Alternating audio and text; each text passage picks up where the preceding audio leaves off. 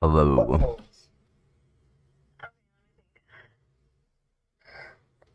I don't know how much I'm audible right now. I'm sure I can turn that down a bit.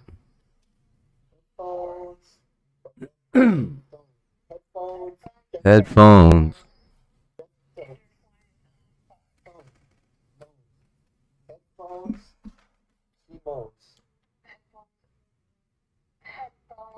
Simone's. I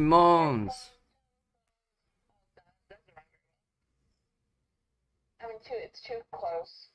Headphones. So, do you have classes already? Are you starting already? Yeah. Nice.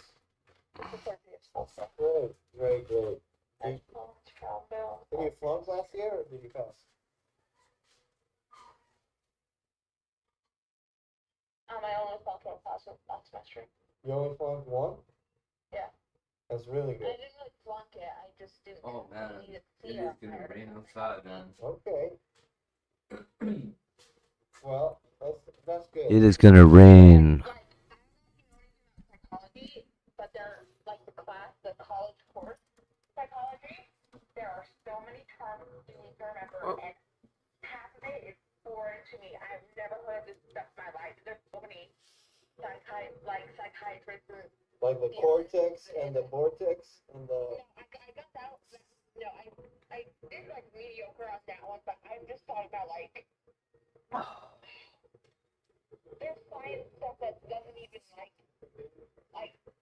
and I was just a few papers behind, and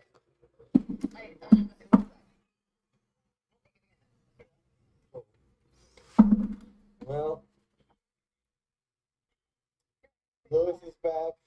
What do you buy, Lewis? Can we see it? Lewis bought, is it a cartoon dog toy? No, it's a cartoon mouse toy.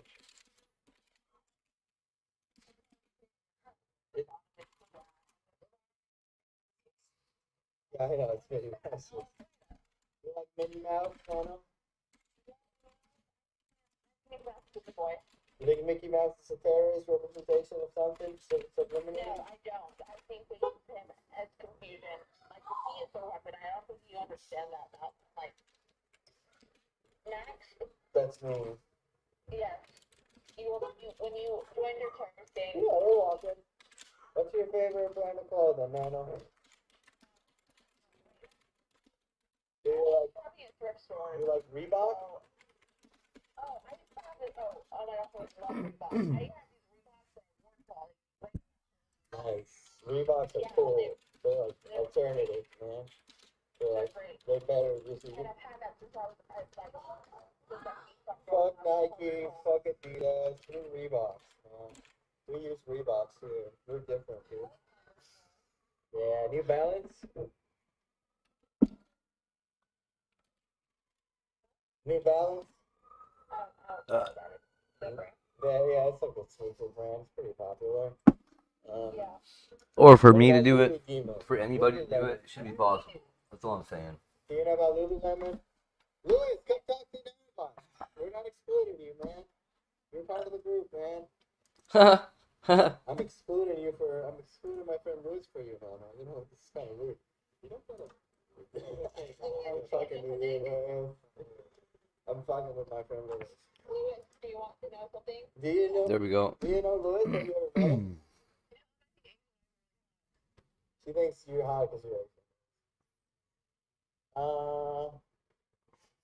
Eric. Louis doesn't like to be profiled that way, though. He wants to love him for who he is.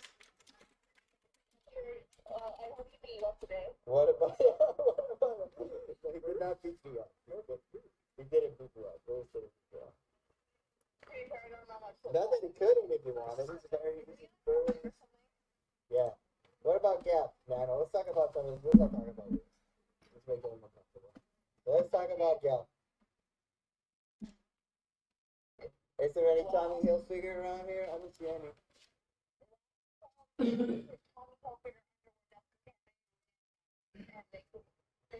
I do, bro. It's counterfeit?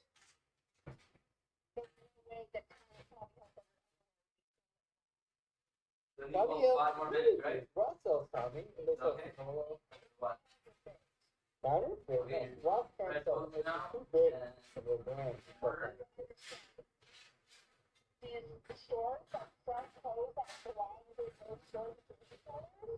Yeah, DD, Marshalls, TJ Maxx.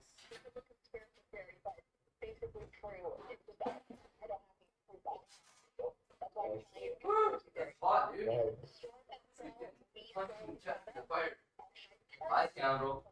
What you doing, baby? Where you going? Why you running? Why you moving rocks? Why you moving rocks? I see. Rock mover. Yeah. Yeah. So you don't, yeah. Yep. That makes sense. Under Armour, Adidas. They got a bunch of stuff. How your mom's the best, buddy. You know that? I hope you realize that. Because she is. She's awesome.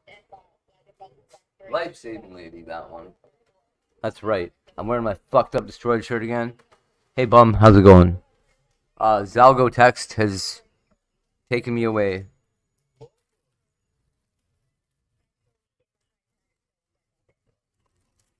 Yeah. They got Volcom. I'm discussing with myself the capability of writing a front end for the YouTube API that would let us, man, why do we have to go to YouTube? And why do we have to switch streams? Why don't we have a thing on IP2 that, or not even on IP2, why don't we have a thing, bum, that allows people to come to our website that we don't have yet? I've got the ability to host this whole thing. And, yeah, have a fucking group chat on a separate website that still passes through to YouTube like StreamYard does. Like when I type this here, I did not type that on YouTube, but my chat is seen on the StreamYard website and on YouTube.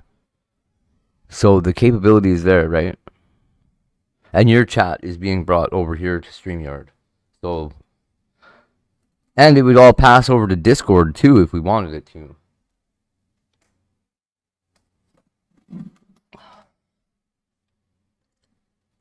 It's like that, but with like a little button up here, maybe up at the top, that would allow us to like change the stream or vote to change the stream. Say there's like 30 people in the chat. They're all like, I want to watch chicken. I think it's because there's no external chat ever. I think. But that it could be. The YouTube mobile app that has no chat. The YouTube mobile app has no chat. At least on my phone. I have to put my Opera into desktop mode, open YouTube as if it was on a desktop, and then it works.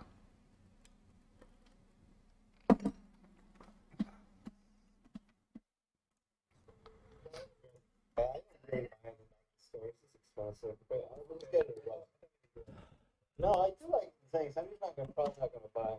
This will work good. But if you want, we can go around. If you want to check out the store, I'll just. Do you really? I can't. I'm talking to Louis. Oh, okay, wait. I'm talking to Hold Louis. on. Louis. Yeah. You definitely can. No, you're right. So when you're streaming, you don't want to stream from the YouTube app. Oh my god.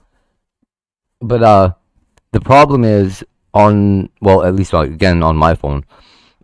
When I click the first letter that I want to type, it pauses the stream and pauses the chat and brings up this overlay.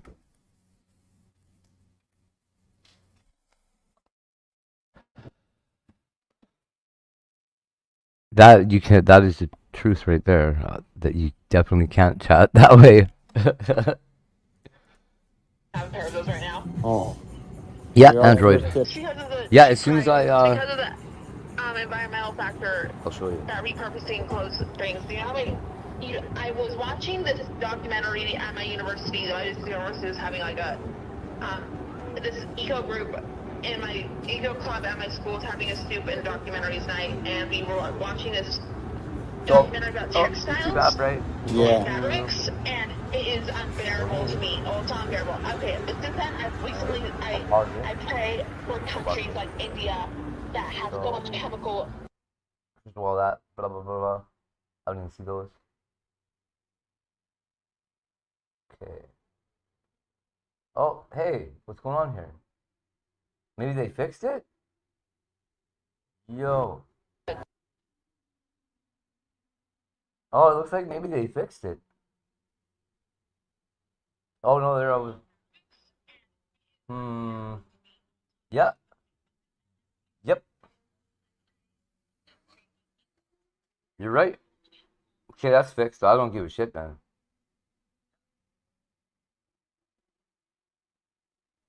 That's so weird that it's fixed. What the fuck? I refute, man. Good. At least they fixed it. Hooray.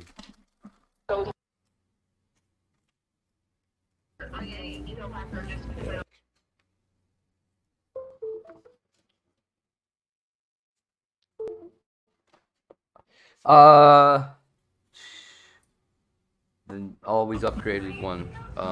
Okay, that doesn't match.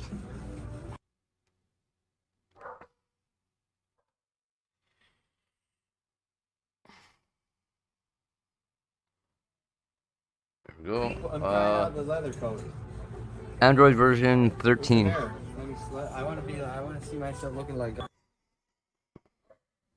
Yeah, 13. Kernel 5.10.136. A bunch of other shit. Build TP blah blah blah. Bunch of shit we don't need to know. Because nobody, well, we don't need to know right now, I imagine. Knox 3.9. Yeah, everything's updated.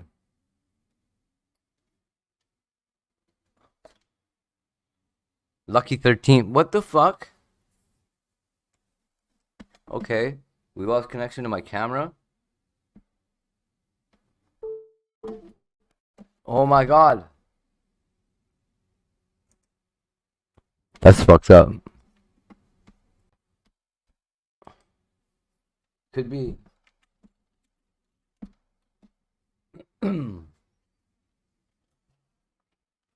This phone does appear to... Fuck you, thing. This phone does have some issues. I complained about a program on Google, and one of their dudes got back to me. I think it was Opera even. Oh, this would look good on you. One of This is their like you. customer service reps Yeah, this is contacted me back Wow, through looks Google. like- It was like, $50 though, $40. Yeah. wow, could you please tell us what you're doing when this happens? And I laughed so hard, I was like, okay, well, you guys are going to discard this as soon as you hear what I've been doing with this. And they're like, what? I was like, most of the time when this lag happens, it's because I'm running it through Samsung Dex Yeah, I did. with my internet tethered through, like, I was doing stuff you can only do on the 22 and 22 Ultra and shit. It's like, well, Nice shoes. okay, the problem could be I like that I'm this. doing all this stuff that wasn't possible on phones last year.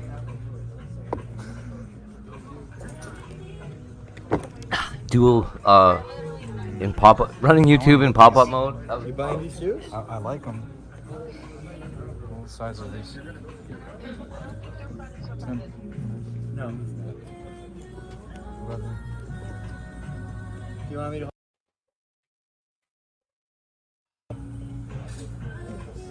Do you want to hear my song? Yeah.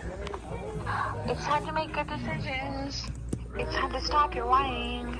I wanted a new face mask, like the carpet from The Shining. That's your song. Great. Can you play your guitar to that? Yeah, I love it. It's like 10 seconds long. We don't need more than that. Hey, Louis, these shoes. I can add more to that. These are the shoes you like, bro. Size 10. I'm gonna tell Louis the shoes are here.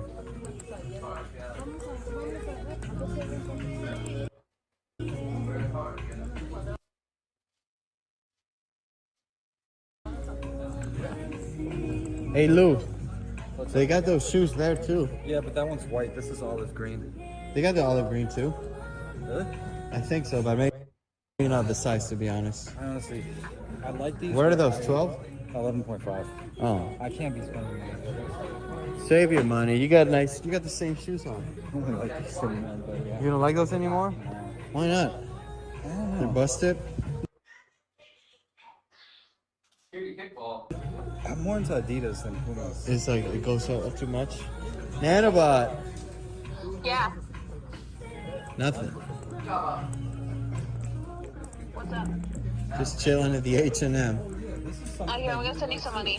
Any of these. Yeah, I'm saving my money too, but yeah. Okay, I love you. Goodbye. Bye. Love you. Bye. Love you. Love you. Would you? Are you like a blue suit person or? Yeah, that's nice. I like that. Yeah, we can go, man. I think I'm good. You know what I about do, the I do shoes? like it, but I really gotta be saving my money. I like these.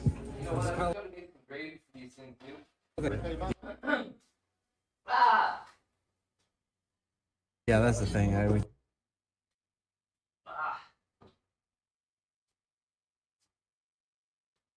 just buy Nikes, I guess. R.I.P. 3 fries. Is that okay? This would look great on you, Louis. 3 your fries can exclusive. 4 your fries can exclusive. Nice coat, long coat.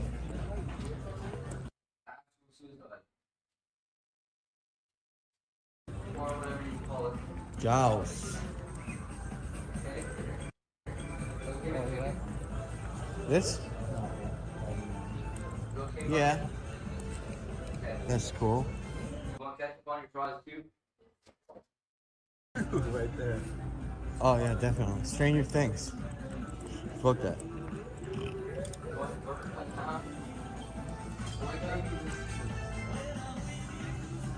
It's kind of like ocean themed, I guess. Alright, my stream's dead, I guess. Well, I'm good. We can go. Let's just walk around. That way. Yeah.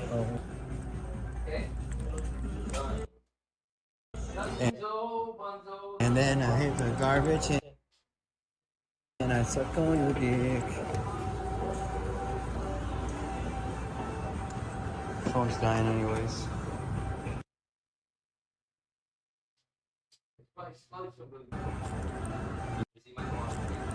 Les gens. You probably want to wait a sec, for sure.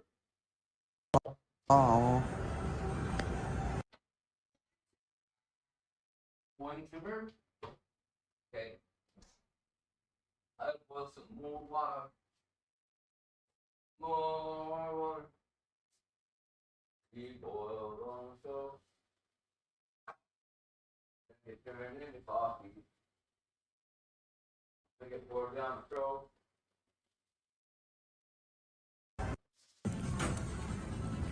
Kipling. We got a baboon.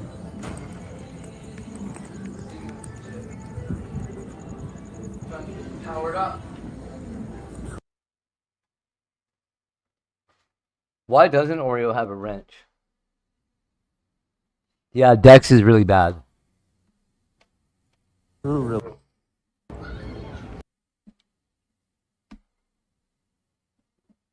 I don't know why she doesn't have a wrench. She definitely should. What is Max doing, man? That's terrible. It's like barely moving. Oh, this girl had me being anti-Canada yesterday.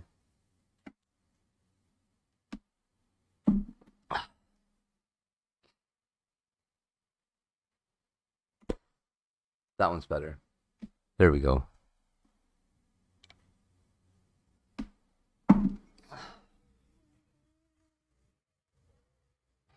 Oreo doesn't even have an account. You see who does have a wrench, though?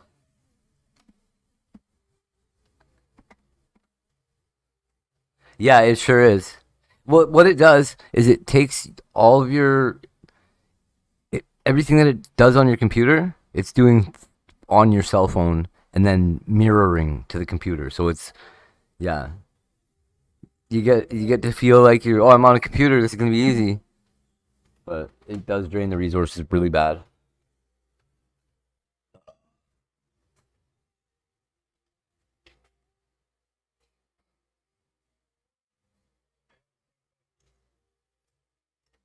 You do? Wow, look at that.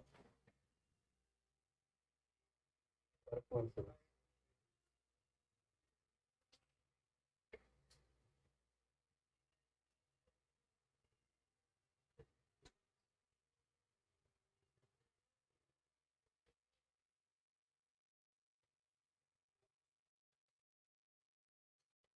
Talk some later.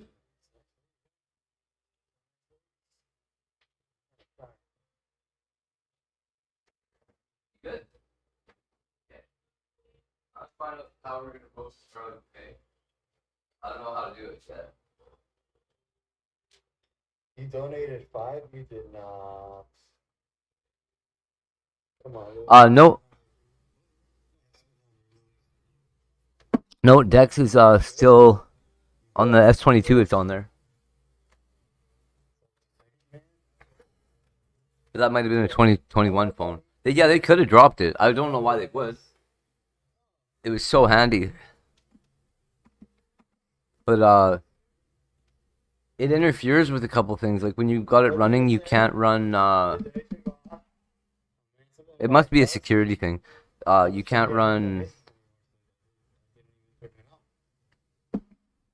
If you buy a Canadian one, they're all supposed to be unlocked. What did Nano say? This shit playing a video?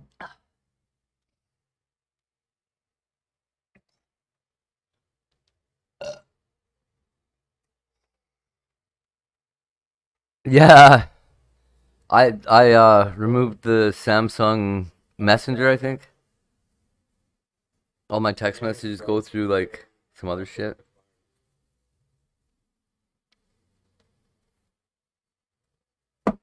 Which is like, I don't even know what it's called. It's the same fucking shit. It's just not Samsung's proprietary one. It must be like the Windows one or some shit. Birds. I could just be chilling in a mansion, wooden walls. Look at that. Chilling in a mansion. Style. That's so cool. Hogwarts, bitch. Hogwarts.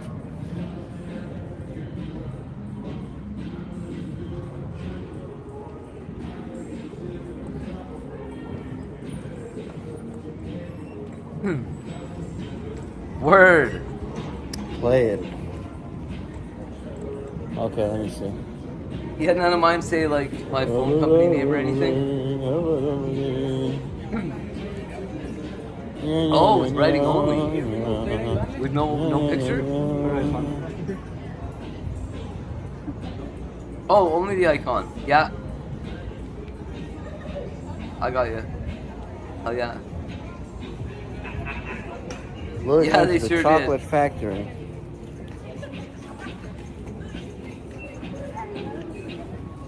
What really fucks with me that for whatever reason we've advanced to the point that we now have to. I'm gonna take that off the screen. Why is that still up there? I'm crazy. There we go.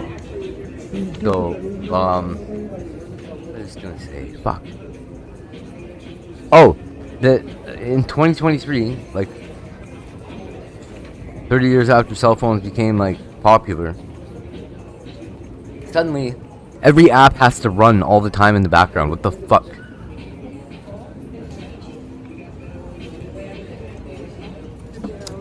Dad about Andy's calling. That Yo, should not what's be the up? default. Hi, I want to share another song with you. What's the song? I'm trying to play it, but my shit's so slow. Hell yeah, Google Okay, this Pixel. one's really easy. It goes.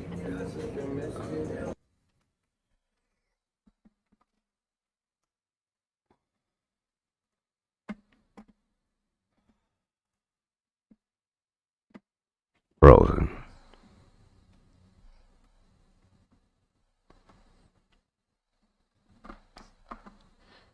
I know somebody the Pixel.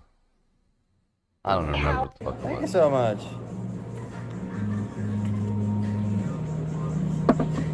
Pixel something.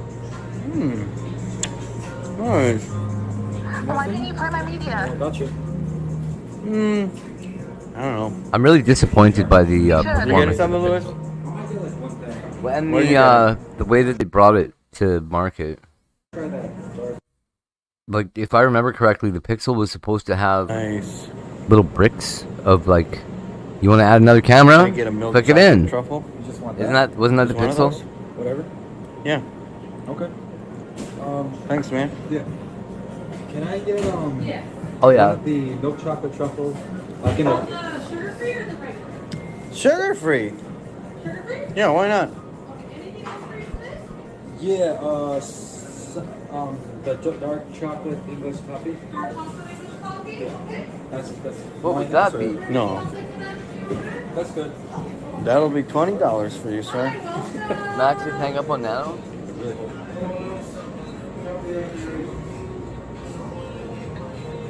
Here, total 844.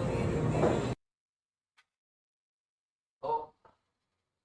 Come with the water, brother. Come in with the water, brother. With the water, brother.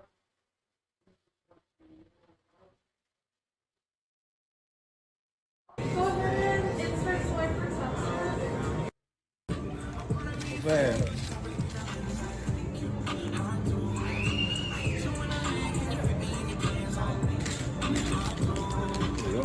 Thanks, man. Yeah.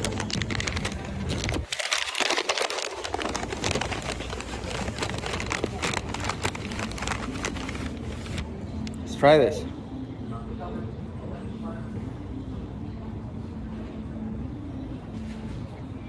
Sugar free, huh? Nice.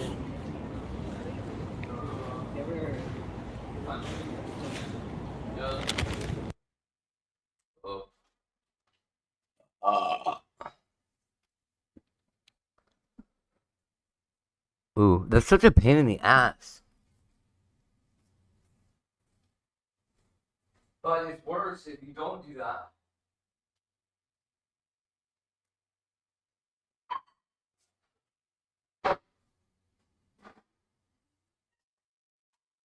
Worse if you don't do that and you uninstall a bunch of apps installed and then never reset your phone ever. Never restart your phone ever.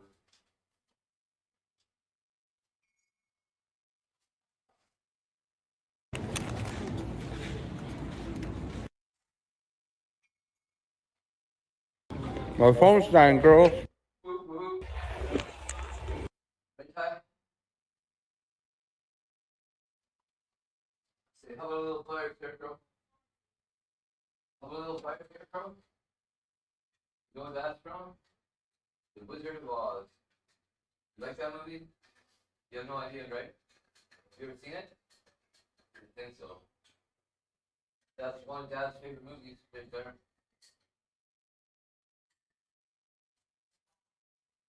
Wizard of Oz, Alice in Wonderland, and I don't know what else. I'm not sure right now. Does it really? I found if I turn my notifications off on desktop and on Discord in the app, it works great. Well, the Discord app is. You can tell on desktop that it was meant to be made like used on a phone, Everybody likes but it's it. so fucked up because once you use it on a phone, yeah. there's so many things that you can't actually do. It's your Or that fucking I haven't figured band out yet. t-shirts.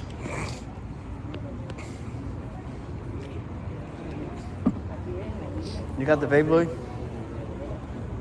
How was that? You liked it? Yeah, mobile app. There you go. Wasn't that great? It's okay. I mean, it was like $4 each thing, kind of. It's nuts. Yeah, the truffle was alright, but it wasn't that great either. Woo, that's cool. That pins in my back. Thanks, though. Appreciate it. I like Thanks, though. Chef Aboon.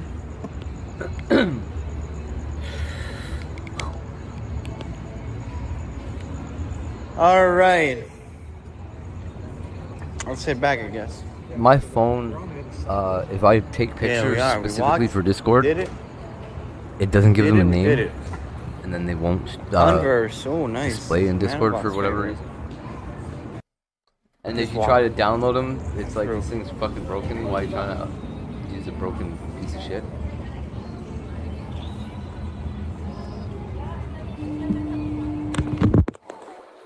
I understand. Who is this? What's up, Jess?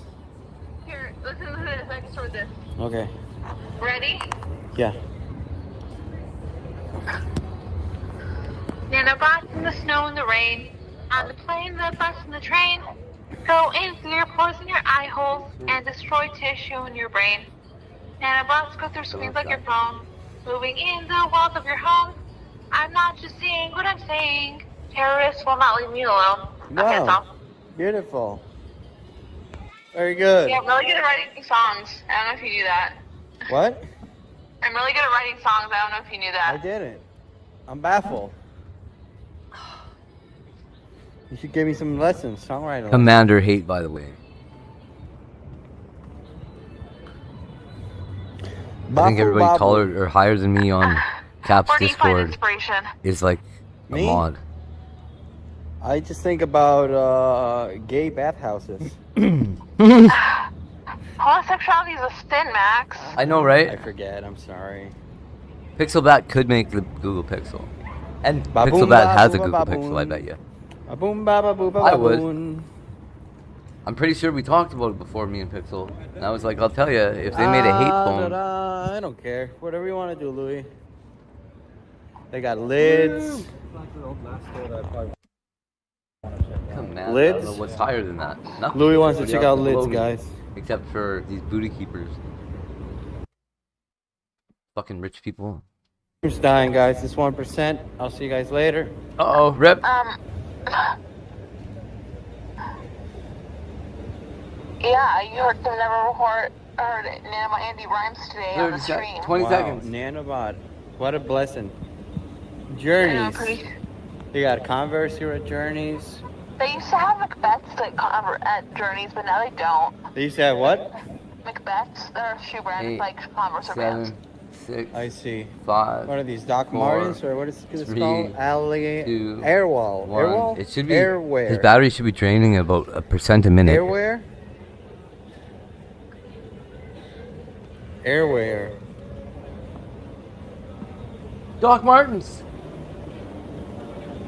Use Hey, a remember that baboon. one time when we were in Las Vegas and I showed you that art gallery that was outdoors? Airwear, he says.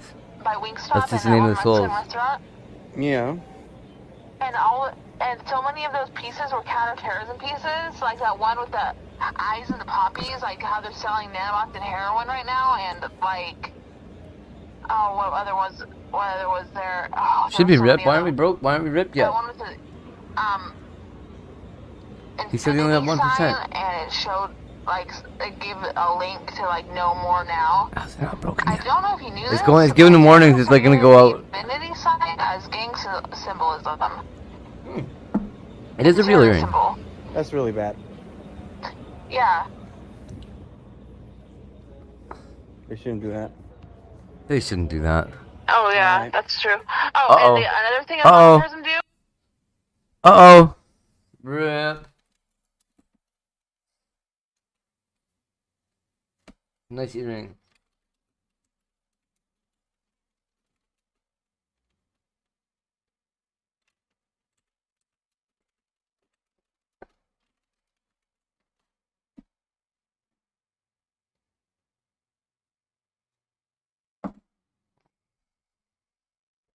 IP Max. Yeah. Yeah. Donation alerts is the Russian one.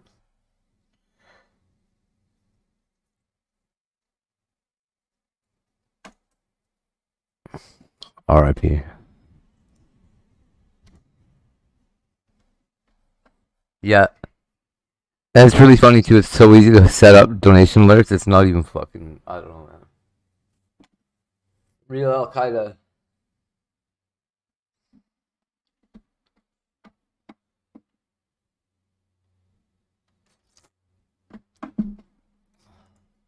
is this? Copy that over to here. Could they be hinting at the Infinity Stone?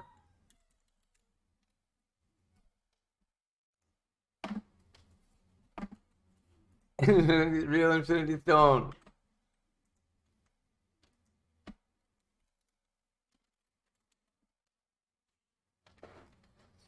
This is awesome.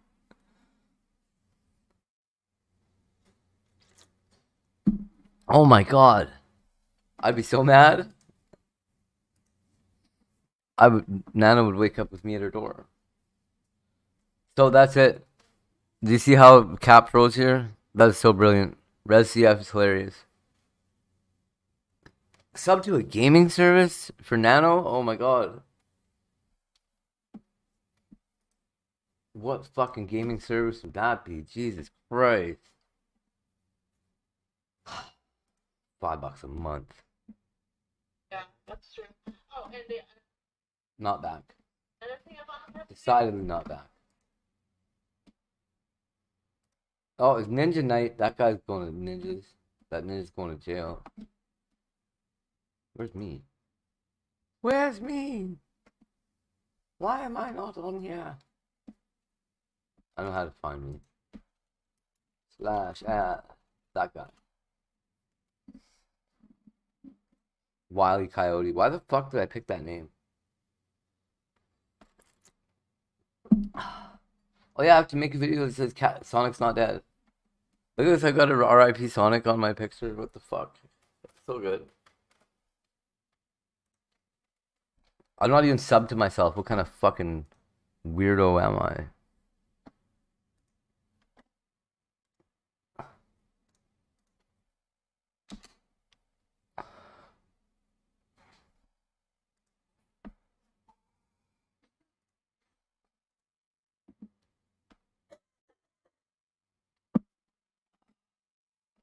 Thanks, Scoundy.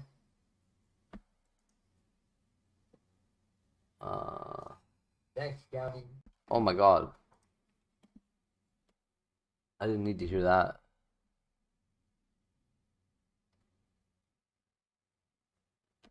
Yeah, no kidding. PayPal is so... Oh, they're so fucking picky. Drives me nuts.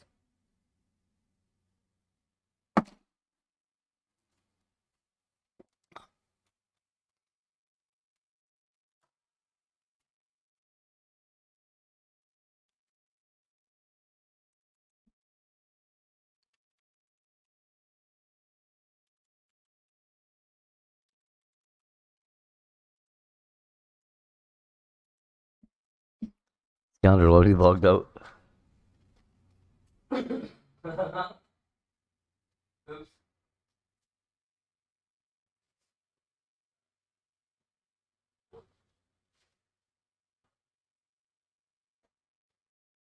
Ah, here you go.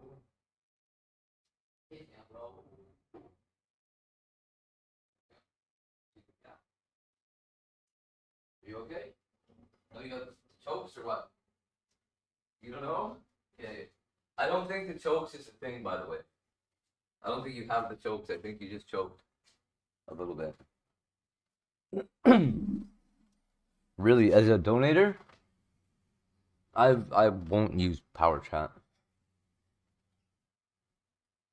Well, unless they give it to you know, if I get granted the ability to use Power Chat, I'll use it. Let's not I'm not taking some kind of stand.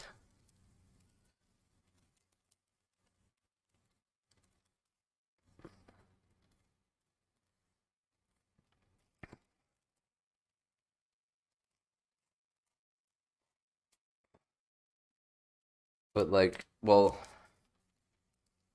who doesn't have PayPal? Or like, fuck, I don't know. I don't have Cash App, I'll tell you that. But I do have a cute little PayPal link.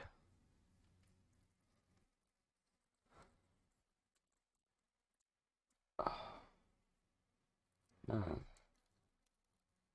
It's weird not, I don't know. Why doesn't everybody just have a PayPal link? What did I do? Did I have to do something special? Did I lie to them? Am I not supposed to have a PayPal link?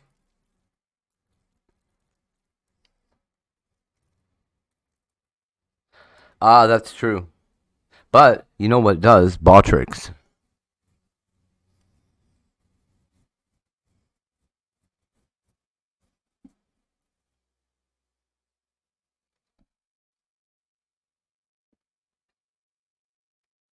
Botrix definitely has TTS and music donations actually.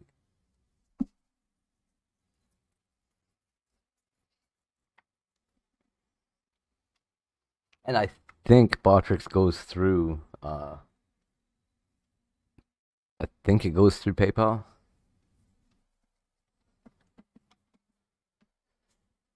There's a link he posts every once in a while. That's like,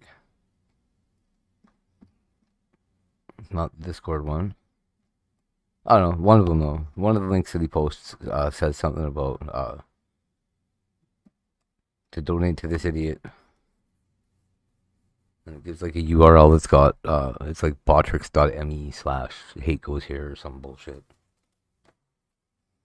Ow, mother fucking ow, bitch. Yeah, I love it. I just drove the sharp, very, very reinforced corner of this metal box here that contains my computer right fucking into the, like, below, you know, like between your kneecap and your knee joint. Just drove it right in there, trying to turn. Like, turned on my chair and just whack, right in. Felt great.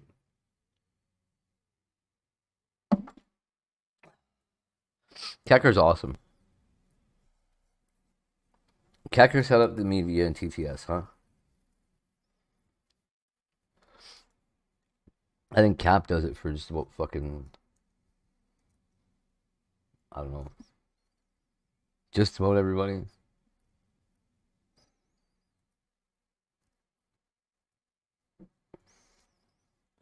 Yeah, Kecker always reminded me of like the optic of Chicken's Discord. And then I don't have anything bad to say.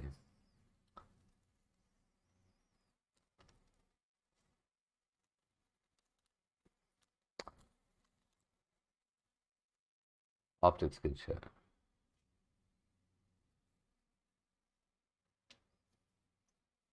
Maybe the abandoning ship wasn't so cool. I hope he's still around though. I hope he got, you know what? I hope he found something to do with his time and he's not just like drinking his life away on some Discord somewhere. Going, Bruno, tell me what's happening. Wilbur, I know you're still in Cap's Discord.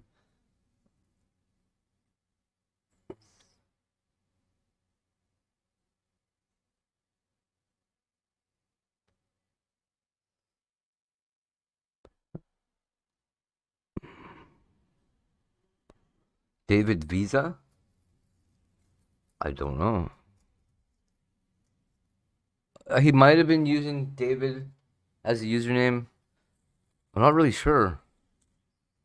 Not, oh man. No, he had a weird fucking.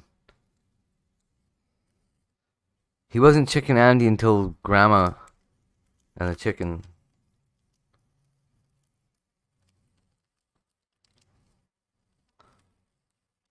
But he was boys with Alki Boone.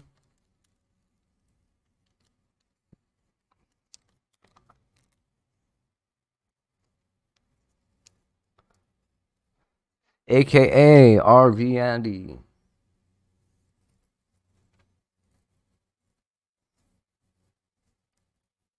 Oh, that's neat. See, on StreamYards, I can still see all those. Or StreamYard. I don't fucking care what they call this goddamn company. There's a private chat up here, too. It's pretty wild. I don't know if you've ever been on panel before, but It's funny. Yeah, Alki Boone, Alki. He had a lot of those. Actually, I'm really surprised that I liked that kid a lot. I thought he was going to do a lot better for himself.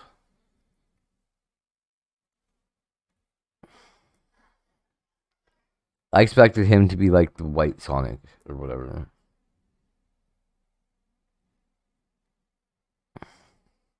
And then he acted like a big pussy about his. I can't. My family's gonna watch. They can't. My family can't see me get maced. What are they gonna do? What if I get maced on camera? Oh, are you gonna cry about it? So weird. We need 10 subs.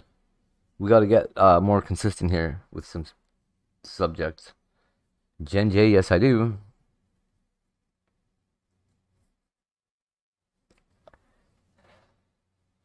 I sure do.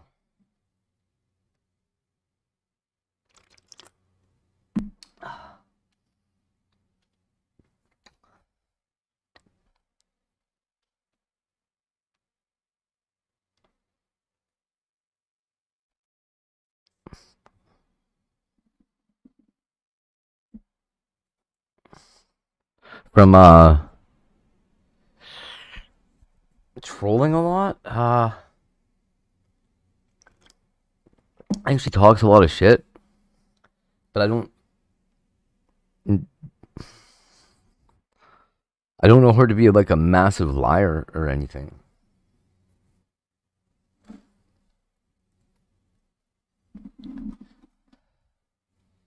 I kind of thought she was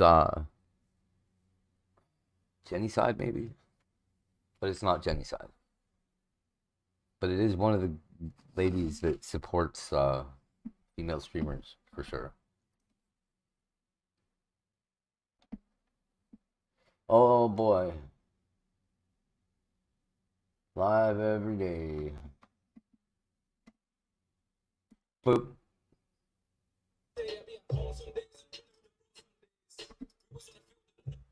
While he's listening to the garbagest music. Is that KSI? Sounded like KSI. Pretty sure it was KSI. If it wasn't, it was. It's one Sonic.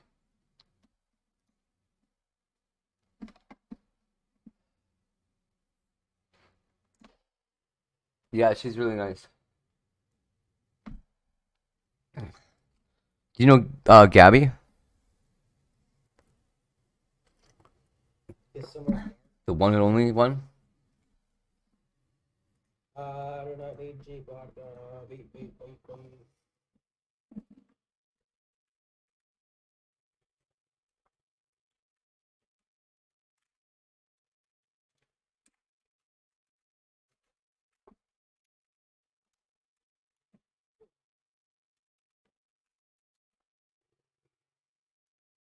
What up, Pay goes here?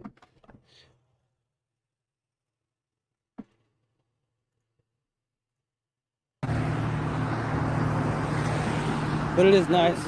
Gabrielle. Go for a little walk with you guys. The name Gabrielle is what she uses. I haven't been walking. Really cute blonde girl.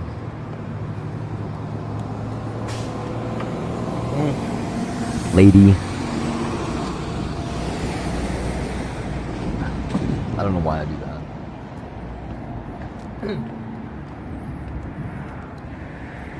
Zero interaction. But like every woman on IP2 I think I've walked has past been anyone. like, quit calling us girls, we're women. Whatever, if that's the difference.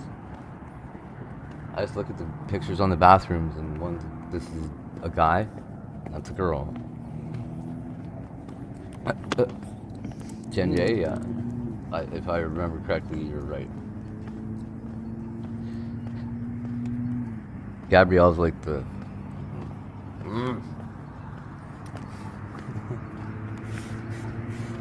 My homie. I don't even remember what chat we used to sit in, all of us together. Maybe I just drank all Must I have been could. chickens. I did all Or my like jump. some I at got it night, all the man. way. All out the way. Look at that big ass moon. You got a long ass walk. She used to come with me like to McDonald's and shit. Woo! Whoop, whoop. Sonic drinks at home. Why the fuck would I do that? I would be drinking on stream. If that was, like, I don't gain anything. Yeah, I'm real. pretending to be sober. LOL. The alcoholic Kevin can't is just probably right. magically He's stop just dumb. drinking. Believe the most negative shit. Alcoholics just can't magically stop LMAO. drinking. This is you. No shit. Just feel the Real. pain. No. I was only drinking for the stream. So obviously if I stop streaming, then I stop drinking. It's pretty simple, dude. You guys really think I wanted to be? I don't know if I know who Chicken It's is. fake. Well, I think I talked to them maybe twice. It's not true. Probably more than that, but I think we got along. Yo. Thank you for the IP2 manager. Should pop up right now. Is it? I told some crazy the trash shit cans, they're talking on shit. YouTube this Where year. are they? You talking shit, dude? Motherfucker. Oh. No, I can't. It's Kick just it. bolting in, dude. Kick it. Bolting in. No, I wouldn't want to anyway. Unbolt it. I wouldn't want to. Remove bolts. Don't you know one person in your town? I don't. I wish.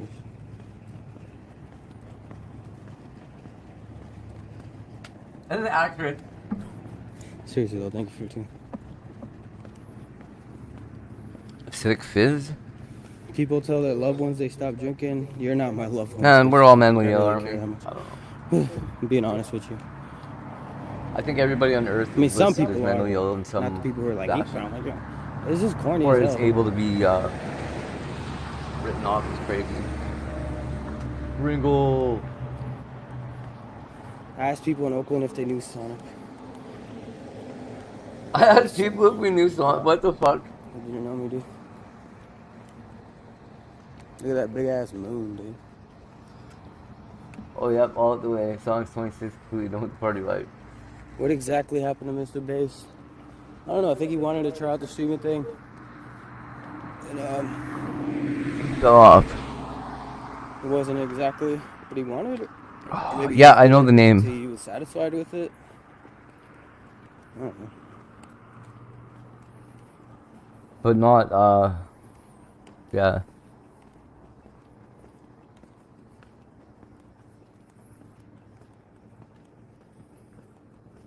Walking besides the highway IRL.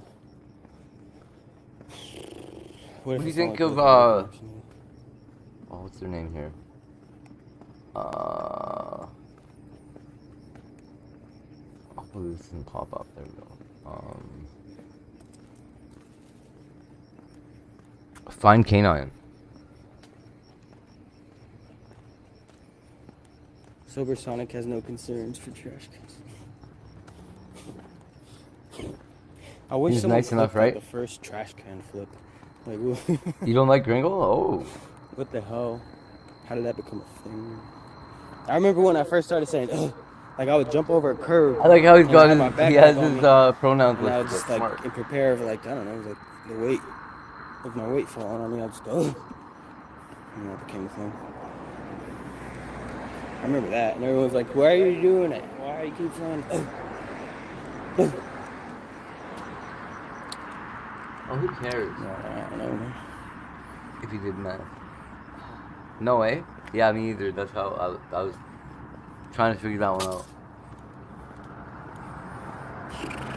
What the fuck, Connor? What do you Yeah. mean? Yeah. I used to be really good at that.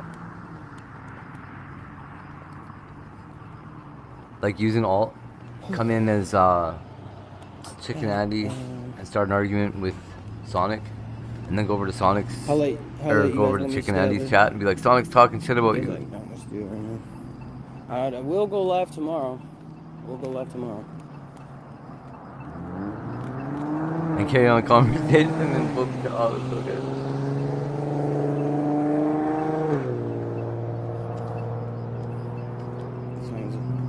It's only 8:40.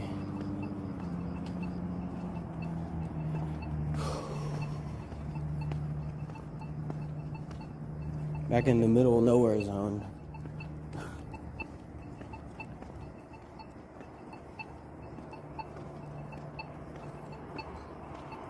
It was good though, because you could get like real live arguments going on between them, and they're not even actually talking to each other.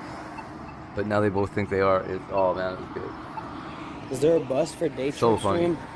Yeah, but like I said, I don't even have enough money. And then there's clips of them phone talking bill, shit so- too, so in the end it ended up being real. I'll probably make it tomorrow. But yeah, after that I can start saving up for stuff like that. That is the biggest rural downfall of rural America. Nothing to do.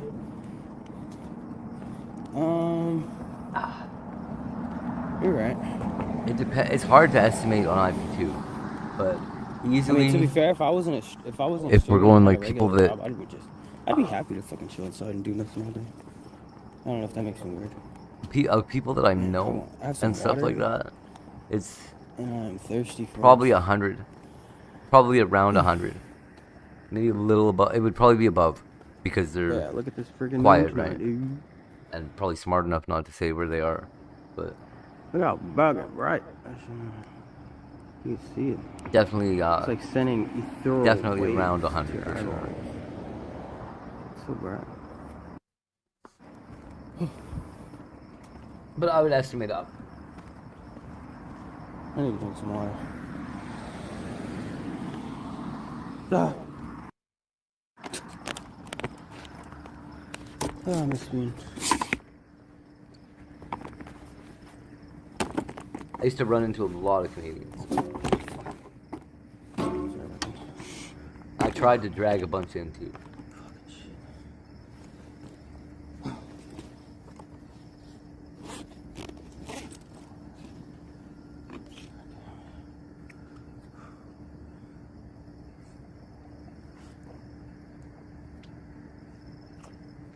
Oh, it's fucking hot at night over here too.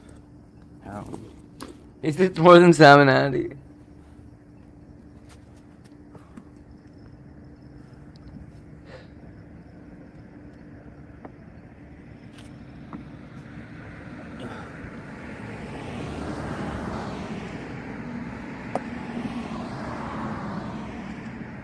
Why drinking water like a normie? This guy. Alright.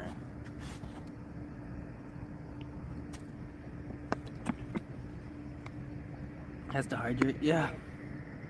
Well, the pussy has to Hot, dude. hydrate. Needs water. Hey, Saint's back? I'm sweaty.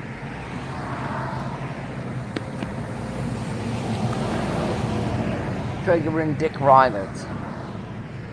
All real, by the way. See? It's Okay. glistening. Sonic can wait, buddy.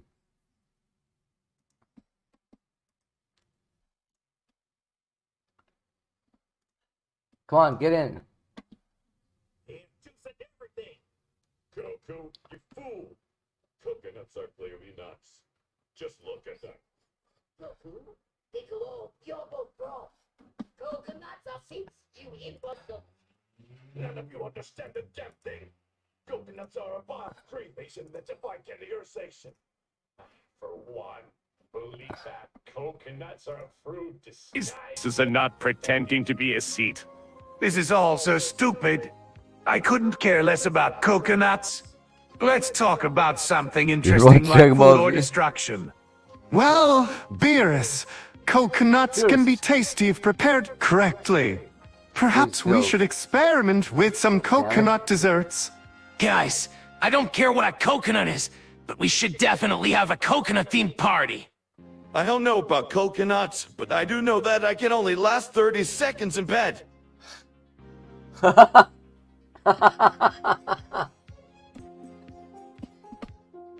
Hey, Frieza, what's with the ducks? Are you training them for your bonbon shop? Indeed, Beerus. These ducks are my latest employees. They are highly trained and efficient. Watch this. Whistle's ducks gather round.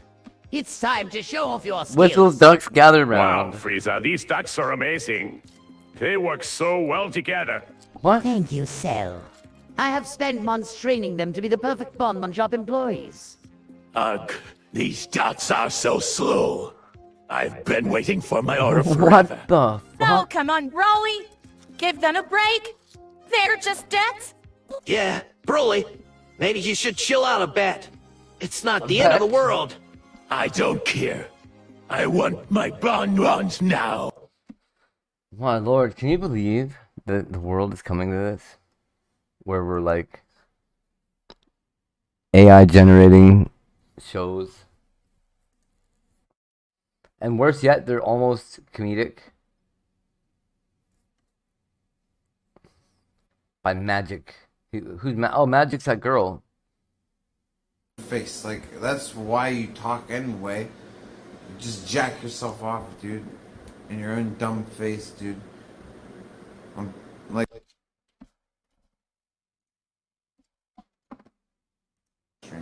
Dan Crane loves him some one Sonic, dude. You just love you some one Sonic, dude. I'm not one Sonic, dick fuck. Dan Crane thinks I'm one Sonic, dude, because he loves one Sonic's fucking Simon Cowell fucking bitch tits, and you know, he's mad I don't have any. Dan Crane's like, that's the real reason I tease you. No fucking breasts.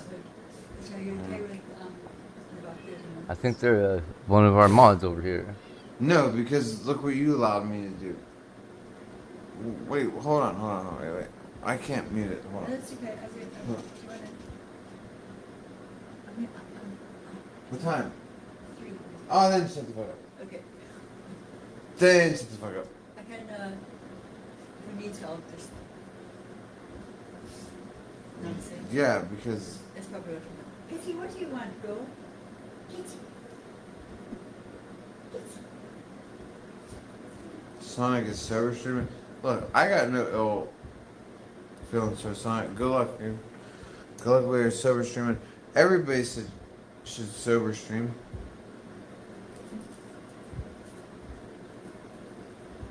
Problem is, fucking sucks.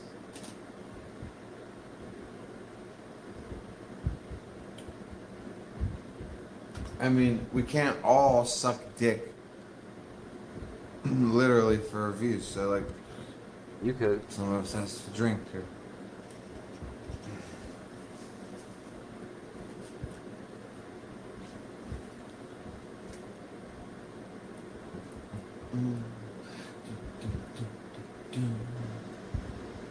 You didn't look very, Deeds might show up over here.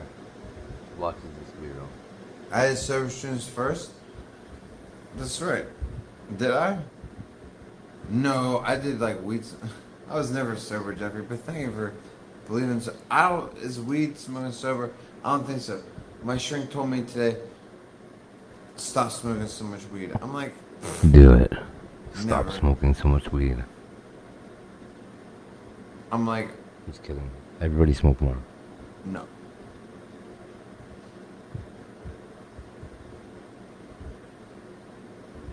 Weed doesn't count. Absolutely. Fair enough, dude. Banana Cadabra yesterday sent me a Yeah, link weed to is medicine. It's video. fucking plant, dude. It's totally a plant. It's not a big deal. And that video was on this weird Am channel. I afraid of you, Eagles? Wolf House. No. It was her stream. You're going to box me. Eagles Attack. Are Oh, you boy. a Hullabilly in DC? Are you Hullabilly living in my neck of the woods? Thinks you're a tough guy? I'm just curious. Mr. Or Tough are you Guy. just a troll? I like to make the distinction. No big deal. Why? All good.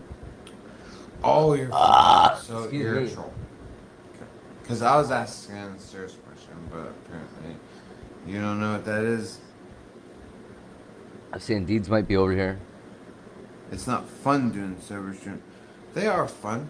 Dude, I did an 18-hour sober stream one day, dude. It was awesome.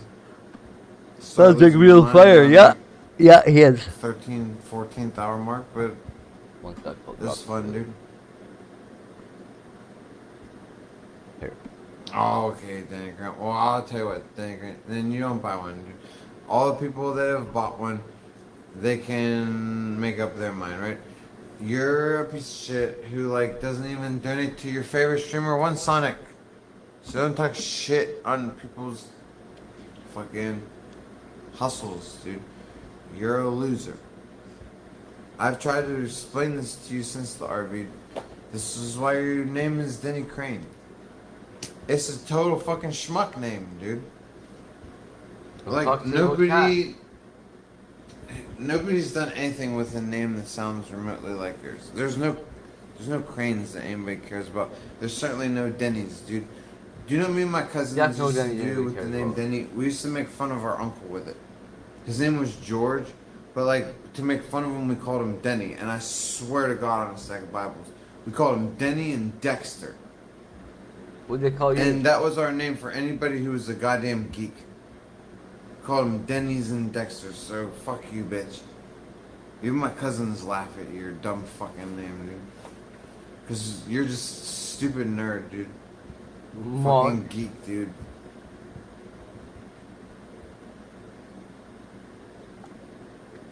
Boil eggs on stream. I boil brains on stream, Eagle. I'll boil brains some day this week. You wanna watch? I've cooked them and eaten them twice. Do you want me to do it again? We like it. You join us. Oh, really?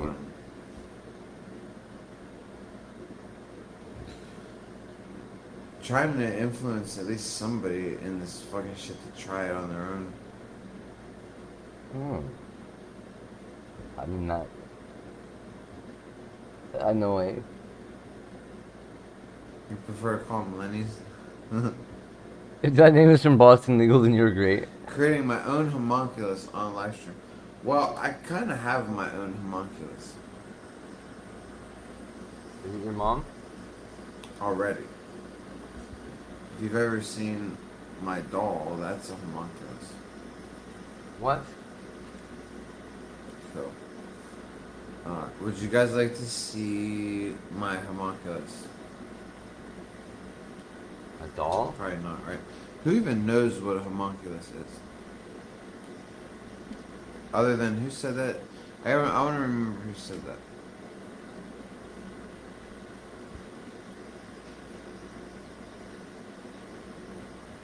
Oh, of course it was you, Moto fucking hell. Of course it was.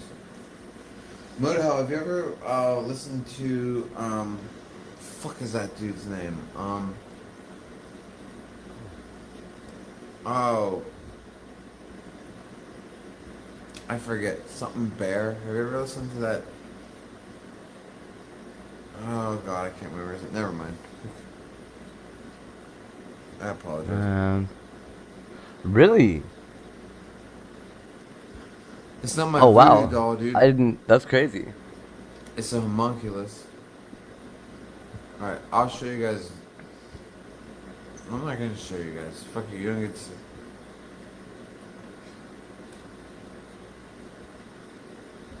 Oh, Anonymous, you chill, dude.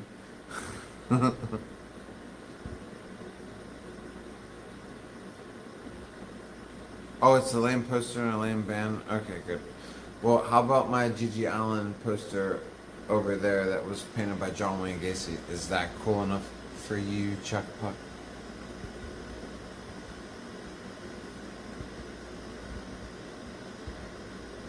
I mean, seriously, dude. Oh, OTEP's not cool, dude? Maybe my John Wayne Gacy's cool, dude. You don't got John Wayne Gacy, dude. You just got your fucking hand on your dick right now, dude. And stop it. You shouldn't do that, dude. Gacy or Show what? My John Wayne Gacy? Yes. I've shown it so many times, dude. Why gotta show it again? I dude? don't watch you so many times. It's signed by John Wayne Gacy, dude. I fucking want to show you guys or not. Watch my other streams when I showed it. I don't need Jesus, dude. I don't like when people say that to me, dude. You know why I need Jesus, dude?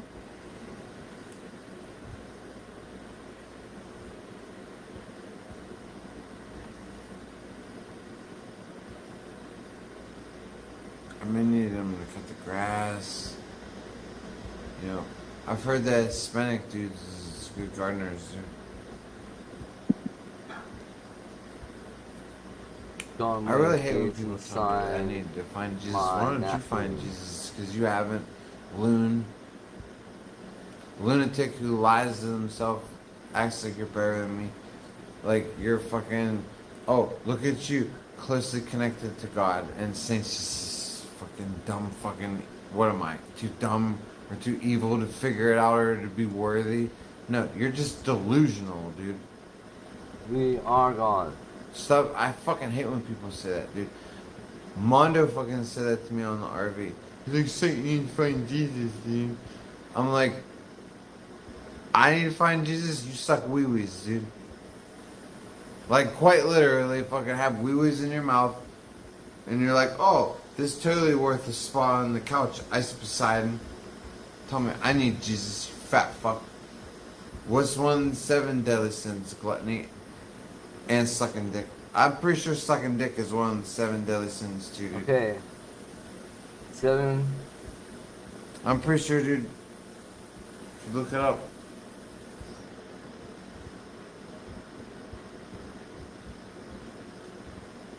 So, fuck all you people who think you found Jesus. You know what all you found is delusion.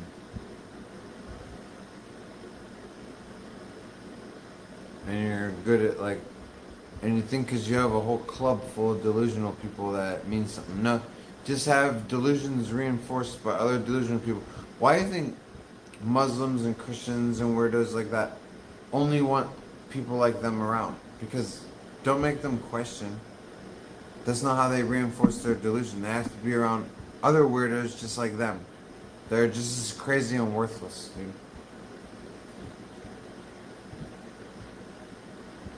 Oh, yeah, Denny. You're wrong and you're wrong, dude. So, guess what, Denny Crane? Tired of you, because I guess I'm sick of people with no critical thinking ability, dude. If you said shit that was correct, maybe I wouldn't care. Come home. You're like, oh, he's this and he's this. And you're wrong on both accounts, dude. And you're like, look how smart I am being wrong. Look how... I'm Denny Crane. I'm just wrong and smart at the same time. Fuck you, bitch. I know you have like 4 alt accounts. I'll make you pull them all out tonight. 4. Goddamn, bitch. Go watch one Sonic, bitch. Go fucking tell one Sonic to fucking do something for you.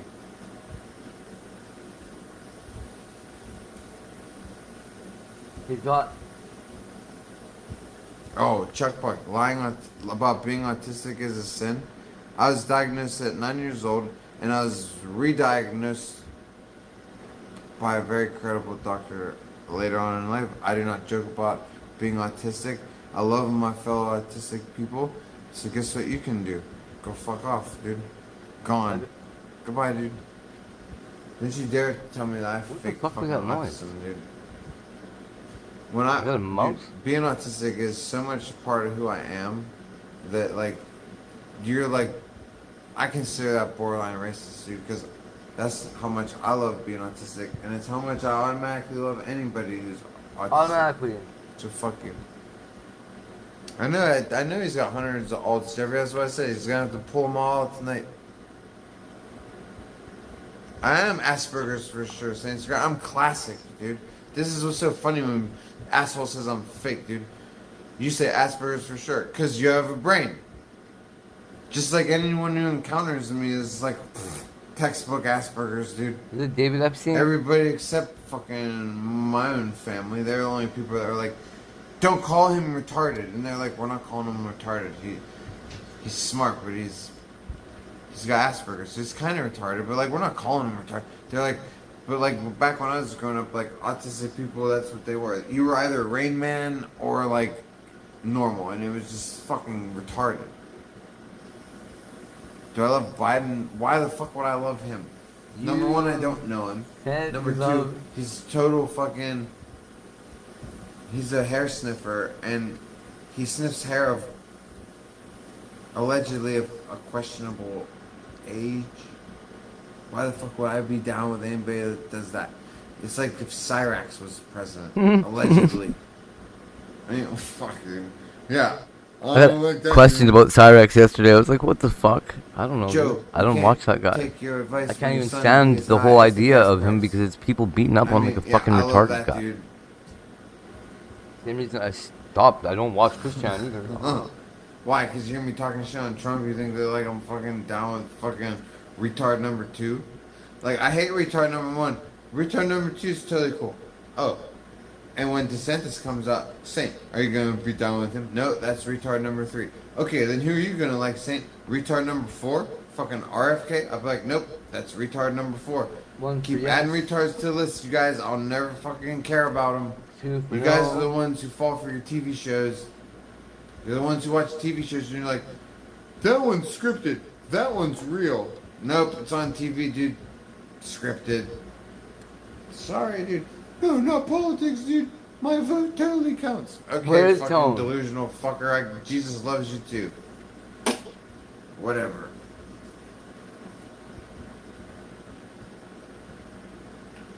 Oh, 1 for yes, 2 for no. For what, dude? I don't know, bro. For president. There's too much deleted shit here, dude. Oh, scissor fight. I don't know. I trust you, dude. Whatever. Two-party system. I should eat a pencil on stream. Eagles attack. Biden 2 for Come Trump. on, dude. First you said you're going with mass, and now you're telling me to eat pencil on stream. Are you 12? Exactly. You're not even an adult, dude. I guess. Do you know that my stream... Only God. My streams are for 18 and over. Choice you had right there. Anonymous sent $3 based hate telling the truth about democracy. That's right, dude. I told the truth, dude. I mean, what I do stabbed a kid with a pencil in grade 1. Oh, because I'm so fake, dude. I've been just faking my way through life, dude. Certainly never been no places.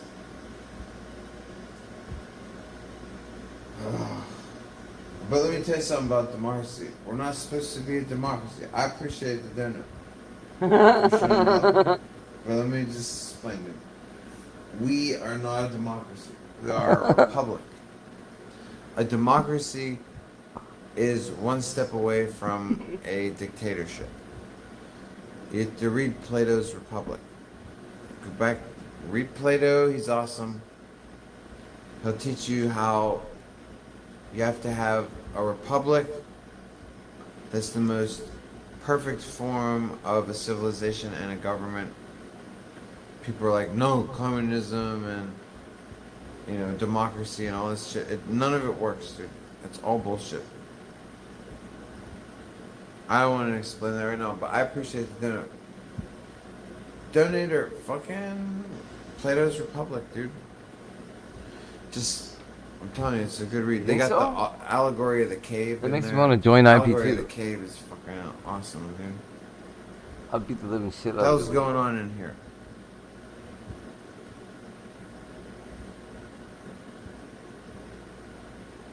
And enjoy it. I wouldn't even want to beat up Billy John.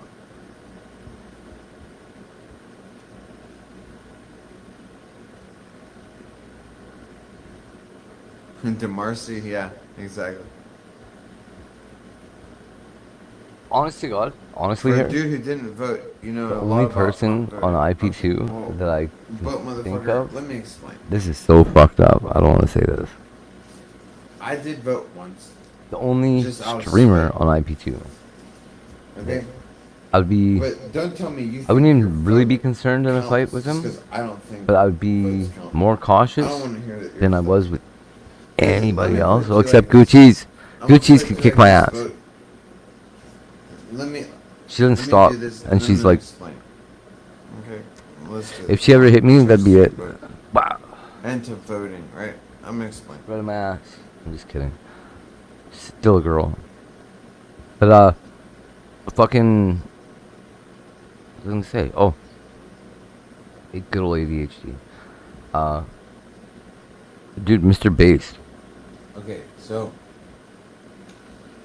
if I own Pepsi and Coke, I honestly, he's probably got a shiv. I do. Saint owns Pepsi and Coke. Oh, Okay. Hector. I wouldn't want to They're fight the Hector. same drink, right? If me But and I Hector create got in a this fight, it would be a illusion bloody of choice. mess. And I go, which one's And better? you'd probably then like shoot me. the Coke people were like, I love Shane Coke. would definitely pull a gun. It's all I drink. on It's all I somebody. drink. Look at me. I love Coke. And the Pepsi people are like, no, fuck you. I got Pepsi. Mr. Bass, tattooed. I don't think. I love Pepsi. I don't think And they I'm would like, give look at Mr. these Bass dumb the gun. fucks. I own I don't Pepsi think he could and access Coke. one. Stupids. I don't care which one you fucking drink. But I feel You like he get it? probably carries a knife. I shouldn't have to explain it any simpler, dude. That's right, and Dr. Pepper is better. Dr. Pepper is better, dude. But like, don't fall for, dude. Bernie Sanders is Dr. Pepper. Don't fall for it. Don't drink no sodas, dude. That's what you gotta do. Stay away from sodas, dude. Nah, dude, Sprite is better than 7-Up. Are you fucking... Have you ever had McDonald's fucking Sprite? Are you kidding me? Dr. Pepper beat Coke and Pepsi. What are all these... I don't know who Danger Ranger is. Oh, it says if I don't worry about that, dude. Don't... I mean, I appreciate it, but like, let him fucking do his dumb shit. Fousey's slow. Yes, I did chase it with milk.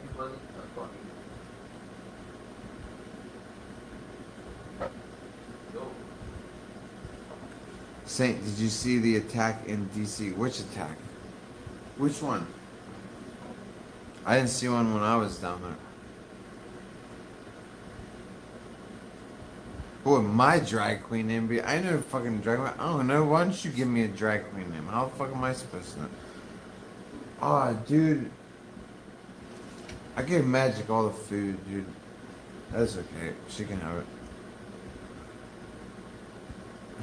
He's just... Oh, Dr. Thunder was good, dude. Dude, they had, oh, what was that shit that I... Jolt. Who's ever had Jolt? Oh my god, dude. This shit had, like, so much more caffeine than, like, anything on God's green earth that you were allowed to drink. And they used to sell it to children. I said, buy Jolts, dude. Oh, that's what my name would be, Jeff? Okay, fine. Whatever, dude. I owe myself a cigarette.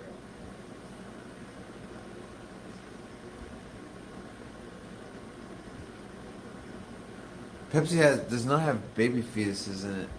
It has stem cells. There's a difference. Stem cells are tasty. Like, you people freaked out by stem cells are just weird. Sodas have stem cells in it. Get over it. They have like fetal tissue cells and weird things. Kidney cells. And then, you know, it does adds flavor, dude. You like sodas? Why do you think it tastes so good? Fetal kidney cells, dude. Don't act like it's fucking sugar. Fuck off. Stop drinking sodas if you don't like it. No one's forcing you to drink it.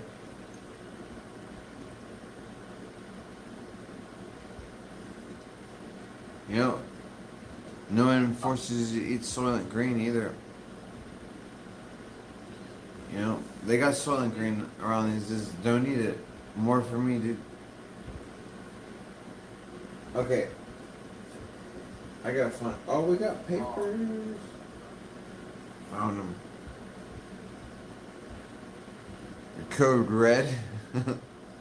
Mountain Dew. I just like the plain one, dude. Like, they got the blue one, the red one, the pink one. Dude, I had a pink one on the RV, dude. It was a good Mountain Dew, but I didn't feel good about drinking pink, dude. I'm thinking, like, how do you get a pink Mountain Dew? I thought I was drinking poison, but it was sugary goodness poison with caffeine, so like it went down smooth. The poison went down smooth. They knew what they were doing, dude. It was like cotton candy Mountain Dew. It was fucked up. They knew how to make me drink it. 8 coffees a day, Moto. Fuck, dude. Just take caffeine pills, dude. No. Don't you dare take caffeine, because you drink 8 cups of coffee a day, you'll explode your. You'll be like caffeine pills, and then you'll die. Don't do it. Just drink a coffee, dude. Drink coffee, dude. But drink a little bit of water, dude. You know, if you're drinking 8 cups of coffee a day, dude, you gotta flush them kidneys, dude. My pills, whose pills? Barks root beer is pretty good.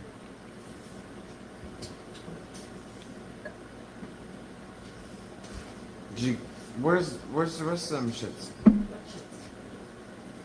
You're eating something different. Well, what a couple, I ate most of the nuggets. They pulled up to me deeply once. Yeah. I put passion on for these jalapeno. That's right, Wolfman, I'm still up. Yep. Going to bed, never. When did we wake up? I don't even remember. Actually.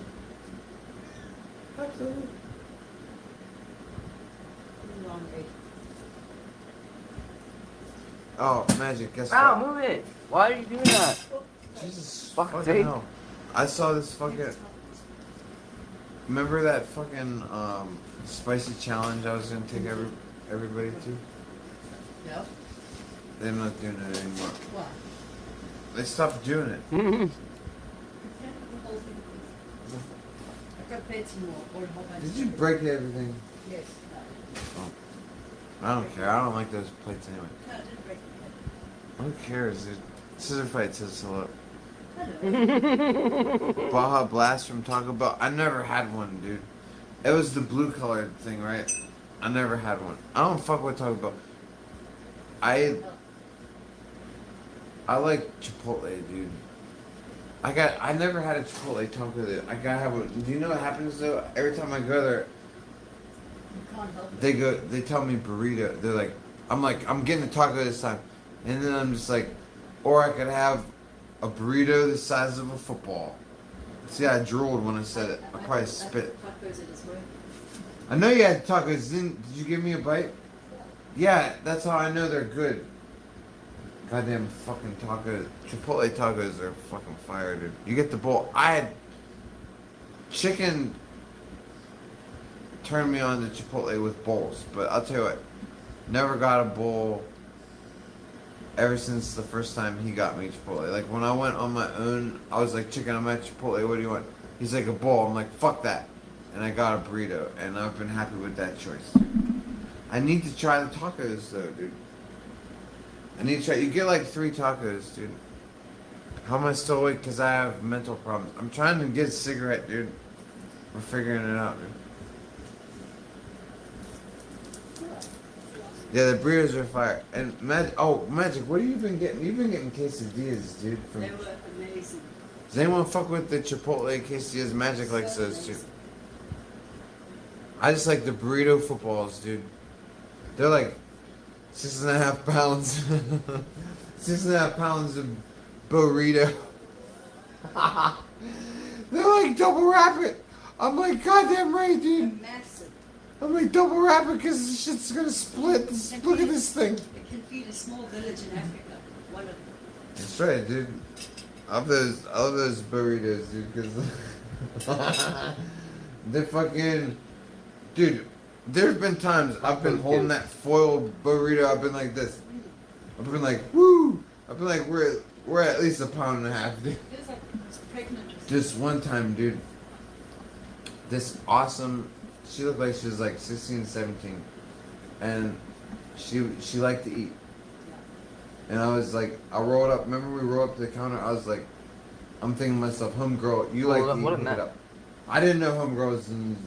She just gave me like 6 pounds sour cream. It was fat. I'm not complaining. Holding foil like hell.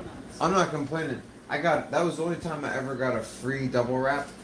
Oh, yeah. Cause shit was, I'm like, she's like, oh shit, I'm sorry. I'm like, don't feel bad. I'm like, I eat in shifts. I'm like, I don't care. She fucking hooked it up, dude. I want a big girl making my Chipotle, dude. Fuck skinny girl. I want this skinny girl making my Chipotle, dude. She don't understand. As long as they got good, clean hands. No, I'll take a big girl with dirty hands, dude. No. She understands I want to eat. God damn it. That's right. That's how strongly I feel about it. You may think I'm playing around, dude. It's like when you need... No, we shouldn't say that. Should we say it? Okay. It's like when you need... No! 100%, dude.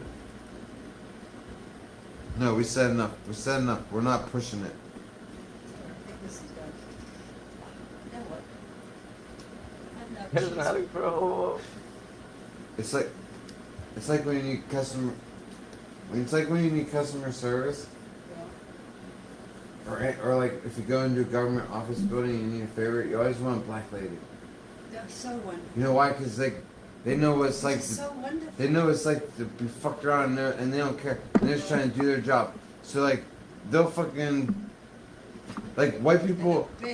White people will be like this if you need a favor. They'll be like, well, it's my job, and like, people are watching who aren't watching. Fuck that, dude. Middle-aged black ladies are like, fuck it. I know what it's like to need a favor, bitch. I'll do it. I'm sorry if that sounds bad, but it's the truth, dude.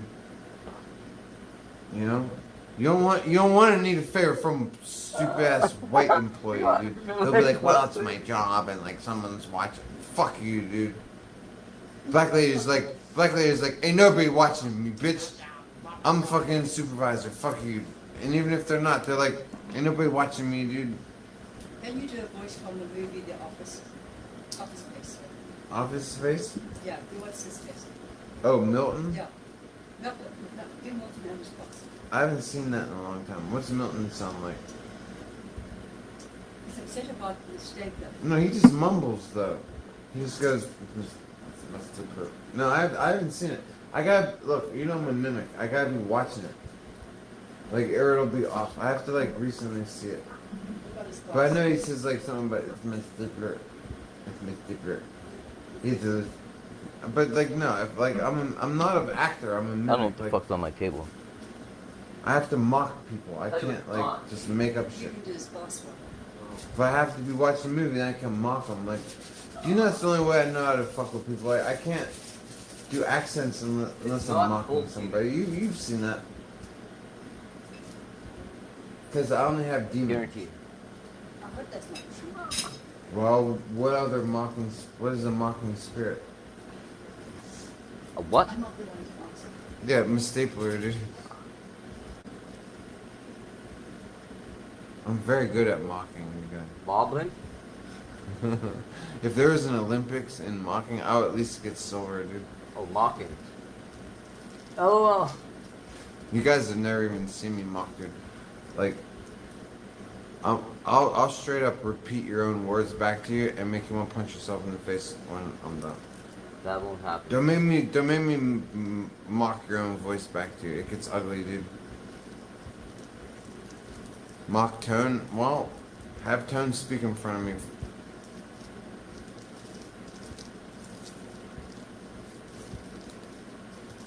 Dead?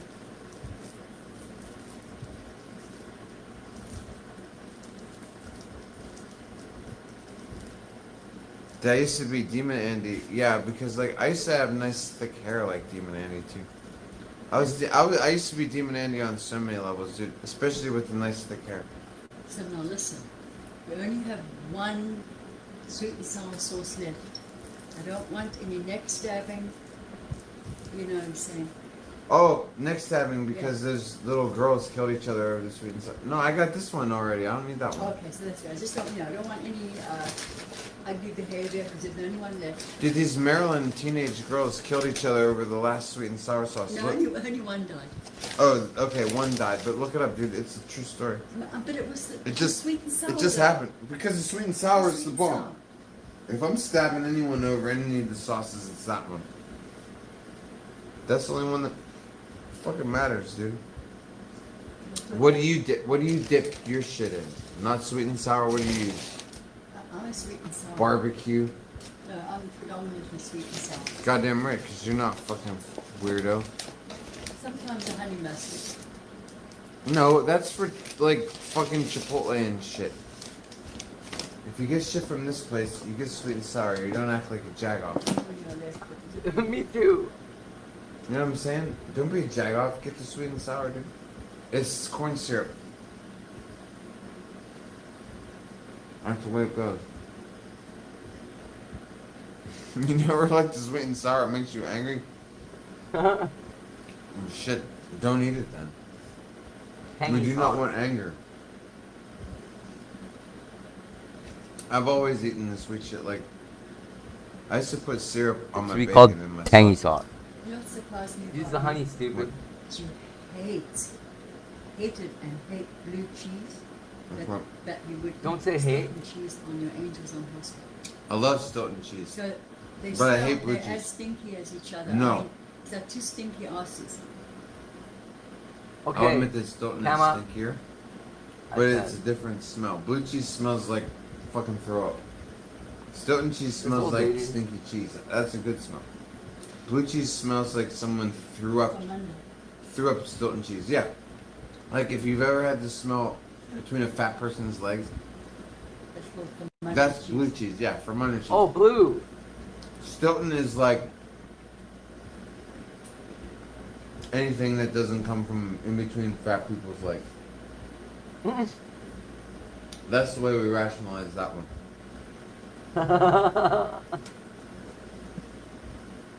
If you guys don't know what Stilton cheese is, I've made these things for magic. They're called devils on horseback. They're absolutely awesome. Here's what you do. And if you buy any other kind of cheese other than real Stilton cheese, you can go fuck yourself. You buy real Stilton cheese,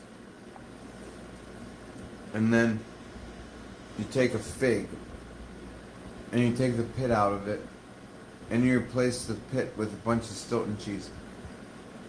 And then you take a piece of bacon, and you wrap it around the fig. Is it a fig or a date? Magic, are they figs or dates? I think they're figs. Yeah, they're figs. And then you take a toothpick and you shove it through. And then you make a bunch of them. You put them in a pan and then you put them in the oven at like 375, 400 for like a half an hour or so until they're nice and crispy. And then you take, because you guys are pussies, you won't take scorpion peppers like I do and put them on your devils. Take a little bit of cayenne pepper, sprinkle on, just a little hint.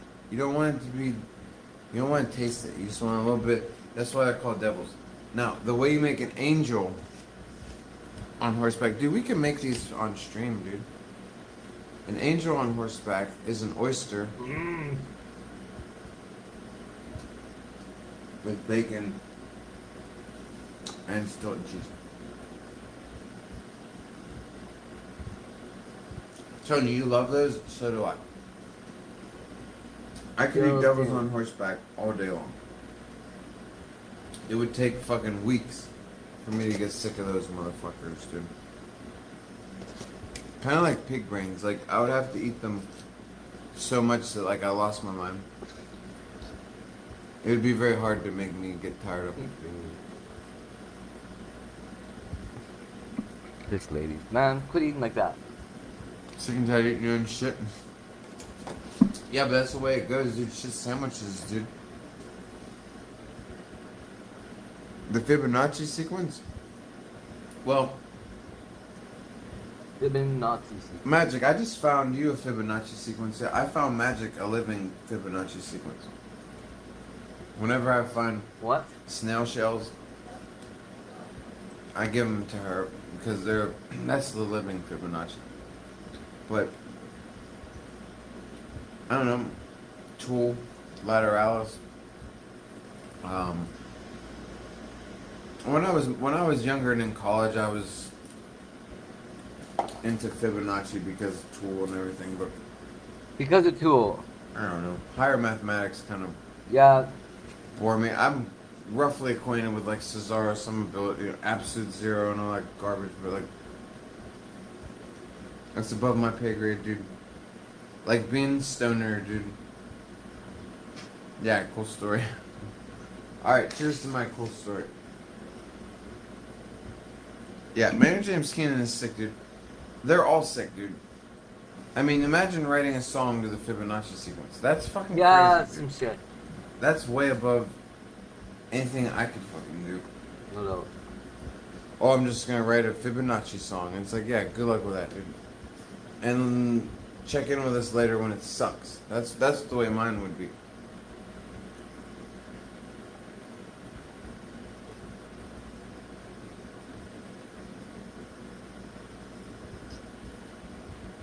Oh, what's up, Gringo? Somebody's talking shit about me on stream. Oh. That's because I'm Oh, yeah. better than him at everything, including life. He's sober though. Not just streaming, but life itself. So, I don't know. Let him talk shit on me. I'll tell you this: if he is talking shit on me, it better be good. Because like I'm in such a bad mood lately. Yeah, Sonic. That like anybody who attacks me verbally or physically is gonna just be in for some shit. So like, I really hope it's not true. But if like it is true, I really hope he's on his A game. Cause like I already fucking handled him once. Don't make me do it again, dude. That's all I'm saying, dude. I'm more than happy and just like going back to pretending like. You started watching me when I was like known as the drunk rich dude that do it on travel. Now we're at the beginning.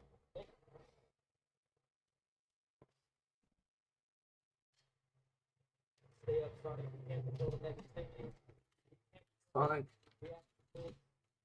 Let that shit bounce off you. That's what my body. Yeah. It's so much easier to be in the photo.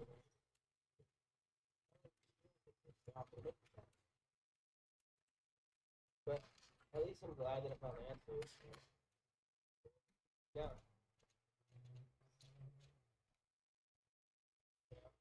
Even Lisa used to say it all the time. I do.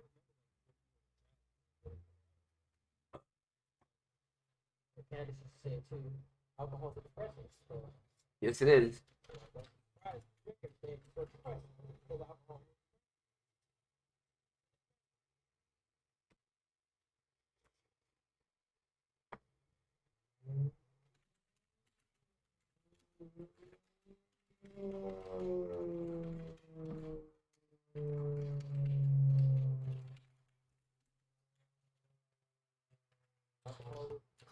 Yeah,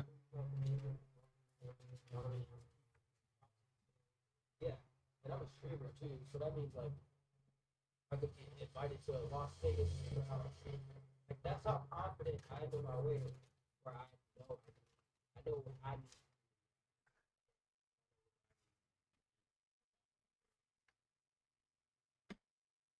So you can put me in fucking Las Vegas. Oh hell yeah.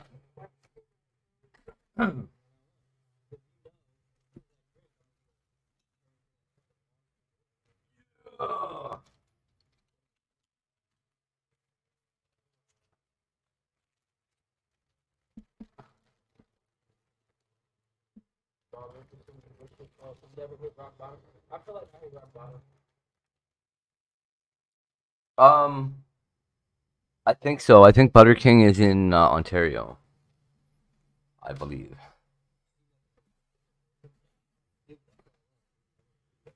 I'm never using. If I ever do cocaine ever again, I'm not using rolled up bills ever again. The closest people to me are Dizzy, and then J Prime, and then there's a girl that lives in Calgary. Fuck. Let me think here. Uh, Ken, Ken McDonald and Aquarius and who's next? Then it's getting like close to Frosty, man. There's some people that are located in the middle of the country, but not really.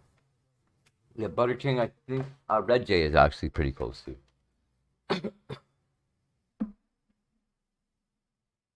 You care if I force people sober? Dude, let's see my doctor. I'm starting to know. It's not that that's what all matters. I do love talking. Yeah, I think he's like a day or two at least.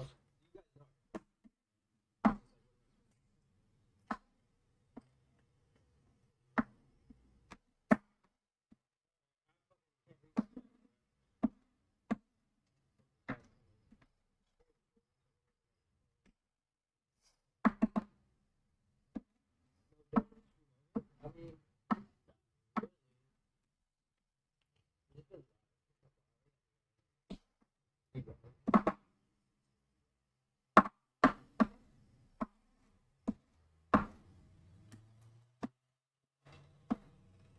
Blue Leaf. I don't know.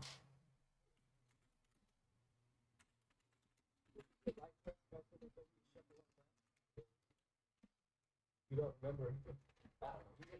Maybe you just want to catch up. LLJ. Oh man, Chad is being hard on poor Sonic. Probably Sonic.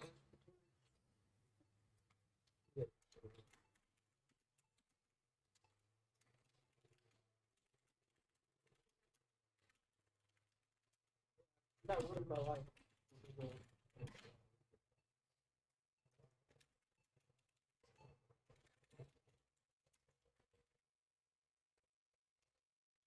I don't know. I feel like I just can't function something like a drug, you know, like Blade, he could function as a drug, you know.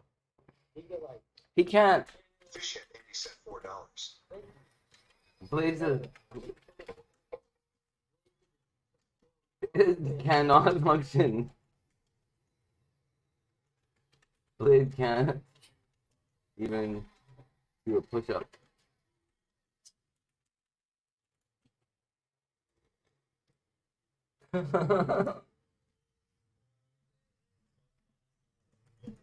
We hate him. Hell no.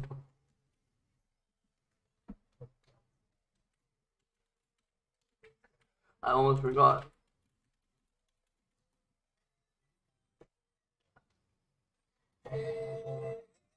Glasses are dirty as fuck.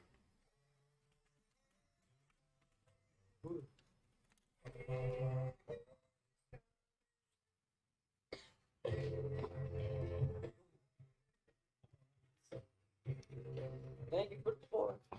Butter King. Oh, let's go there. Man, why is it doing that? Stop messing with me.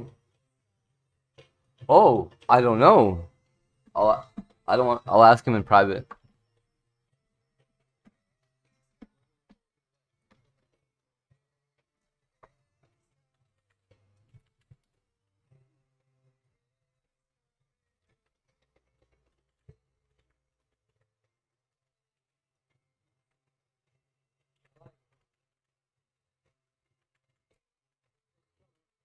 Hell is coming. It's a terrible song. Oh, he's not getting on. Oh.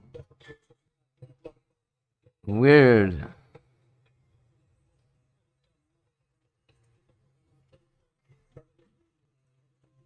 I wonder.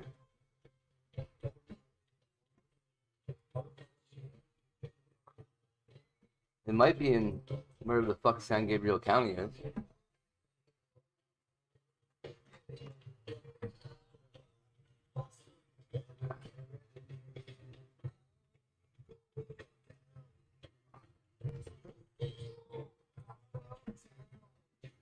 Wait, let's go to his TikTok.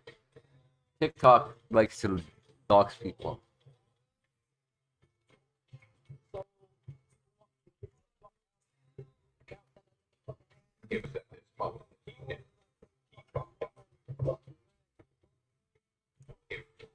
Oh, he's in small town somewhere. Oh, let's see.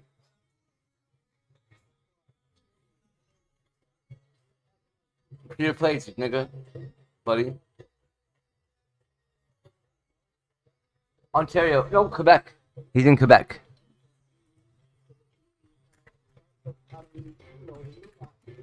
Wait.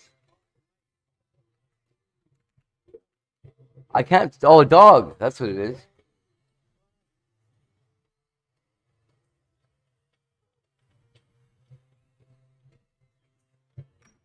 Oh.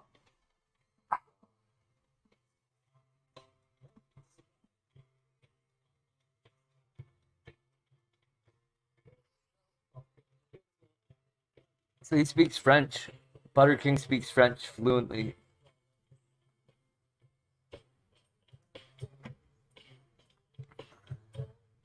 He also speaks English apparently, but he's got some French going on.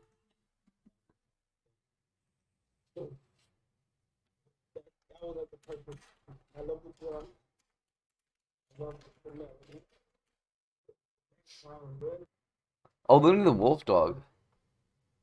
What's up? Wait, who did he? Laura, right? He went with? Is that Laura Eclipse? Laura Eclipse is hanging out with Sonics? That's pretty cool, man.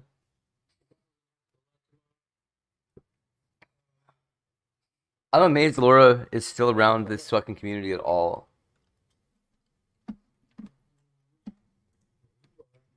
Why was that posted up there? What's wrong with me? Luna.d.wolfdog, huh?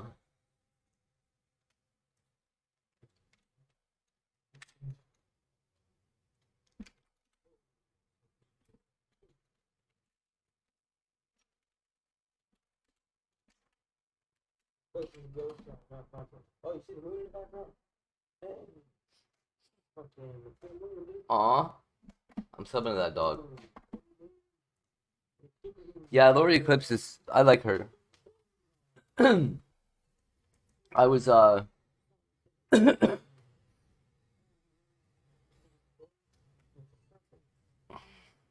she used to type only. It was so weird. She like wouldn't say a word, but she could read. For like the first I stopped watching her because I was like, what the fuck's wrong with you? Why can't you just talk?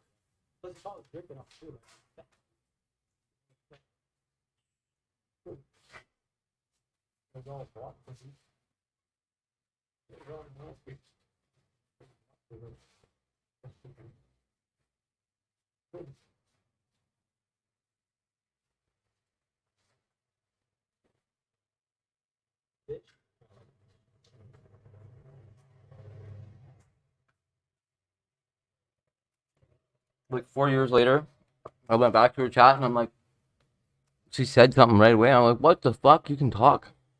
Like, Laura, you got an accent, you got a voice.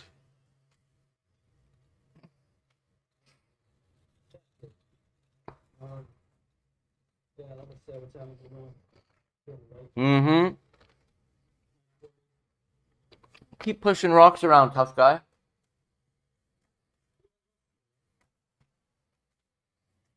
I know what you want.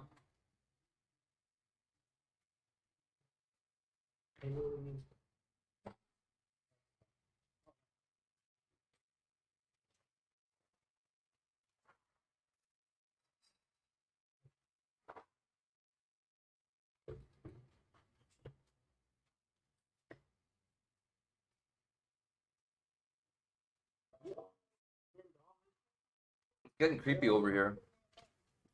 So, Scoundrel does like fucked up shit, and she'll like get mad at me if I stop her from doing it. And now when she gets mad at me, she walks right over to the rocks and starts sliding them, and looks right at me while she's doing. She's like fuck out of here. I think they're cat threats. You're getting it.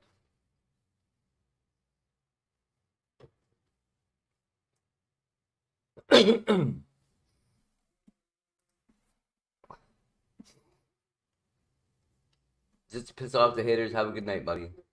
Good job, Mo. Ah, I just don't chat by donating to this bum. Take that. Ooh, I'm trembling. I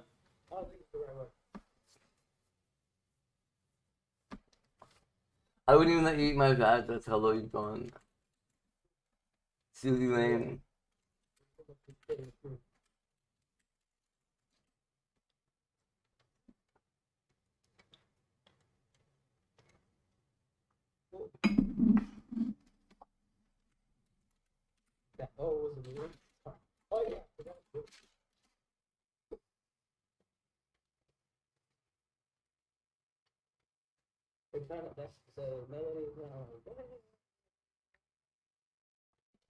That's a goblin.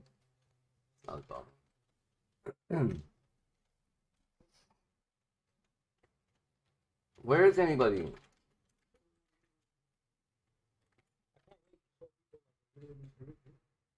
How come I'm saying it's on my screen, but I'm watching Sonic? What does this even mean?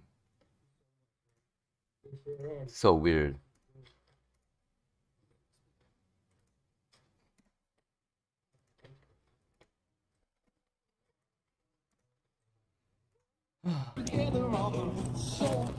Oh.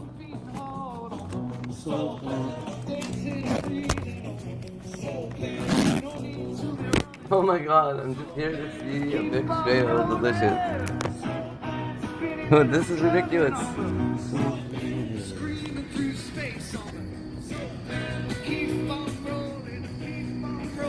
There's the moon. Huge moon. Beautiful night. Sonic's new sober endeavors celebrated by a big blue moon. Dude, for real, it is like moving. Change of energy. You know what I'm saying? So Hello, reformed Hampton Brandon.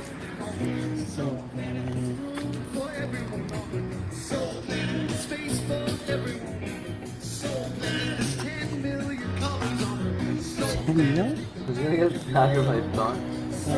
Donk? Hell yeah. Good, man. Sonic got so mad at me. I went in his big surprise. Discord one day when he had his panel up. If I just had good energy all this time, people would. And he was like, "You guys can't say all this." And I'm like, I streamed it. And he shut it off immediately. Tapped it, fucking howled out of it. Oh, it's pretty good. How do I get out of here? Like, don't tell me what to say, motherfucker. I'm a slower. I thought I was close.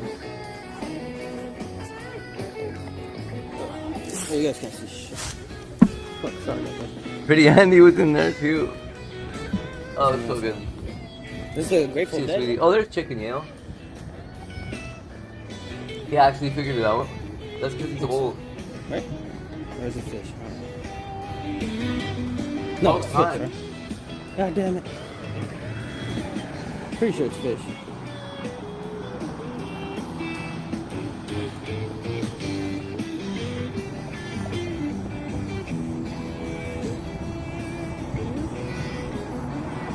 Oh, we're getting back into the swing of things.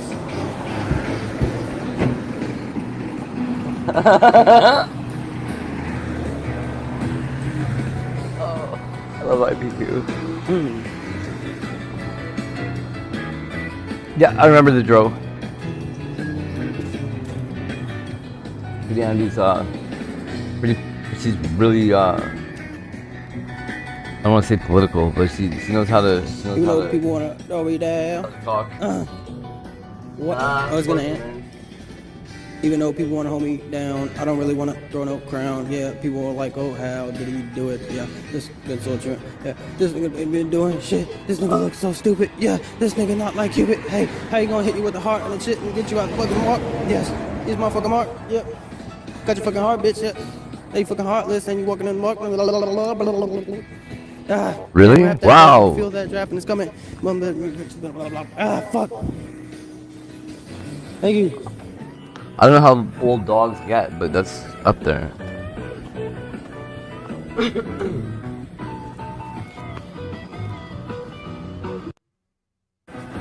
Thank you.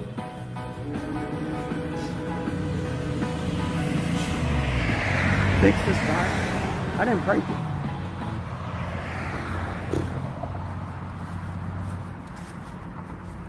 I figured it out.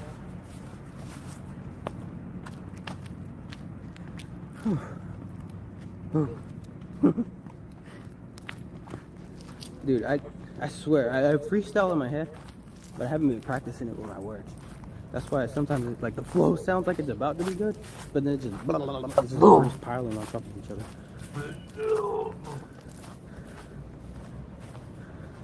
Good to see you going down the right path, Sonic. Keep up the good work. Thank you, Jay Savage. Yo. Dude, he said Yeah, like someone said, I figured it out. I know how to do this shit. I know where I see myself going now.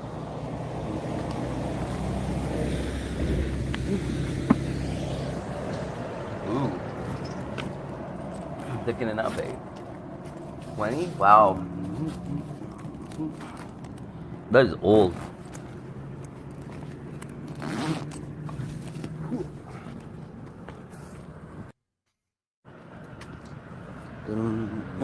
Oh.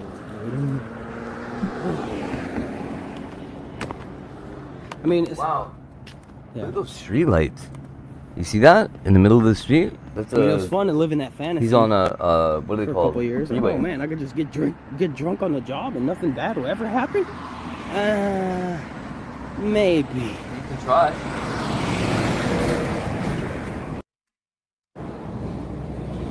You know. Soul Planet.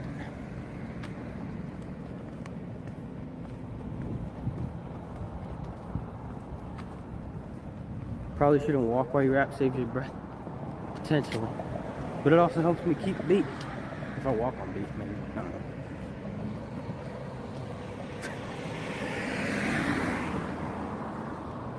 know. Nah. Gringo, I won't be back on the sauce because you see how depressed I am when I'm on it, though. It's like, just, I know what I'm gonna do, okay? Those huge street lights make this a freeway? Yeah, or is that like... It's not really a freeway, it's just nothing else in the fucking town, so you might as well just keep driving, you know? LOL. Drive fast, there ain't nothing on this road, I guess. Wow, they're passing.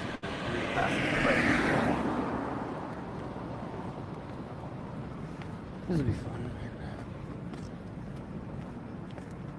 Fishhead Andy sent $4 an asteroid crashed and nothing burned. An asteroid crash and nothing burned. Is this true? Whoa, I thought there was a guy behind Thanks so much for the 4, man. We're getting there. Hell yeah. Oh man.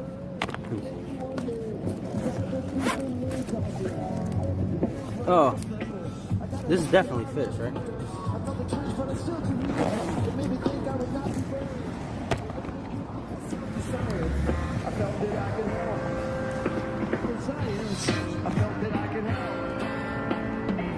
Paranoid, the doctor ran, shouting his graphic translation. A fortnight of horror. Fortnite.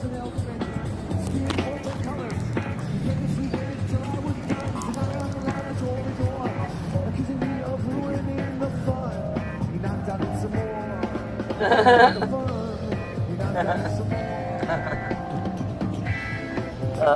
Love it. I want. Did you see that they found like I don't know what ridiculous from I don't know what the hell show they're supposed to be from, but they're calling them dire wolves. On the low end. This shit Like for sure, Game of Thrones or something. And he's coming from the whole thing that I ever know. Wrapped it up, dapped me up. Bitches acting like they whack as fuck, and they are though. But I'm bizarre though. I got the bizarre flow. B12 shit. You ain't feeling irrelevant when I spit on this mic. And your bitch is a dyke, but she want me though when she wanna swallow it. So why you acting so intolerant? Cause she wanted to swallow the kid. Obnoxious as I am, yes, I have no friends, still setting trends, do this shit on my own, yes, until I end the stream, yes, it's me, hello, stream, we're doing this shit till I die, until I rest in peace, yes, no, never check the flow, yes, I know, from the west to the east, make For the bitches West get strep Indies. throat when I stick it in deep. I'm not even gonna do it. And they be like, Fredo, how did you go deep? I don't even know. I just do the shit from the east to the west coast. He knows, she knows, me flow is never evil. Just doing me, yo. People wanna drag me down, acting like I'm a clown and dap me up. Do the old wrap around. What? It's a black fuck. And I ain't even gonna be dapper no more. All these rappers acting like they're coming from the car, but they ain't. And that's a fucking game that they play. And the shit makes me bored, but with no delay, I make my own name and they just can't deep into the blah. My honor, this is the honor that I give. And so tolerant for the dumb shit that they gave. Cause I see this shit where I'm going. And it's not that mad in the brain. Or these faggots say they gonna have them wrapped up in that bay, the medical bay, whatever these motherfuckers say. It's irrelevant to Fredo today. Cause I made my own lane, and they're still so sane in the brain with the fake shit that they made. Again, that's it. They lane. That's their game. Ah! Shut up. Shut up, shut up, shut up, shut up, bro. Good.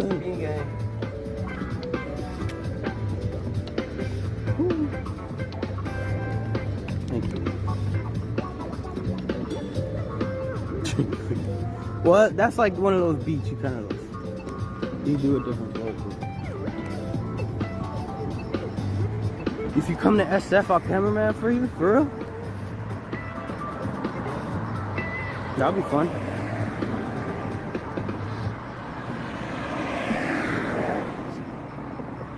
Clumsy.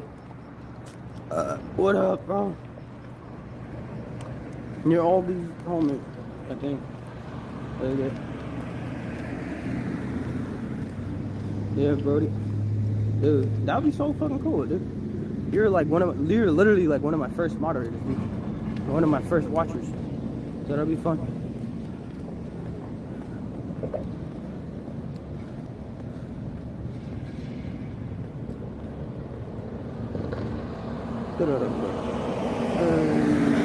Yeah. How long is stream gonna go on for? Bong. Maybe like 20 more minutes. 10, something like that. 15. Fuck is track control? You say what vice did I do it with? I don't know, I've been biting my nails. Maybe that's helpful. Maybe. Self-harm is awful.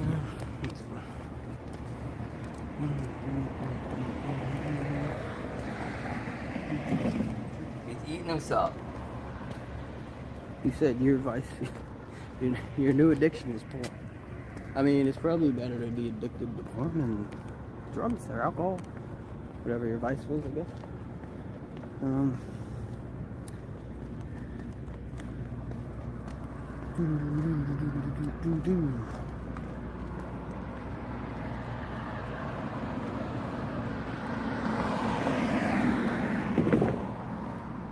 Trike patrol? What the hell is that? That sounds weird.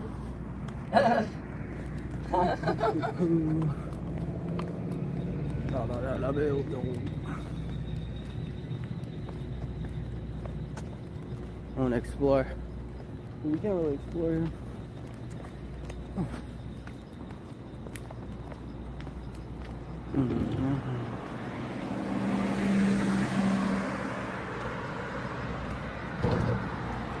Hey, goes here. What's up? We've had some fun streams around here though, as much as shit we've learned to do. Well, we'll learn.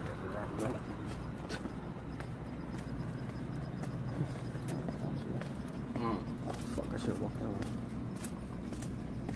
Direwolf. Hello, David Duke.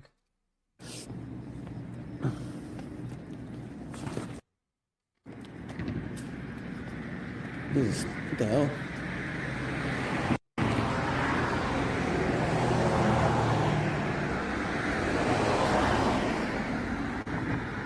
How's he pointing his lights at him?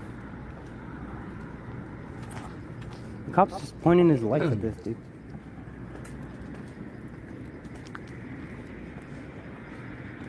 Maybe they caught him having sex. What the hell? Fuck. I crossed the street because I don't want to see anything.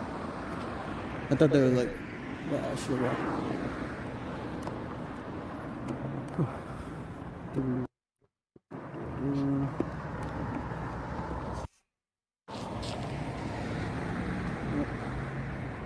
Oh.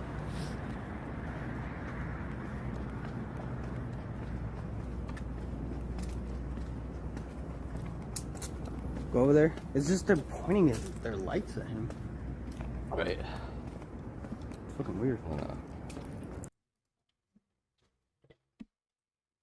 Take that off. And we're gonna relax a bit. I mean, the streamer house would be more cool. The Sonic house. Apply for a loan. Honestly, ask LT. Ask LT.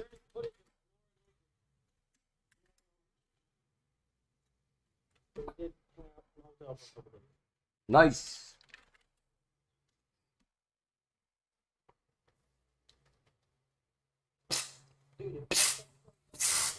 Get away from there. Hey. Get away from there. Come on. Leave plastic. Okay? Here, I'll move the rocks, tough guy. You both run now, huh? Dad's moving the rocks. Dad moved the rocks. Run. Yeah, that's what happened, bitches. Oh. That's such a keynote clip. Love crickets.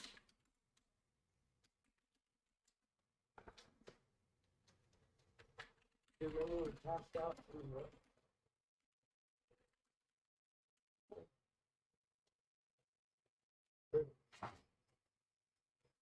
man. Oh. Look, I'm from Oakland. Yeah. Oakland. Yeah. Hey, it's me. I'm from Oakland. Yeah. Isn't that funny? I'm from Oakland.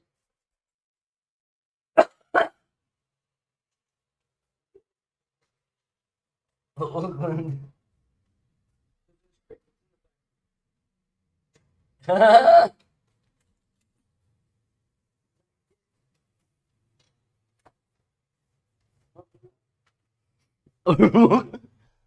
Overwoke. So funny. Go Sonic.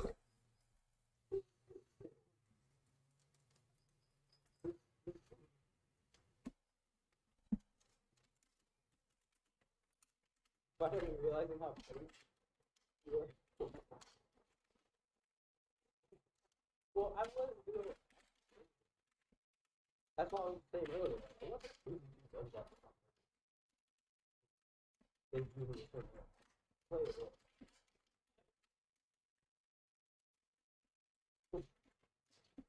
Just a little bit.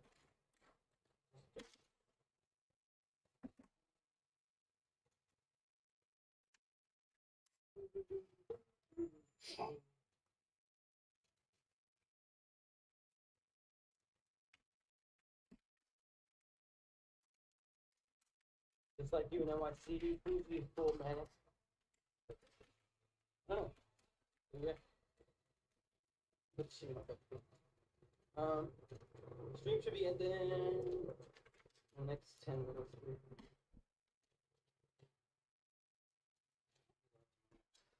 I don't know. It's probably gonna be really hot.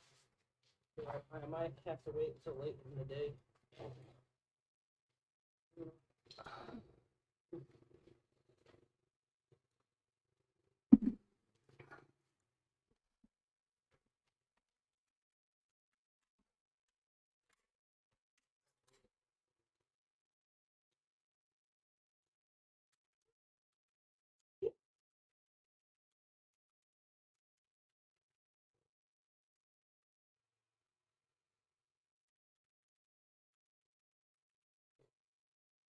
wanted to give him a fun. That was yo. Yeah.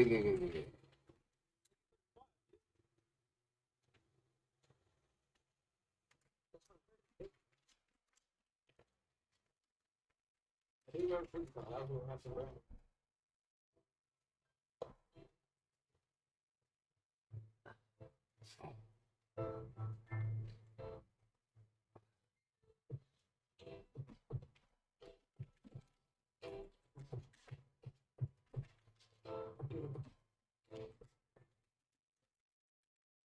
Alright, fuck all that talking shit. I just don't want to live. People acting like they're gonna throw a bomb at the kid. Meaning I'm lost. No one to talk to him, man. God, what the fuck you talking to the kid? I'm odd. Making my own walk to the train. People always act like I'm fucking insane, but God, get the fuck off my kid. Like, God, I don't really want to talk, bitch. Just walk, making my own lane. People off. This shit, I'm lost again. Hey, girl, go. Never listen to the bitch I think that you did. Never listen to the rules that you said that you could be motherfucking cheating and have these motherfuckers looking dead, but do you do to me the same cool? Make these niggas give me.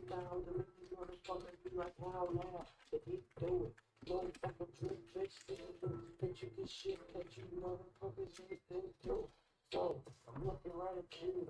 How you gonna act like I ain't gonna do shit that I do? Yo, I'm moving. I don't do no fucking back, but attack. But I have some bitch with a fat ass to be like that too. That motherfucker, that too. Shit. Eminem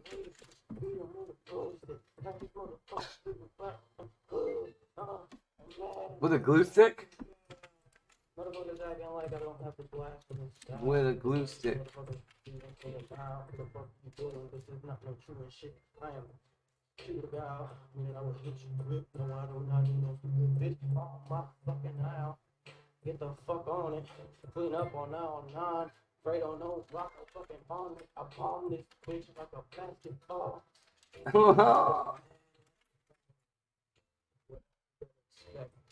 to my death. I don't even care. I am going deaf. I don't even reject all these motherfuckers acting like shit. I am not for the precincts. I am not the fucking Buddhist. I'm doing my own thing though. Till my last breath, I am going deaf. Bitches don't know that I've been this sick since 6th grade. Matter of fact, before that, ever since bitches smack bitch asses when they're sleeping like a floor lap. What? And asking where the floor goes.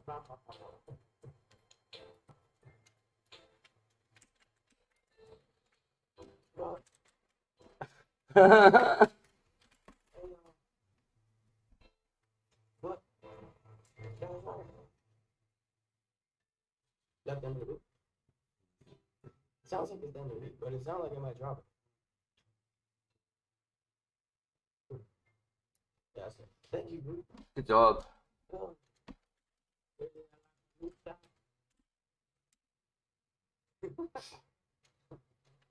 Follow me with stray dogs.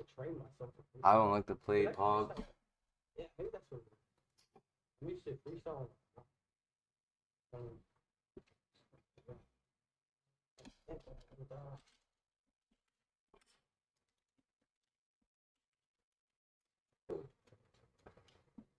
Free food.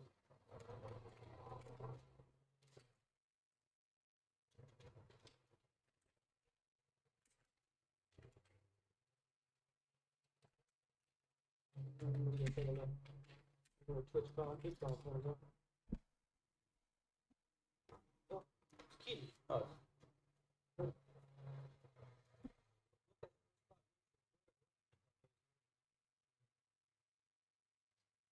How doesn't he have a punch?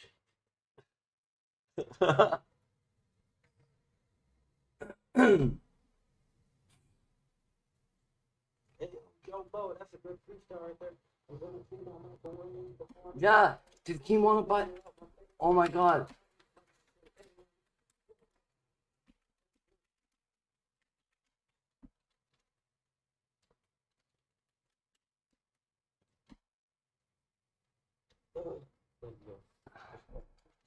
Take the 5. And laugh. Did Key want to buy the Key? No, he did. Key started to fucking put tweets that he wanted to buy. But then when I contacted him about it, he was like, Damn.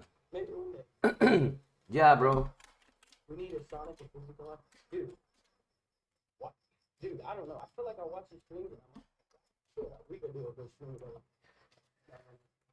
The cube's literally epic.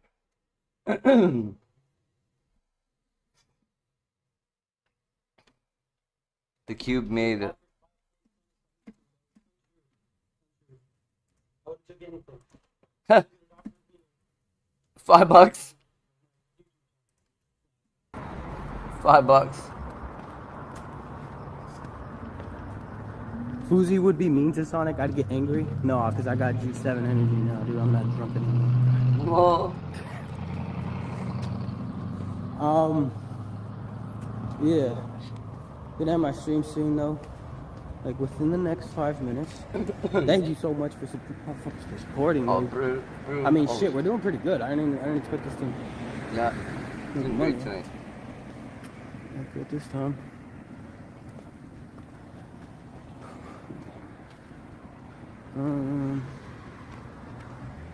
Oh shit, I can't read my chat this one.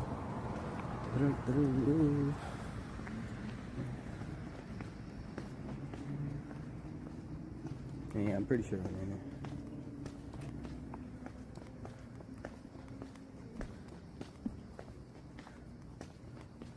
Super blue. Oh yeah, it's awesome, right?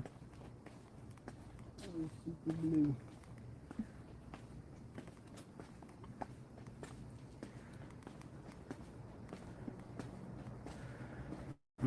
So you Let's guess what now. I have. That's the crazy thing. I guess there's just certain people, but I'd have less energy if I drink right now. That's how it works, man.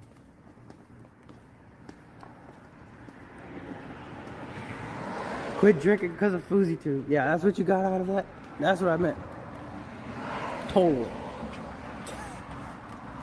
That was what I was on. I love you. Yeah. Freaking headed home. Yeah. That's the problem though, man. It's like I can't start my stream till late as hell. Hold on.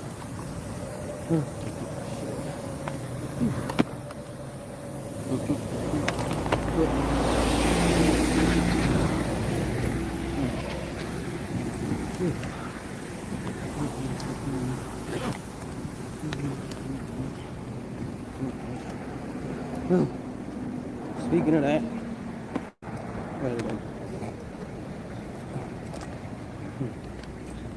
go, bro.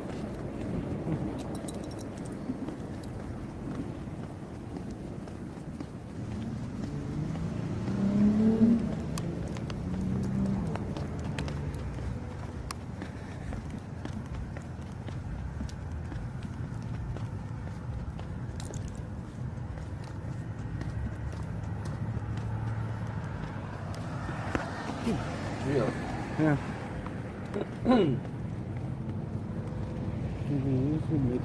What are you talking about, dude?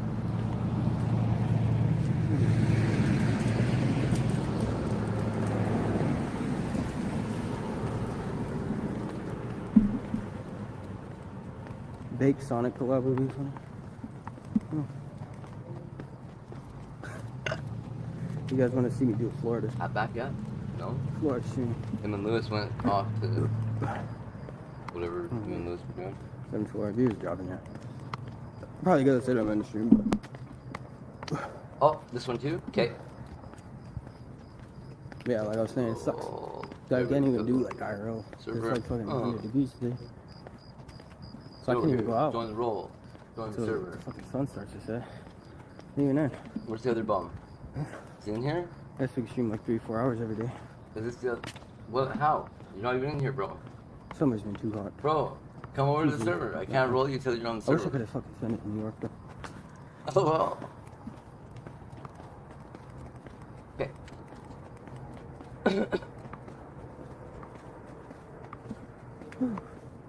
Yeah. Thank you guys can- for he can do- you can do it, thank you for know. the people who did enjoy the stream.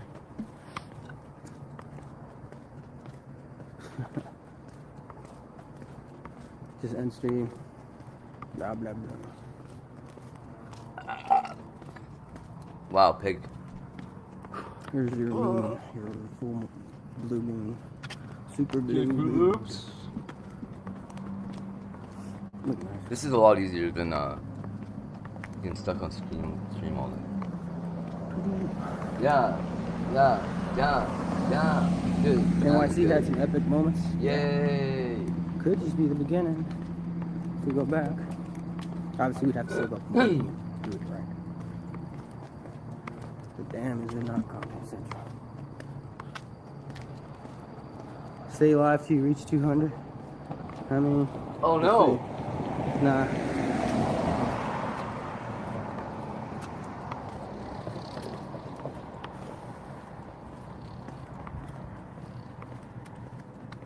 Do you miss that girl in New York? Nope. I don't know. Praying for Wendy's. Praying for Wendy's. Oh man, we gotta go to. Yeah, one clip. Oh, whatever, dude. How you guys doing? Oh, thanks. Hope you in the chat had a good day. Let's go roll it. Alright, guys. Multiply that. Not much planning. Okay, let's see. Not much plan for tomorrow. Start with one. We should try to do. Last one was link up with Speedy. If he wants to though. Because I don't know. Last time he kind of said he was kind of like change plans last second. Great for lofts. I was like, oh shit. I don't know if he actually wants to meet up or not. 10. I go 10. So I don't know if I should keep asking him, you know. God, you son of a bitch. I know some people would want to hang out with us if we go to San Francisco. Probably, maybe. I don't know. Alright, ready? Maybe try to do a stream, Tributary Traveler. See how that goes. Rips. Potentially. So Maybe something to do there. Multiply. Okay, let's go multiply. Now, go over here. Here we go. You can't even see it. You guys, I'm winning money. 3, 5, this one, 5, 6, 9. It's high. Speedy, good idea. Yeah, it is. Hit up Lewis. So the next one will be high. And ask. Yo, me. He can hit his name, sure. Okay, and then we'll double. Oh wait, we can't double. I do. Go back down to 1. Lewis is fucking fun hanging out. And we'll bet low. Oh, it was high. Now we double it up. We bet low again. No Cherub. Haven't Double heard it up. Cherub been freaking forever. Twice and bet low again. Are they still leaving in the chat? Are you serious right now? Speaking in tongues, yeah, I'm See what I'm saying? How's it go low, I'm not today. hit yet? You banned Cherub? No, I didn't. Ninjas. Look through my list. Right there. Oh, that's broken. Because we don't have any money. But Can you imagine buying more shit? Now it goes. Fuck you, you kike. Kike. Oh, Kites. shoot. I hate kites. $4. Thank you, man. My God, are you fucking kidding That's a me? good way to end You just see stream, that? Thank you so Ate much. it. Gobbled it right up. Glad you didn't see it. We just lost all the bitcoins. Yeah. Shit, bro. Thank you, Dad, dude. Whatever, dude.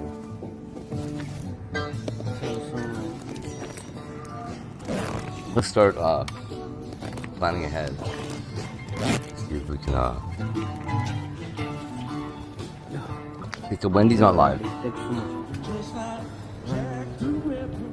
Who's live over on that side of the world? I don't want to see bad for it.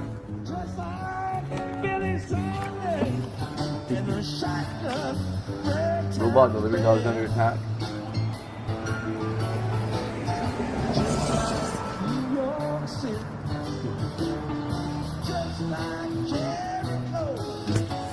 What?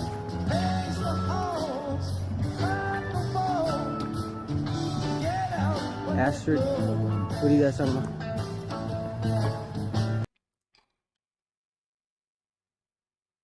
Don't mind me bringing this up. You're not even gonna believe this. Poor robot dogs. You poor robot dogs.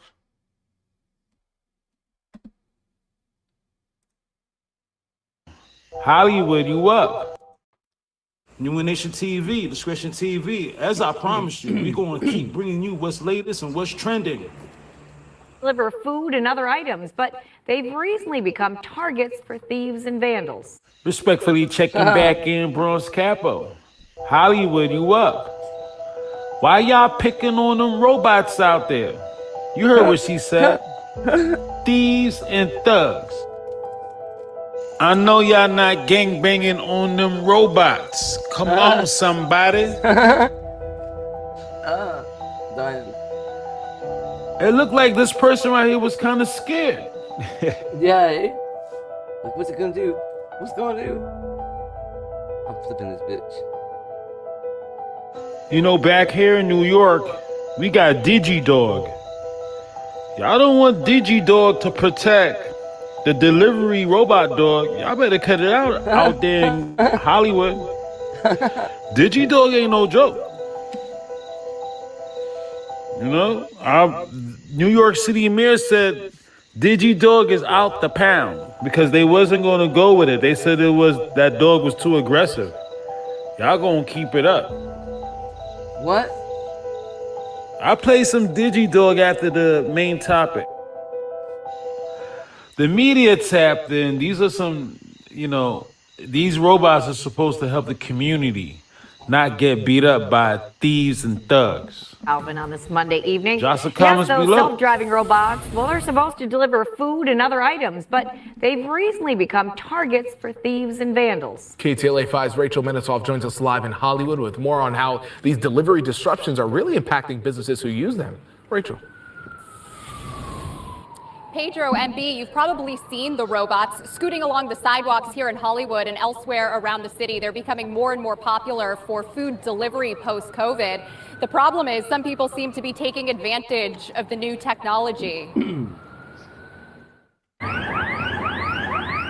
Viral TikTok videos appear to show people tampering with these autonomous delivery drivers. In this case, stealing the contents inside, tossing them over, and even kicking the robot en route to deliver food. Vandals targeting the new tech, which businesses like Blue Jam in Hollywood rely on. I think it was a great idea for COVID. Everything was just like hands-free. You don't have to deal with anybody. Just if something shows up at your door and you just grab your stuff and go.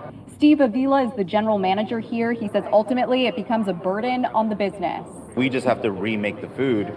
Luckily, we still get reimbursed for that, so we're not seeing too much out of pocket, but I can see how Postmates and DoorDash and Uber can be hurting from it. Yeah, especially because they also seem like they're expensive, so breaking one of those things, pretty penny. Service Robotics, which operates many of the robots that you see in and around West Hollywood, is aware of these incidents caught on camera. It says oftentimes its technology, which is clearly visible, can be a target. Nevertheless, it still maintains a 99% completion rate. For users of this newer delivery service, seeing the damage done is disturbing. They're helping small businesses and they're not causing any harm, and I think people are just like looking for attention. The way I look at it is the robots actually are helping the smaller communities, shops, mom and pop shops get to your house. And so it's really sad to see that people still try to vandalize them. The robots do remain locked and have their own cameras rolling. One company, Starship Technologies, which developed one version of this robot, says if a situation ever escalates, the robot sounds a loud siren. And all incidents are ultimately reported. Here at Hoika Hollywood, its staff have a simple request. Robot gets robbed. Just be mindful. I think that's that's what we need right now in the world. Thinking of the customer and the business. What kind of name is that? Exactly.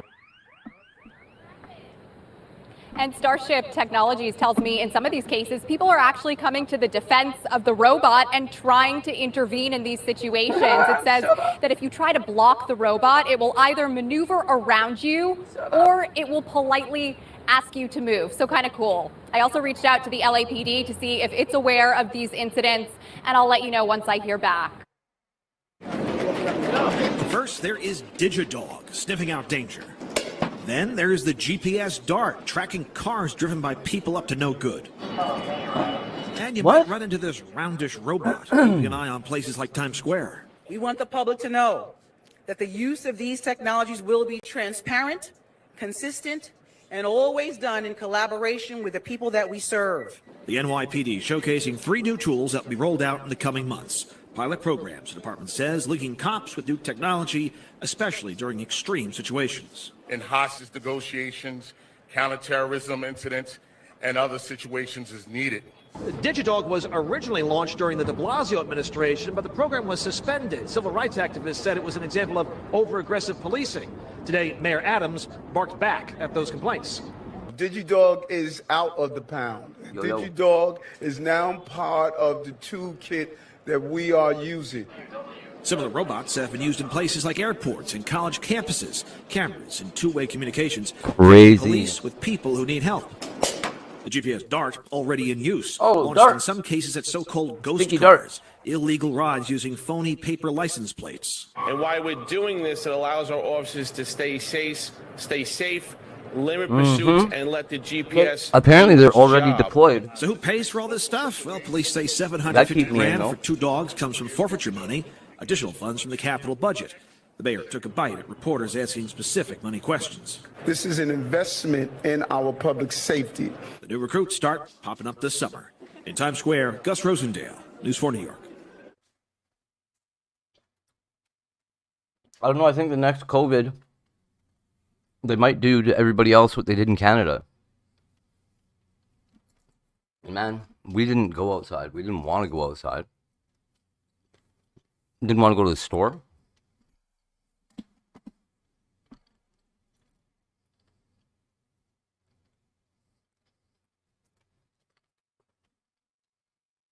Obviously had to go to the store. It was here on Christmas Eve in 2010 when a woman was allegedly we were mostly people in Canada while were walking in the downtown core. The incident followed 3 other alleged really assaults careful against to women between the yeah, ages Ebola of is what I think 25 is the and one, man. 35. Imagine One Ebola on and Canada AIDS. Day in 2009 at Granville Island, the next in November of the same year in the West End, and Like then 7 across months later, a third in Yaletown. More than a decade later, 45-year-old Arturo Garcia Gorjon has been charged with 4 counts of sexual assault. Police are hoping the arrest provides some much-needed answers to the victims and their families. It's an intensely personal decision for any victim of a violent crime to come forward and share their story with police.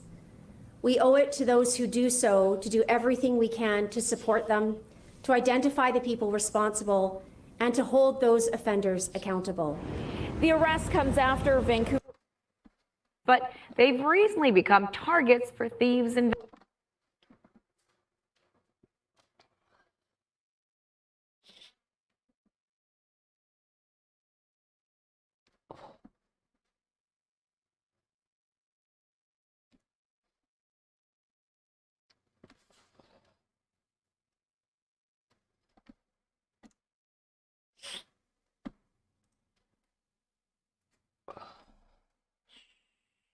Oh, this kid took his shit down. What's with the grippy socks? I just saw him get really disheartened when his mom was getting texted. I'm gonna befriend his mother. I'm gonna have a text relationship with his mother. G7! G7, give me the basketball. Look at this Give me the basketball. fucking sad shit. I got my cell phone, my brother's calling. Bro, his brother's calling. Yo, I forgot, but new topic. Don't shut the fuck up. At all, bro. Why do you think his brother's calling him? Well, I'm sorry, forms and shit, but at the end of the day, I'll tell you exactly why. I'm gonna tell you the story. Yeah. Hey, can we cut this? Very bad. I'm taking that picture right the fuck off. right now. Here, let's watch this 3D. This is a Lamborghini. 3D printed Lamborghini Aventador that a gentleman 3D printed in his basement, and you're not going to believe how affordable it was. All of the body panels have been 3D printed in this small 3D printer, which doesn't look that different than like a large toaster oven. So Sterling was able to 3D print bits at a time, join them together. It's got a carbon undercoating under this primer as well. And what you end up with is, well, a car that pretty much, especially from 5 or 10 feet, looks identical to the real thing. The engine in this car is an LS1 V8 from a C5 Corvette. Check out this inside. So first of all, it does have the scissor door, but the coolest part to me is Sterling was able to incorporate a lot of the factory-looking Lamborghini software and functions into this custom-built car. The most unbelievable part of this build for me is that Sterling is only in this about $35,000. This is a 3D printed Lamborghini Aventador that a gentleman 3D printed in his basement, and you're not going to believe how affordable it was. All of the body panels have been 3D printed in this small 3D printer, which doesn't look that different than like a large toaster oven. So Sterling was able to 3D print bits at a time, join them together. It's got a carbon undercoating under this primer as well. And what you end up with is, well, a car that pretty much, especially from 5 or 10 feet, looks identical to the real thing. The engine in this car is an LS1 V8 from a C5 Corvette. Check out this inside. So first of all, it does have the scissor door, but the coolest part to me is Sterling was able to incorporate a lot of the factory-looking Lamborghini software and functions into this custom-built car. The most unbelievable part of this build for me is that Sterling is only in this about $35,000. This is a 3D printed Lamborghini Aventador that a gentleman 3D printed in his basement, and you're not going to believe how affordable it was. All of the body panels have been 3D printed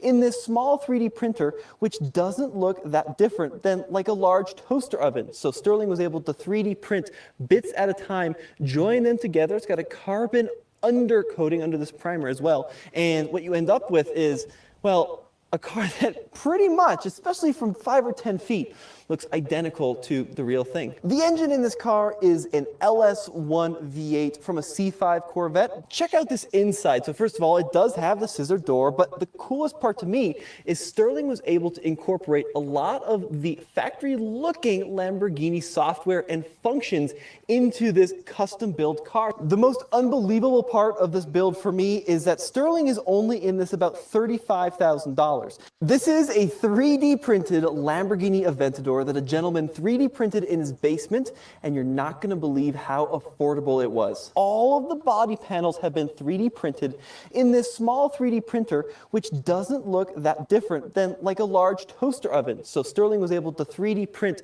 bits at a time, join them together. It's got a carbon undercoating under this primer as well. And what you end up with is, well, a car that pretty much, especially from 5 or 10 feet, looks identical to the real thing. The engine in this car is an LS1 V8 from a C5 Corvette. Check out this inside. So first of all, it does have the scissor door, but the coolest part to me is Sterling was able to incorporate a lot of the factory-looking Lamborghini software and functions into this custom-built car. The most unbelievable part of this build for me is that Sterling is only in this about $35,000. This is a 3D printed Lamborghini Aventador that a gentleman 3D printed in his basement, and you're not going to believe how affordable it was. All of the body panels have been 3D printed in this small 3D printer, which doesn't look that different than like a large toaster oven. So Sterling was able to 3D print bits at a time, join them together. It's got a carbon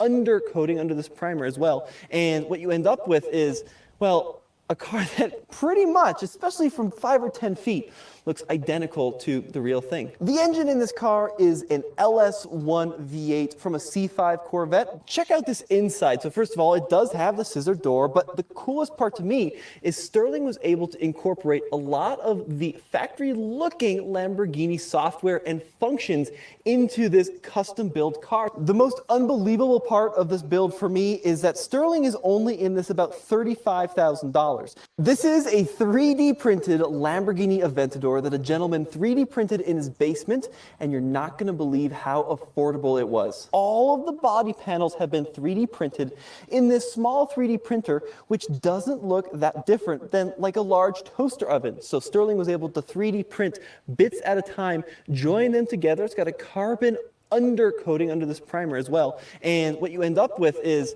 well, a car that pretty much, especially from 5 or 10 feet, looks identical to the real thing. The engine in this car is an LS1 V8 from a C5 Corvette. Check out this inside. So first of all, it does have the scissor door, but the coolest part to me is Sterling was able to incorporate a lot of the factory-looking Lamborghini software and functions into this custom-built car. The most unbelievable part of this build for me is that Sterling is only in this about $35,000. This is a 3D printed Lamborghini Aventador that a gentleman 3D printed in his basement, and you're not going to believe how affordable it was. All of the body panels have been 3D printed in this small 3D printer, which doesn't look that different than like a large toaster oven. So Sterling was able to 3D print bits at a time, join them together. It's got a carbon undercoating under this primer as well. And what you end up with is, well, a car that pretty much, especially from 5 or 10 feet,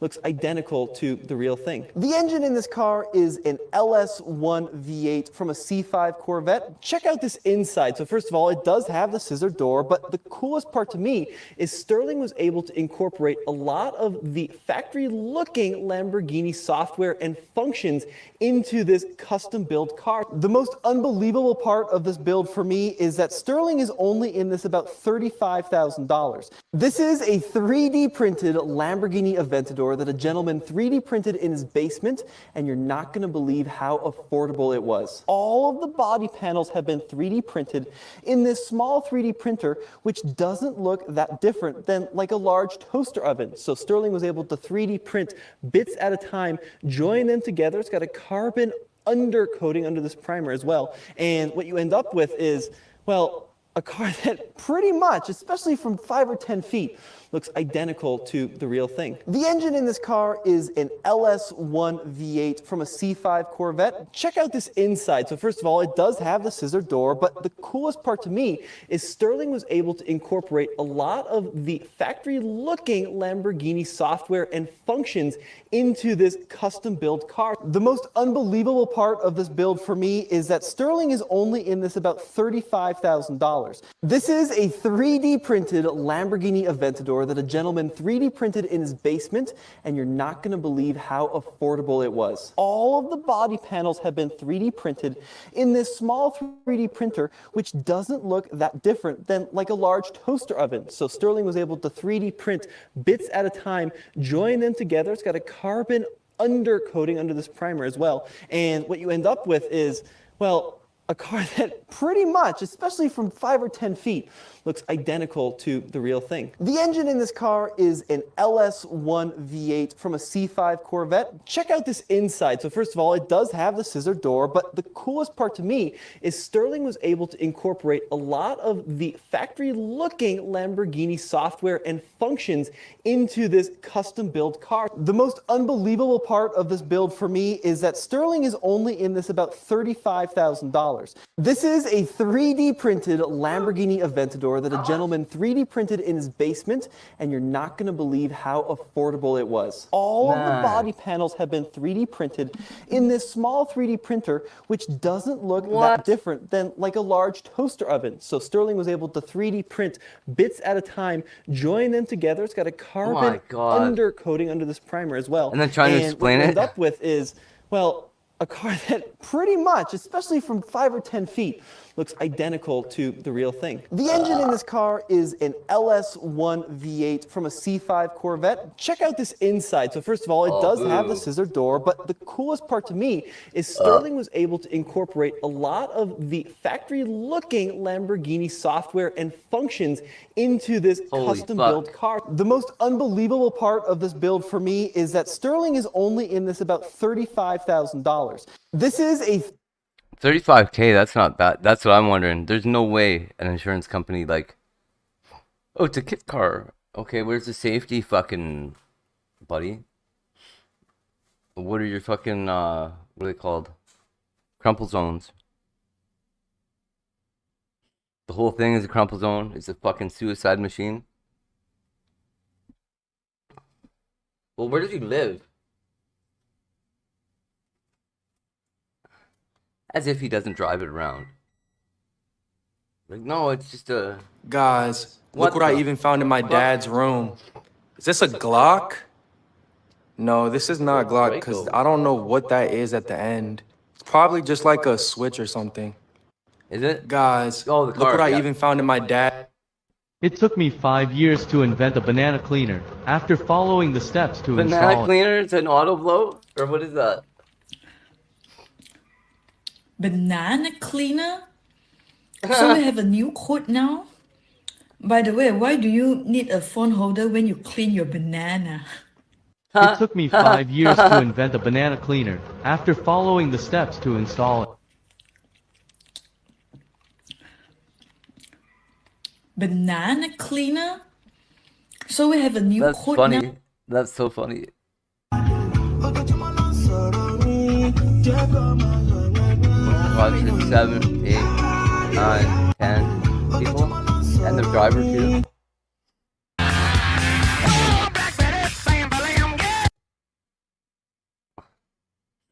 Hi boss, I'm pregnant. Yes. Question. So I need a few days leave now. Discuss this with my boyfriend.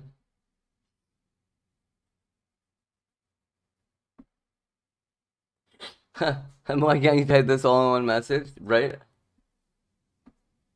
I'd be pissed. Do you think so? That's a wonderful man. I wonder. It took me.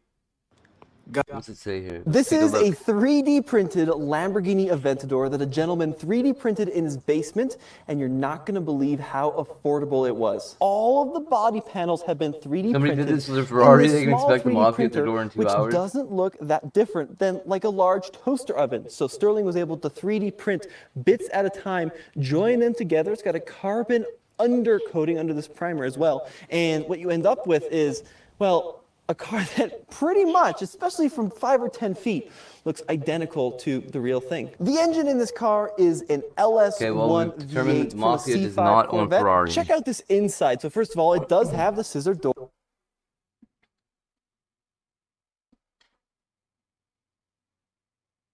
What is that fucking noise?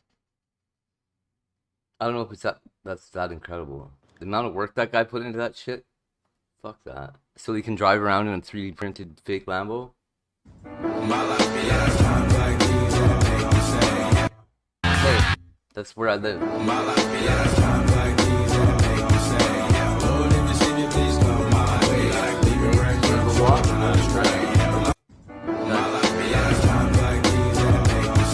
Not co-op. You my bitch, and we be fucking around every time. Bitch, who this fuck? That bitch started playing before I. Never mind. You know what? Never mind. In the trap house. Oh, nice! Look at that! Greg Street. In the trap house. In the trap house. Gucci Classics. In the trap house. Brilliant. Greg Street. In the trap house. We all know that vapes are bad for you, don't but know you if might we be need one. surprised to learn what's actually in these motherfuckers. It's piss. That's Shut right, up. human urine specifically. Fuck's sake.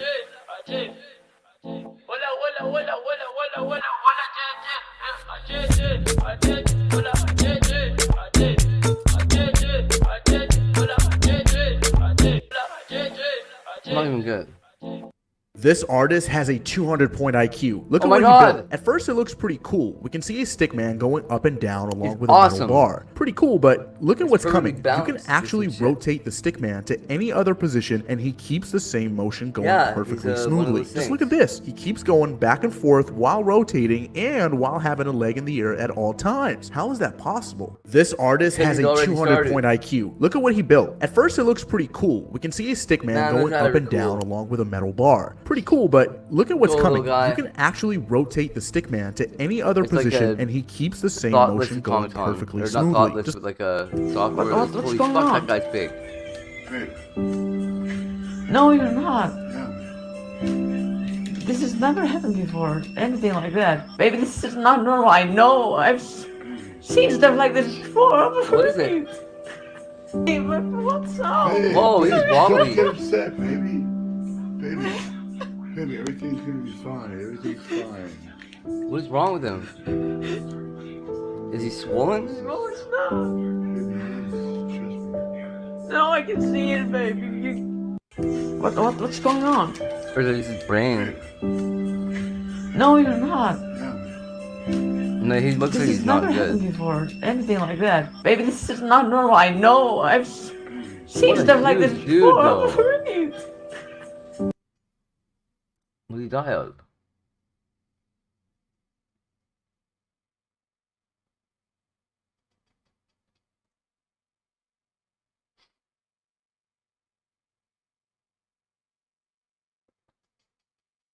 Is that right? He's high on opiates? No.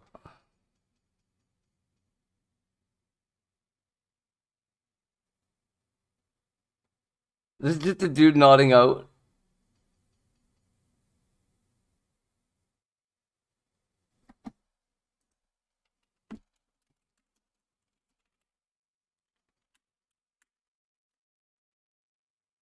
Significant heart disease. Yeah, that's what I thought. It's so weird when somebody's heart. This biker got hit. When somebody's heart doesn't work properly, there's. You act a certain way. You get strange. I was that kind of strange. What are you doing? Just pull the tab, you fucking monkey. Oh, oil for a thing. It's like sardines or some shit. Eat your fish. Really? Nice idea. What a great idea. You get cooked up fish. You get fire. They're all coated in oil in there. You know, at the beginning, I told myself it wasn't going to be an addiction. And then I bought another one. Oh my God. And then I bought another. You come in the country illegally as you did. You have a moral right to let your relatives come too? First of all, I did not come into the country illegally. Let's get the facts straight. I came to the U.S. on a plane on a tourist visa. So I did not come into this country illegally. I thought that you overstayed. I'm sorry, I totally misunderstood your bio. I did overstay my visa, but I did not come into the country illegally. Oh, you were here illegally. Okay. So I guess that's what I just said. You come in the country illegally as you did. You have a moral right to let your... This is a tour of a 300 square foot studio apartment in the East Village. Come on in. Here you have your bedroom, pretty cozy, TV mounted on the wall. You have this curtain dividing up the space with 11-foot ceilings. Let's do a little spin around here. You have this awesome exposed brick painted white. Here's your living room. It's also pet friendly. Here's your full kitchen, which even has a dishwasher right across from your dining room. Above me here, this is your sleeping loft or storage space, whatever you want to use it for. Below, closet space. Right behind me, this is your full bathroom, standing steam shower, toilet, vanity. Let me scooch on. How do I even fit? Here we go. And this apartment is renting for $2,300 per month. I wonder how This many is a tour of users a are on 300 square That's how foot many studio mods we apartment need. in the East Village. Come on in. Here you have. What? Why?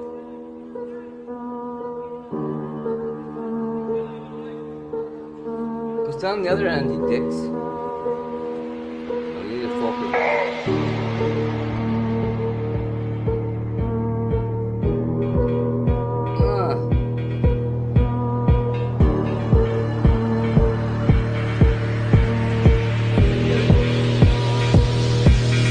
It's down on the other side, right? Oh! One point.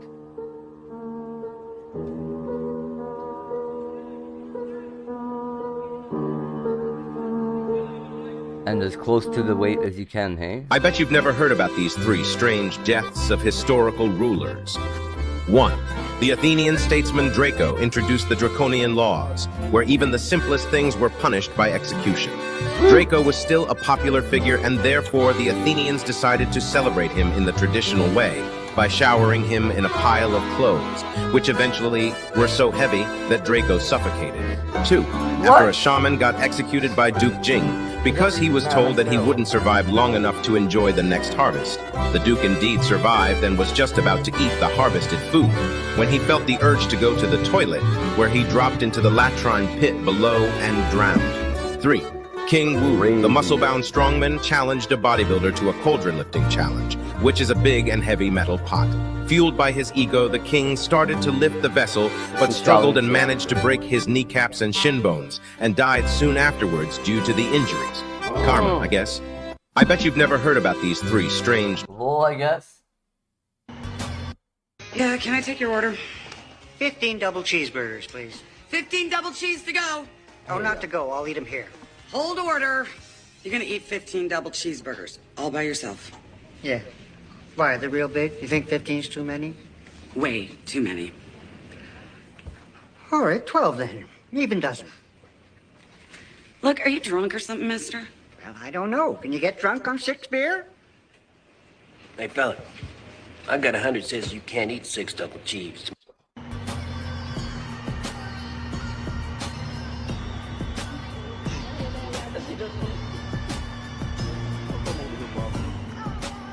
Ah!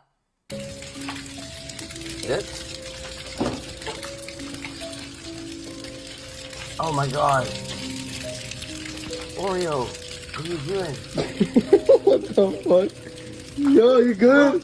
What?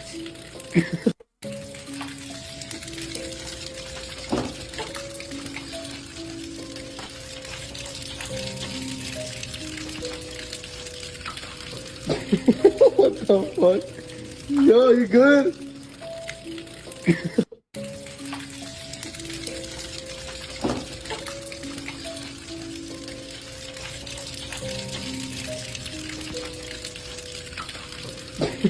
What the fuck? Yo, you good?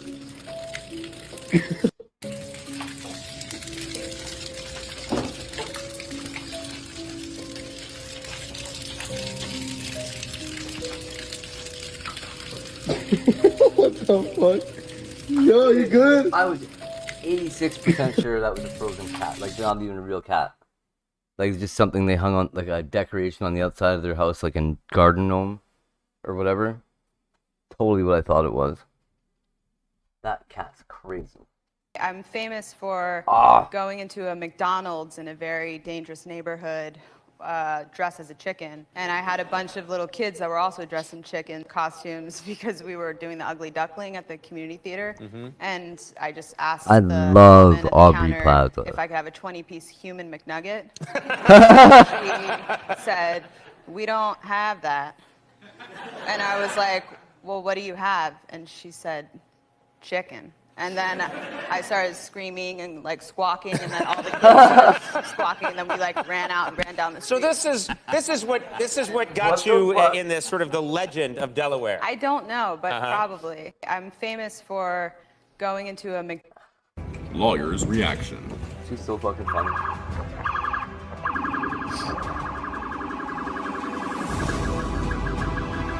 Oh. You drive through a police blockade. That is considered a traffic infraction. And that Yeah, you're getting it.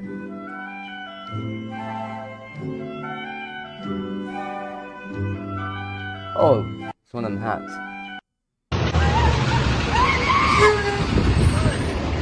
Oh, this guy. Don't hurt my baby! Hey! Don't hurt my baby! Don't hurt my baby! Don't hurt my baby! Don't hurt my... I'm not doing anything to hurt him. She's hurting her. Get off the baby! Get off the baby!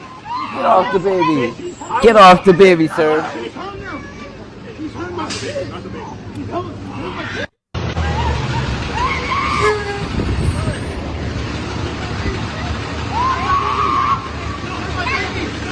Don't hurt my baby! Hey! Don't hurt my baby! Don't hurt my baby! Don't hurt my baby! You know what it kind of looks like? You ever see the bowl cut MP4 or whatever the hell it's called. It was like the first meme on YouTube or something.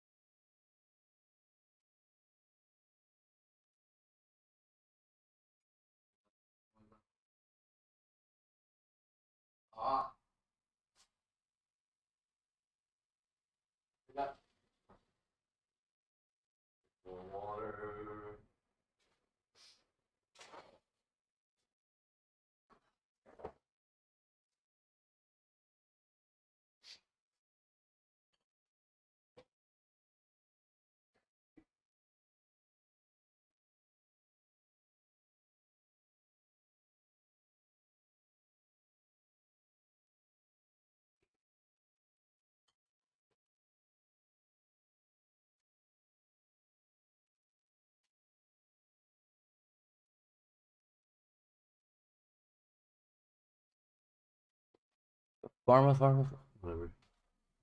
I'm Maya. It's really nice to meet. I'll step aside and do a slide. I'm perfect to the beat. What's cracking? I'm Jackson. In French, Okay, this is obviously like a I'll take a chance and do some a shit. dance. I'm bouncing on this floor. What's going on? My name's Ron. If your weed smells metallic, it's probably laced with fentanyl. That's not right. I'm Maya. That's not right at all. Just so you know, if anybody's even here, fentanyl smells like burnt plastic. If you burnt a plastic knife, or like a bag, or like... It's a particular kind of plastic that it smells like. But man, there's no denying, it's like there's no doubt that it smells like... It doesn't smell like burnt speed, it smells like burnt plastic. Burnt speed has like a chemical smell to it. It's gotta be like the 6 viewer thing, right? 2 viewers? 2 viewer Andy. What's Ski Mask doing? I don't want to rebroadcast Ski Mask. He doesn't like it. And I don't like doing it. And that's that. Hebs isn't on.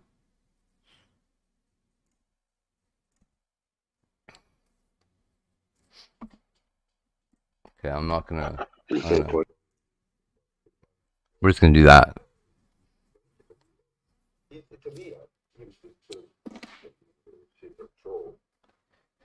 The thing that was shocking is how all the drama bombers seem to be true more than, I thought. So, Berkey's a mod now in here.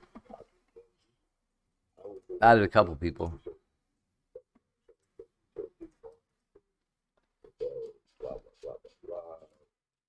I even made a thing. I said his mom gave me like $400, but people want to be haters or whatever. We thought it did things like that. So I did the whole your mom and tried to be it first, and then it went over like you would expect. It was like a funny food opera for one episode. Go Ski Mask.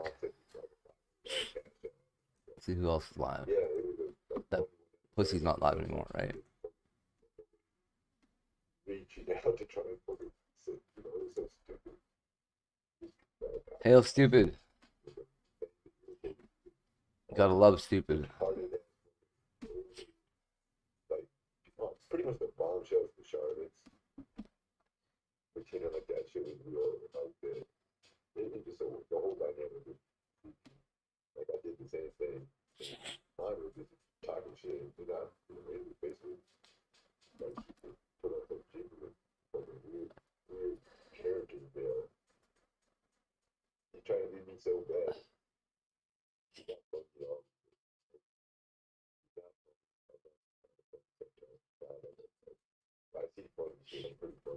Well, I did. I knew this about aluminum cans. They dissolve.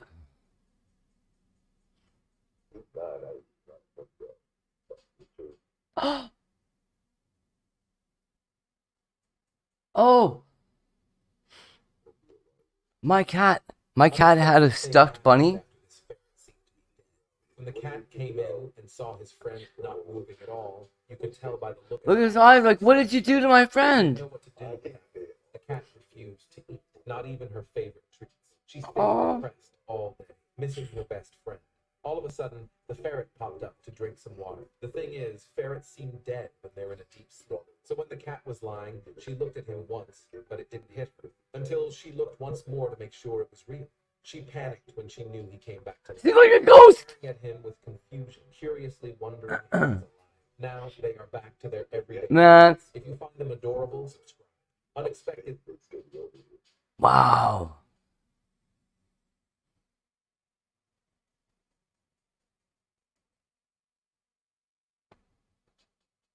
How scripted was that? Like,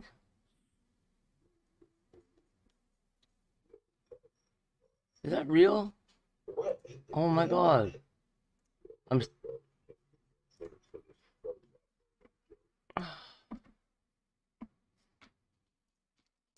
Okay, we gotta make a post. Because, aw, man, that was sweet.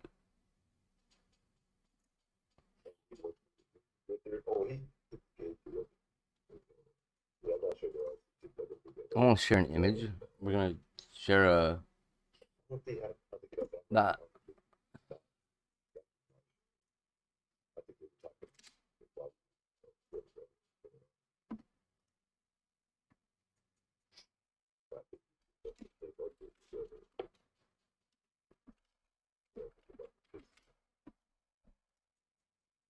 That's all I'm saying. That was easy. New community post up with I don't know. Go, stupid thing. This poor cat, what's going on here? Oh, she's like an old grumpy cat.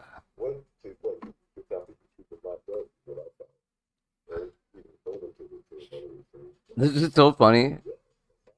The Illuminati tried to recruit me through Instagram. Also, the Illuminati also tried to recruit me through Instagram. I mean, through YouTube, Facebook, whatever the fuck it's called. Oh, you didn't see it. Here. I can't even believe I didn't show that. Look at this.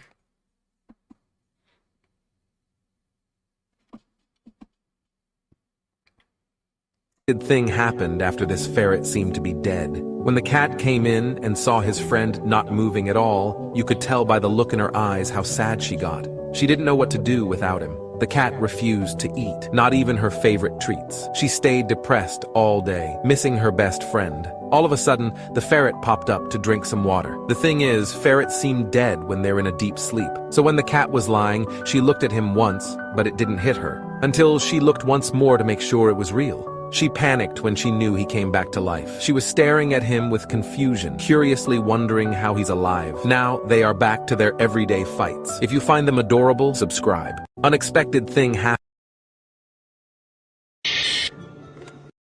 You guys know that you can flip things in a pan by just flipping the pan? Did you guys know you can brush your hose goat by clamping a brush to a pole and just dragging them underneath it? It's just so efficient. You guys know that you can flip things in a pan by just flipping the pan? Did you guys know you can brush your hose goat by... They lied to you about Black history. Have you seen this picture before? What if I told you it was actually in color? Civil rights pictures are always shown in black and white in textbooks and popular media, but all of them were taken in color originally. Most of these pictures were taken less than 60 years ago. They lied to you about Black history. Have you... They lied...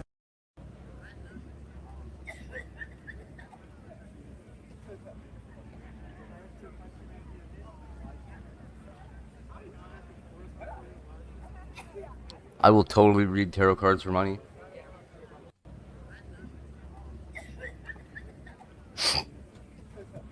Anybody wants their cards dead? I'm a boss.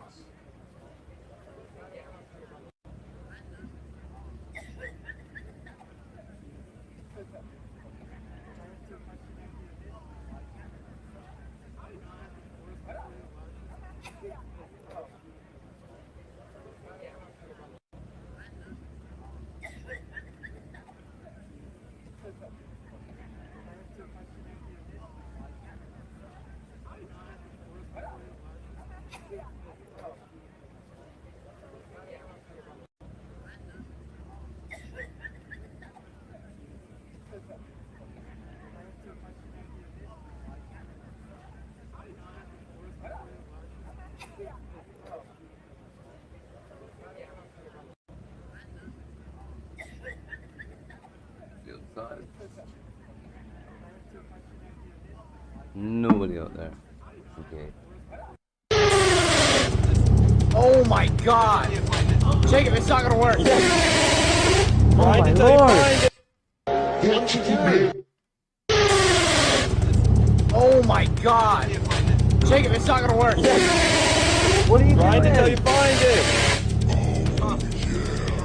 Strange. That's weird. Oh my god! Jacob, it's not gonna work! Trying to tell you find it! My god! Strange. That's weird. Oh, he's trying to put it in Oh my reverse? god! Jacob, it's not gonna work! Trying to tell you find it! Strange. That's weird. Oh my god! Jacob, it's not gonna work! Wow. Yeah,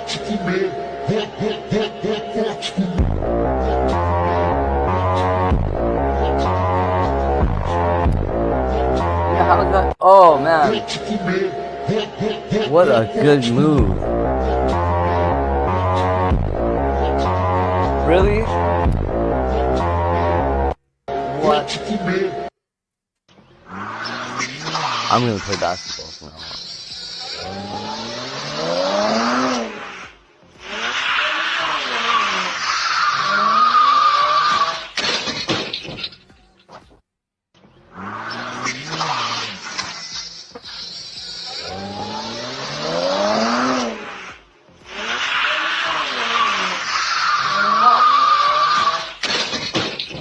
Ow, I just cut my toe. Ow.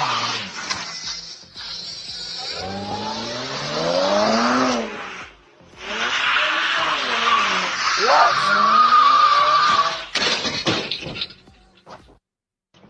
Is it a loop?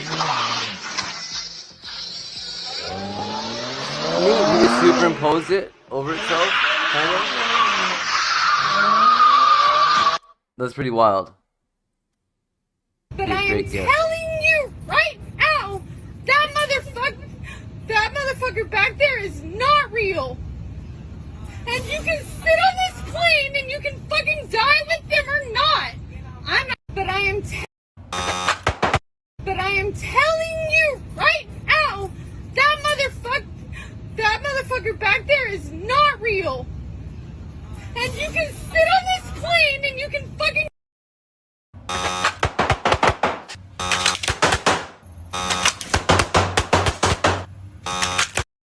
How much money would somebody actually have to pay you to crawl on the floor and bark like a dog? Excuse me? Are you serious right now? Now I've been seeing this kid all over the place. I don't understand why he has a platform. Would you ever answer a question from this guy? Look at his hair. He looks like a Undertaker. Whoa! How much money would somebody actually have to pay you to crawl on the floor and bark like a dog?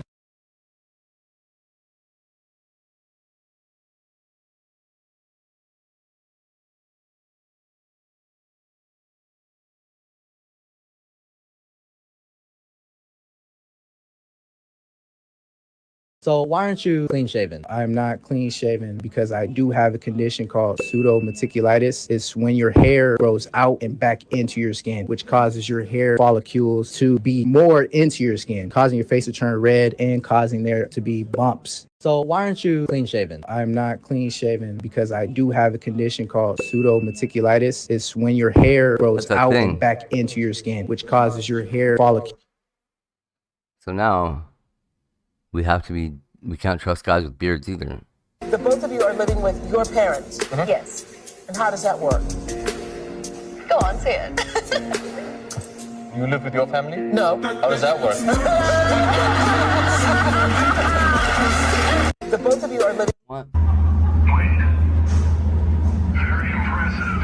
We'll assume you're a collector and not a Jedi. Excellent. The first order of the order is your loyalty. Remain safe out there. They just got buttons they push to talk. Very impressive. We'll assume you're a collector and not a Jedi. A collector can't make the little crystal work, can they? I don't even watch Star Trek. I watch Star Trek. Yeah, right down, go Tommy! Good kid. Where's your hair tie? Haha. Yeah, right down, go Tommy! Where's your hair tie? Hey, Uncle Tommy. I can't hear it again. Mexican. I don't believe that you can feel any other emotion than hate. Yeah. I'm loving you right now. It Yes. doesn't feel like that. Hate. Feelings aren't. It doesn't feel like that. Feelings are a reaction to a perceived wound that's never been healed. I don't believe that you can feel any other emotion than hate. I'm loving you right now. It doesn't feel like that. Feelings aren't real.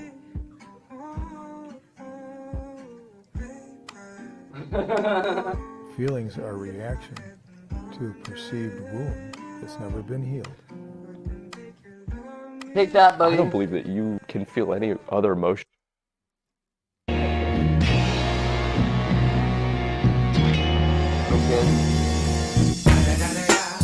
It's the motherfucking DRE. Dr. Dre, motherfucker. You know I'm mobbing with the D.O. Double G. Straight off the fucking streets of CBT. King up the beach, you ride to him in your fleet. Look, the veal rolling on dub.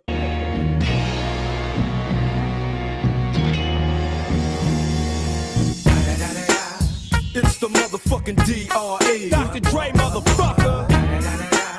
You know I'm mobbing with the D.O. Double G. Straight off the fucking streets of CBT. King up the beach, you ride to him in your fleet. Look, the veal rolling on dub.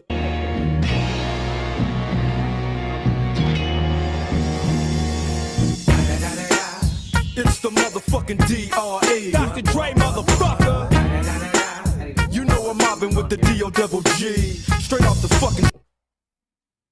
Cannot even tell when it's doing it on there. There we go. Back to this mess.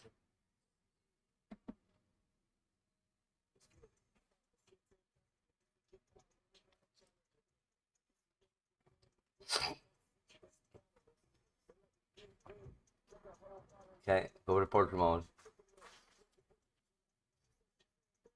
Okay.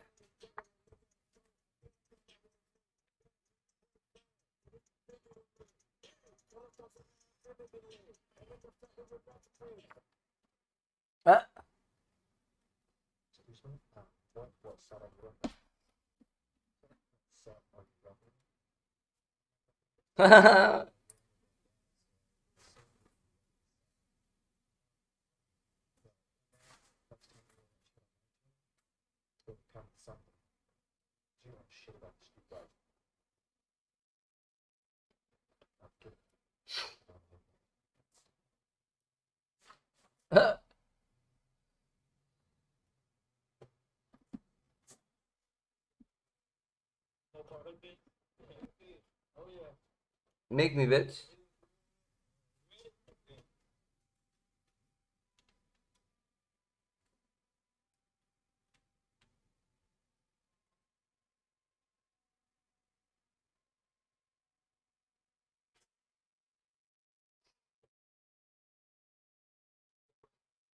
Bobby Hood just wants to see his car.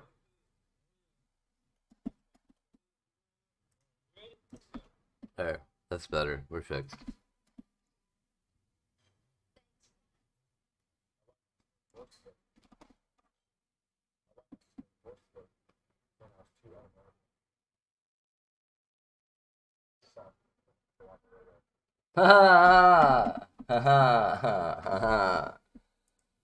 My wife asked for a divorce today. She said I was too un-American. I saw it coming from a kilometer away. Good stuff. I don't even know if that's a dad joke, honestly. That's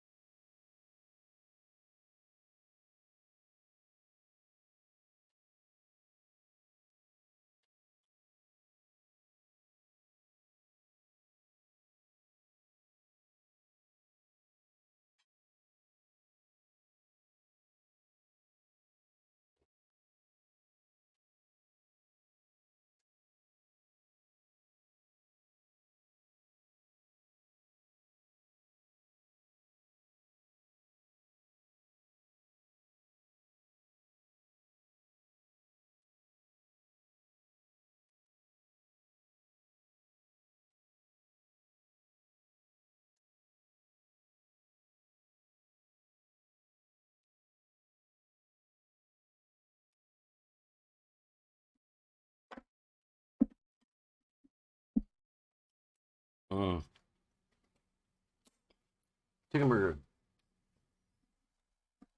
Delicious.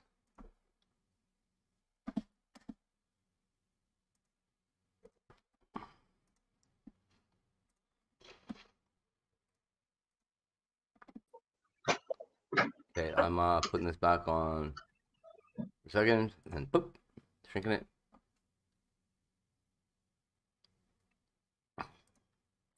What's this one? News. This is the news. Hi. That's Ski Mask Andy. And on me.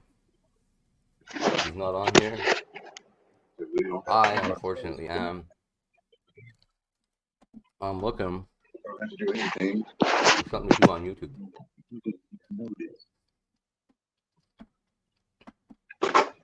Wendy's on lockdown. It's like G-Funk's in jack-off mode or something over there. Doing something.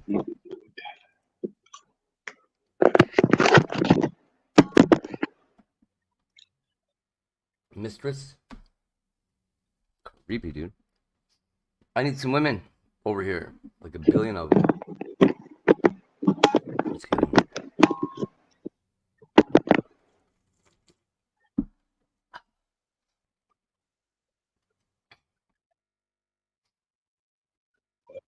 Birthday. Happy early birthday. Birthday week.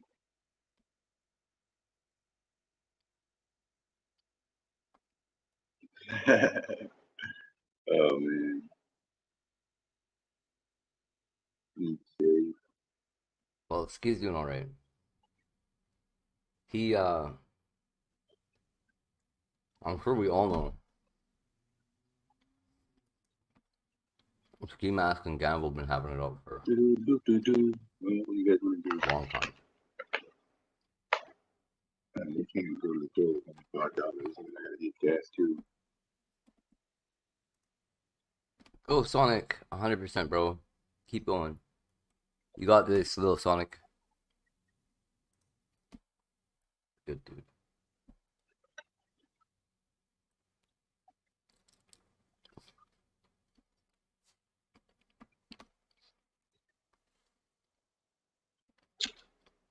Take the people around. See what's going Caesar really could go out with like the real Dido. I fucked up. I want to go in here in Cappy's VC. on. And all these. There's nobody in there. Good idea.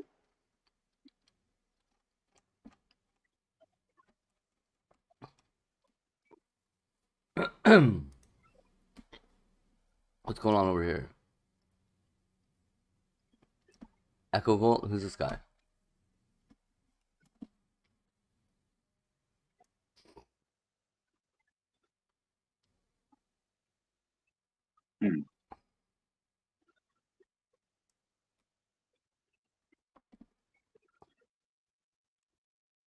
Some anonymous person just texted me a bunch of private screenshots of people from here. Huh. So he outed her for not going to nursing school? What did she actually go to school for? That was like a what? whole debacle.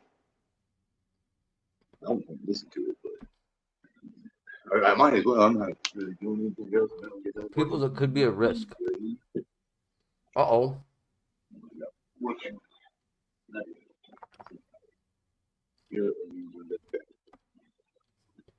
Mm-hmm. Yeah, nothing more.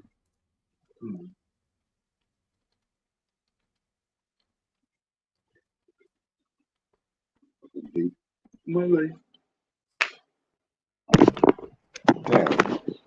Uh-oh. Oh, what's up, baby? Oh, never mind. I just read your comment. You've been here. What's Hold up? on, Pixel's protecting me. Nobody here to even talk to you about that. Voter, shut the fuck up. I don't want to talk about your fucking blue roof bullshit.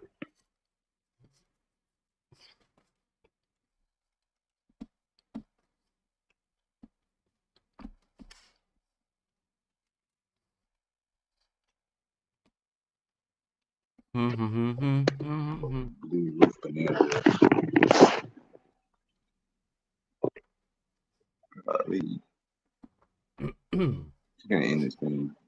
Yeah, you know what, Blitz? You don't even want to let me talk about the things I was curious about. You want to come in here and talk about science fiction. Discouraging, especially when I only get $4 in 2 hours and 16 minutes. And now I don't even get to talk about what I want anymore. Fucking whatever, dude. I'll come back when I fucking feel like it.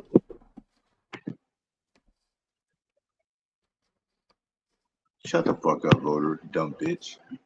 Fuck out of here. Retard. I don't really know what I'm interested in. Fuck up. Sorry, I'm just Fuck all this. This shit.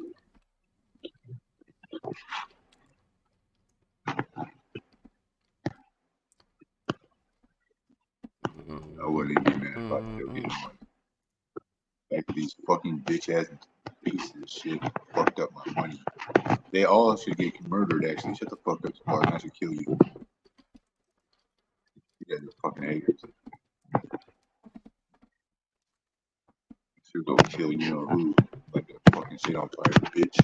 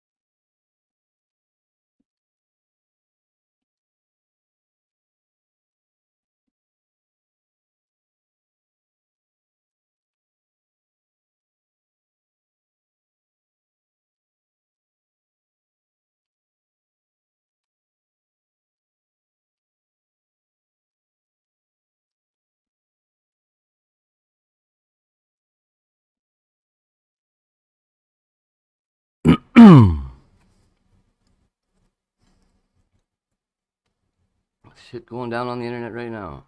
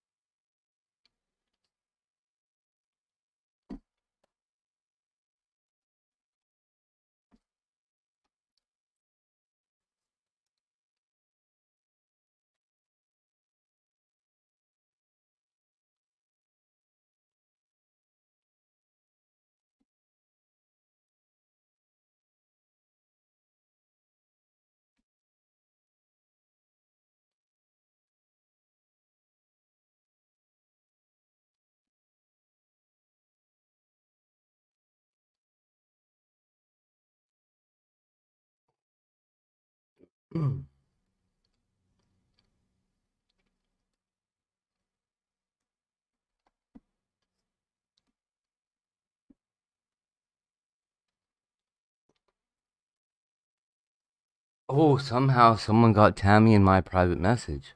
Oh, is Tammy kicked?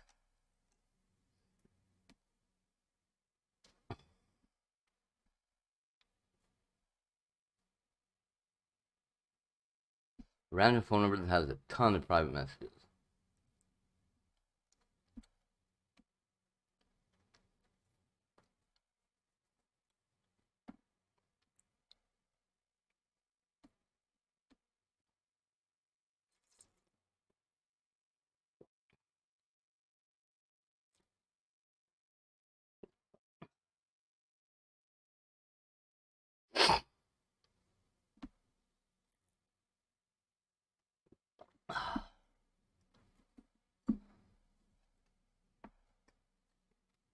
My man is another one you would probably want a trash can.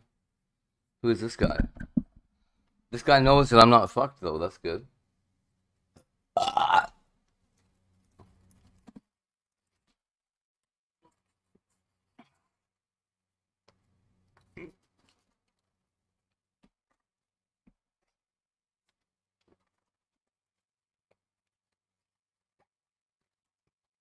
That's big words coming from a white name. That's right. Call him out for his noob.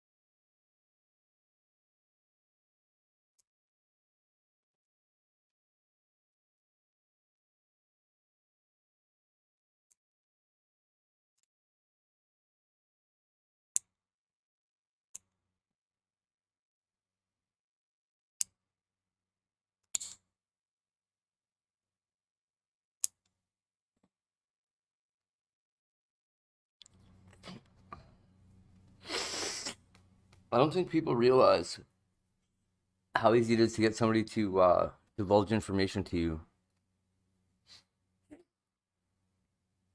when you pretend you already know it.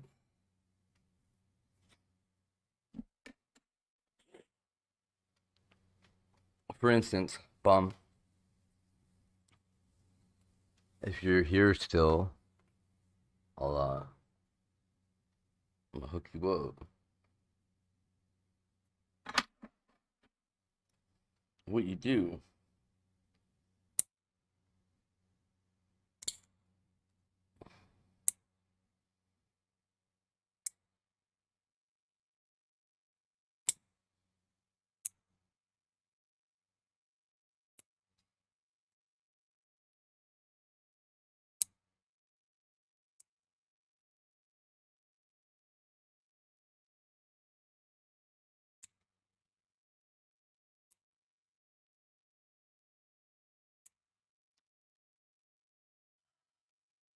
they were to install Discord on your phone and your computer on two different accounts, right? Take your computer, you go into a Discord, you sit there. When the owner of that Discord goes on whatever the hell, goes on a break, goes to bed, whatever, is not manning the guns. You bring your alt on from your phone using a similar name. You say, "Hey, Leaf, this is me. I'm but you don't do it to Leaf because Leaf obviously is gonna know. But you pick a weaker mod. I mean weaker, I just mean more innocent, a place that's not gonna be as hard to get through the defenses, right? Message City Pop or whoever. City Pop, hey buddy, this is Captain Content. My account got hacked and I had to log in through my phone instead, and or whatever, right? Log in off my laptop. I had to install, put a new fucking account on, and blah blah blah. We send. Can you? I don't know that this is you, or I don't know that you're not hacked. Whatever. I don't. I know. I don't know that somebody didn't steal your account. Can you send me the last 3 private messages that we had?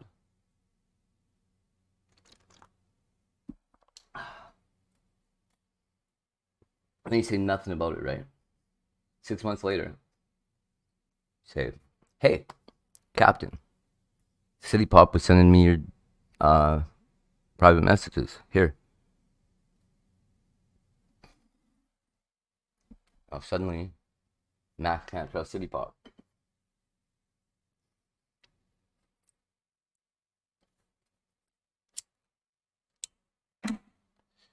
With screenshots and everything. Ow.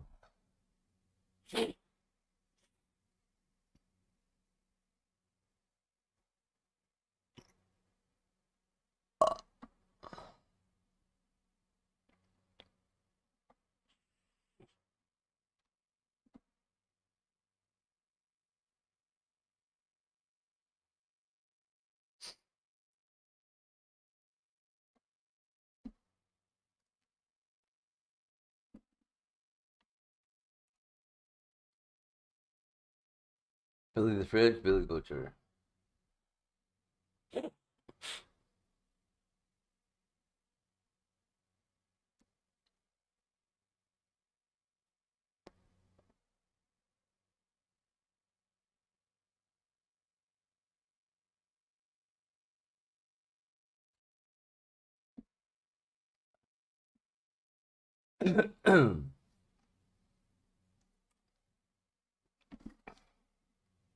So ridiculous, this guy.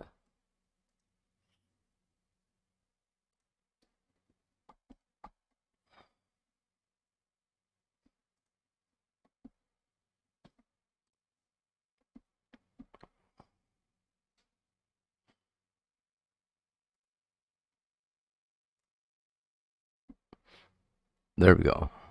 This is better. I like this a lot better. Yo.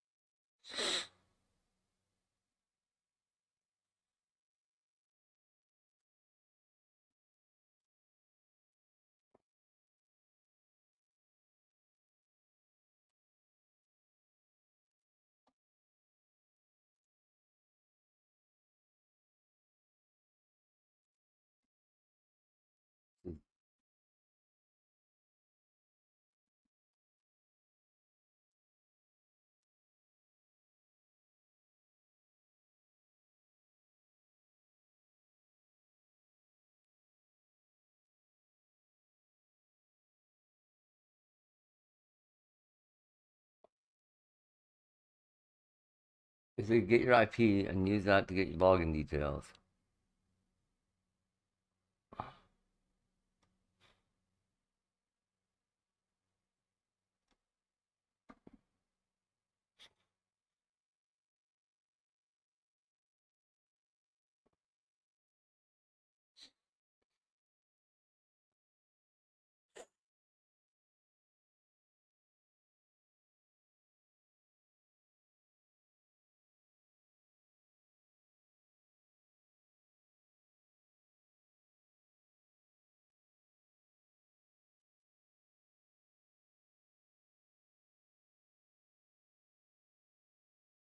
Okay.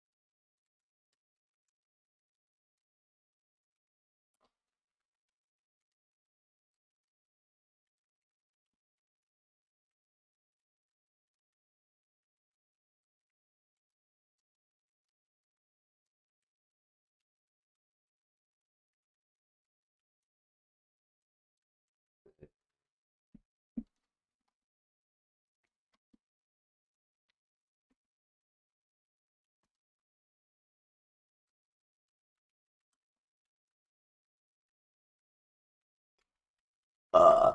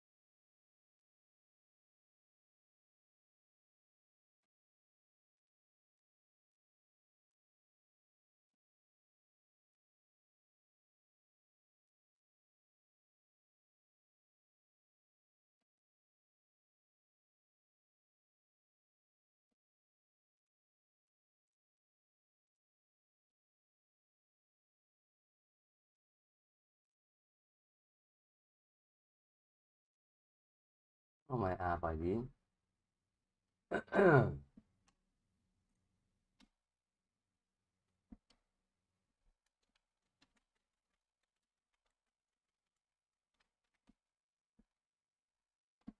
What number am I right now? I don't even have a number? When his hate goes here?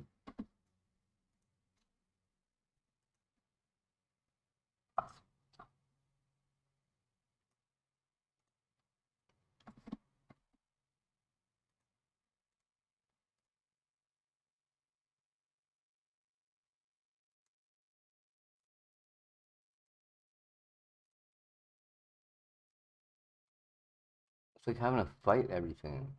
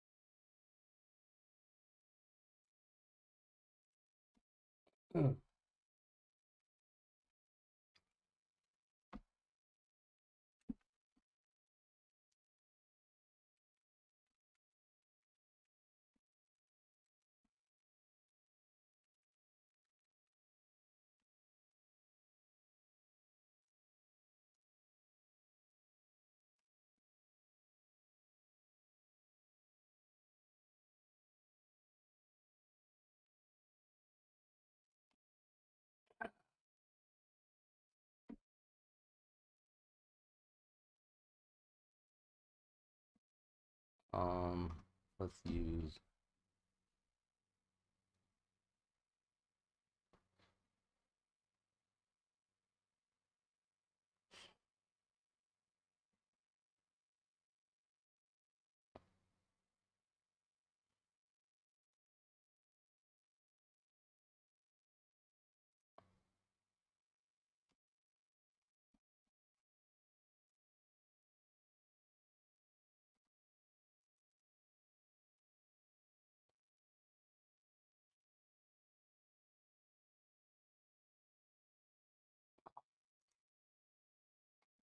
Okay.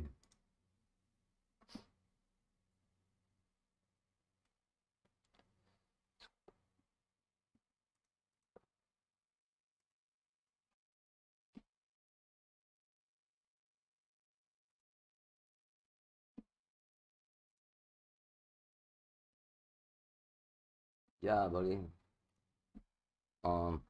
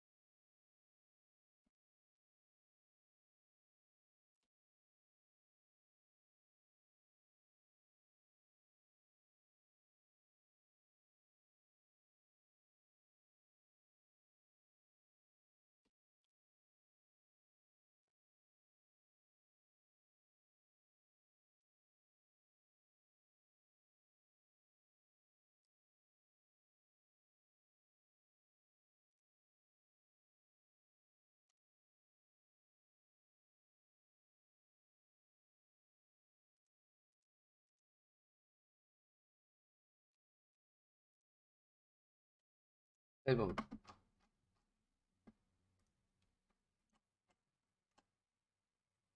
No tags. What do you mean?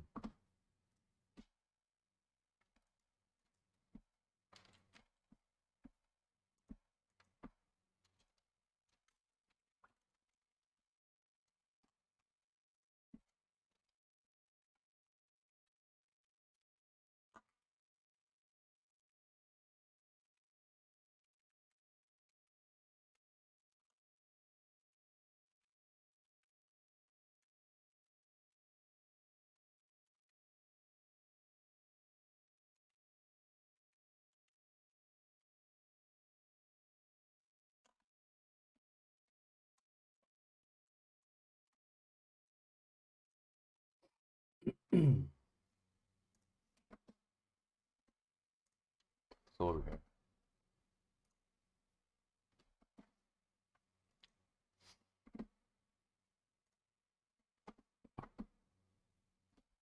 There we go. Oh, at least I'm in chat now. Let's see if bad core is on.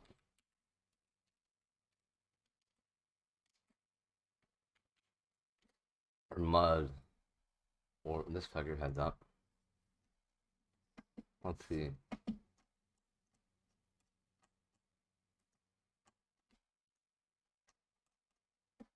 I didn't see his chat. What the fuck's going on here? Been live for 24 minutes. And nobody cares. Good stuff, buddy. Alright.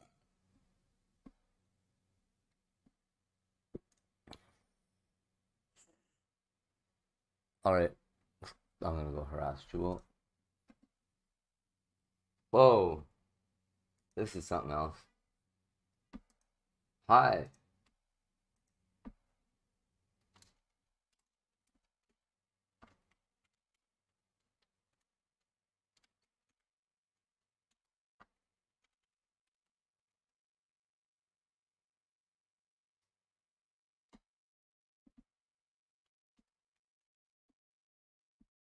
Remember?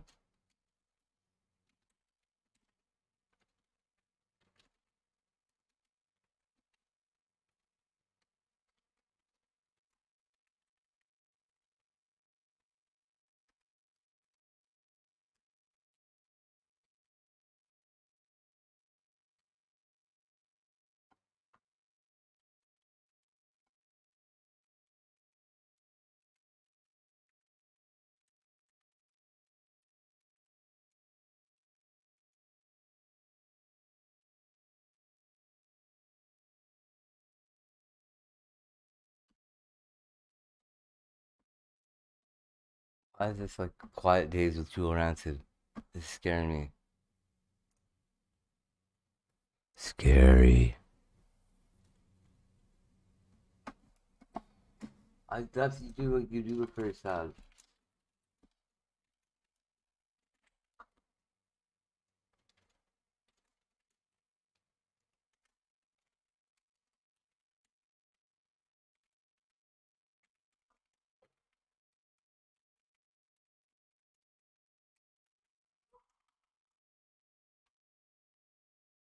Aw. Aw.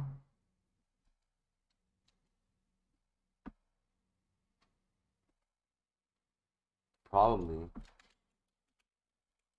We should kill him.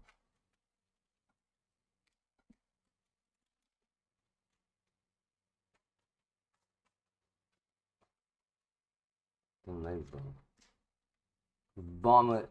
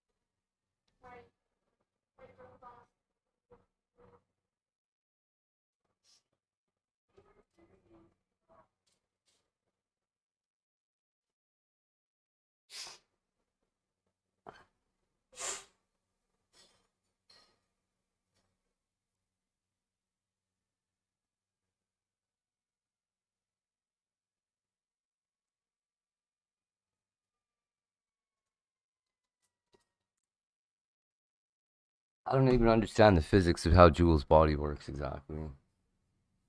Like the mechanics of it. Makes sense. She got weirdest little bum.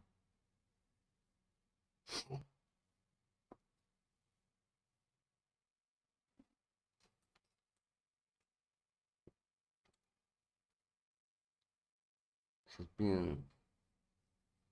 Holy fuck, she's looking chubbed. Chubberino. Oh, did you?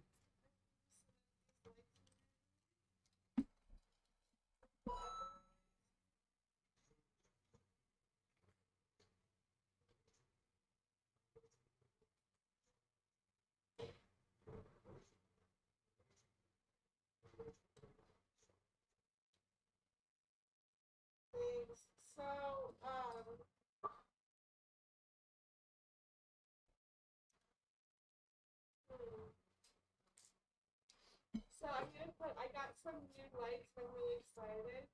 Like some of my favorite little rave outfits, and have like these lights in it. Ooh.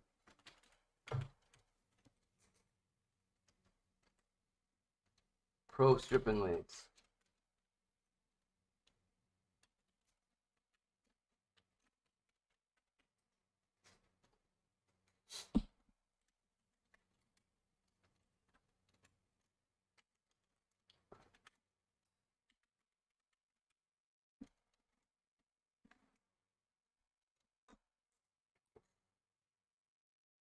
Sneaker Shop is a real man.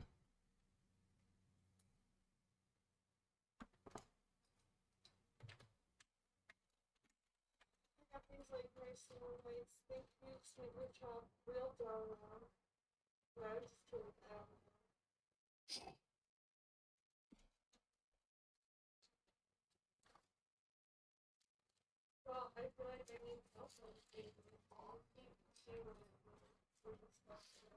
and I know today was my day off, and I wish I could go to like a 24-hour session. What the? This looks like it's not going there.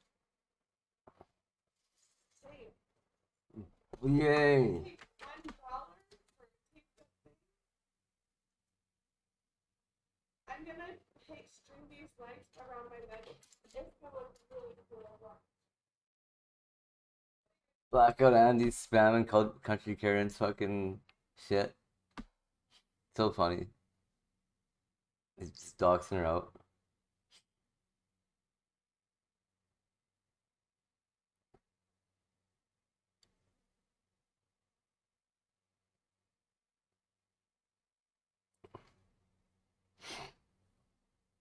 She's gonna swallow. She's gonna swallow these lights and come out with the lights in her throat.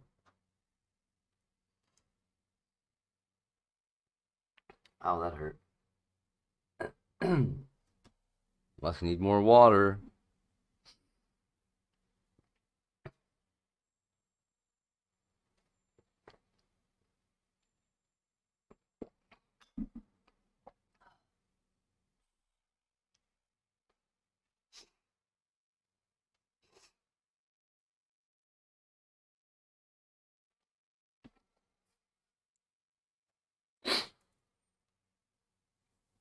It's gonna eat it.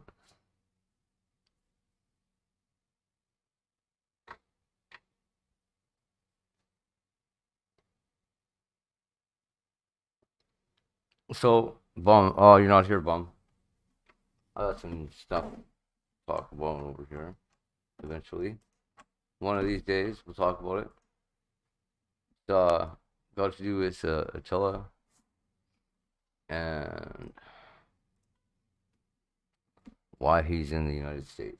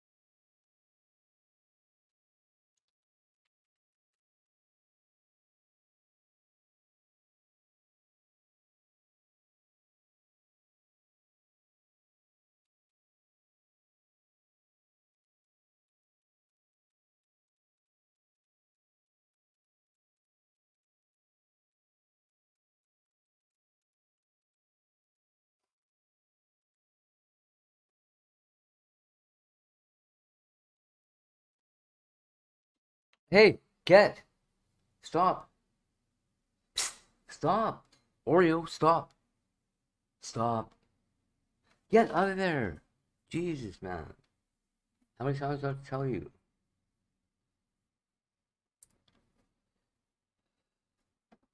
What are you talking about, bitch?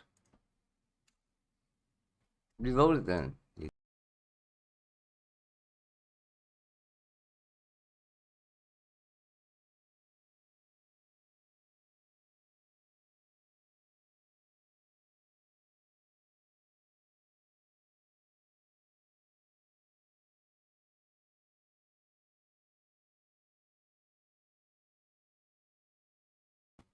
Fuck's sake, kitty. Please. It's not that hard to just stop doing that, right? What is the draw? What do you What's so sexy about smacking around near my USB cord that makes you need to do it right there?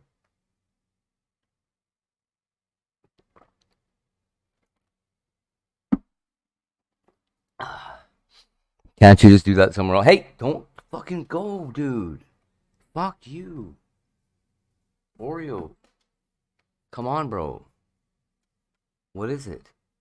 Well, what do you want?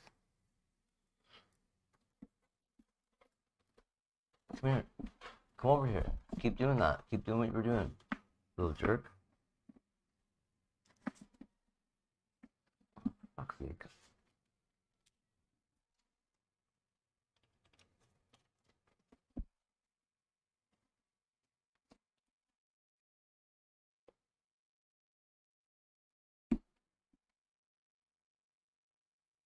Look at those rocks. Doesn't even make sense.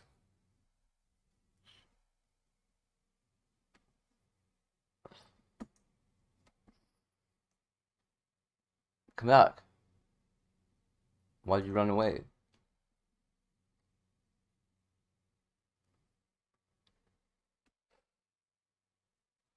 That's pretty scuffed.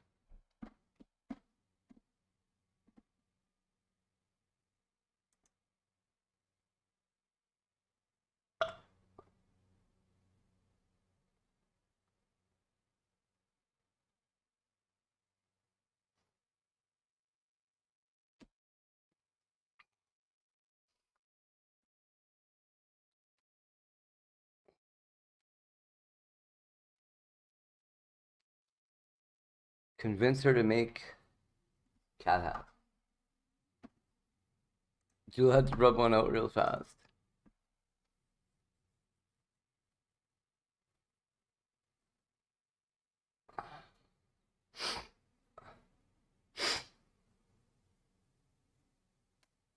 Kitty, where'd you go?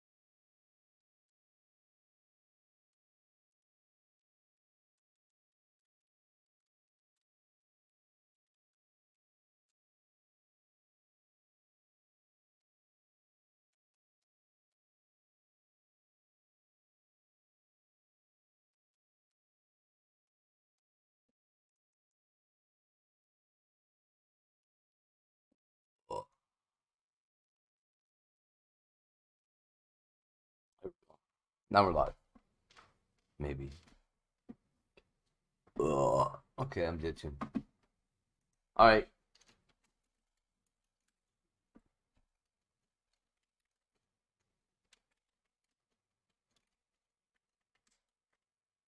You guys like to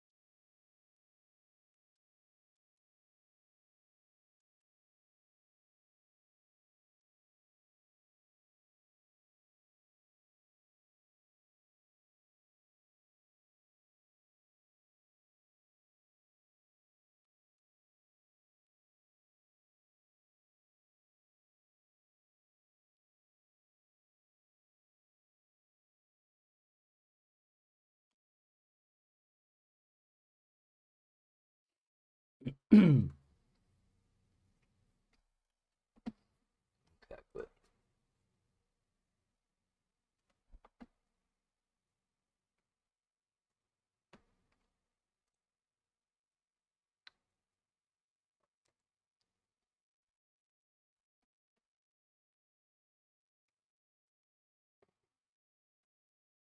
good times. Yay.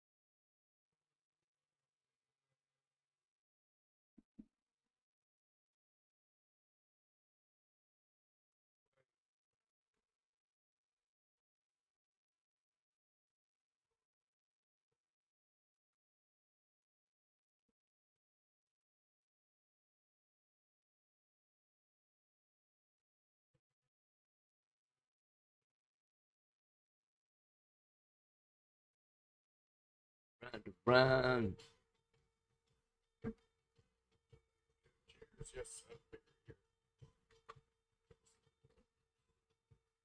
Yeah, see, good times, Nolas. Who's this? Sharon Bao? What does that mean? Who is that? Who's that? Wait, dude? Kind of smoking. Not a dude. Can't be a dude.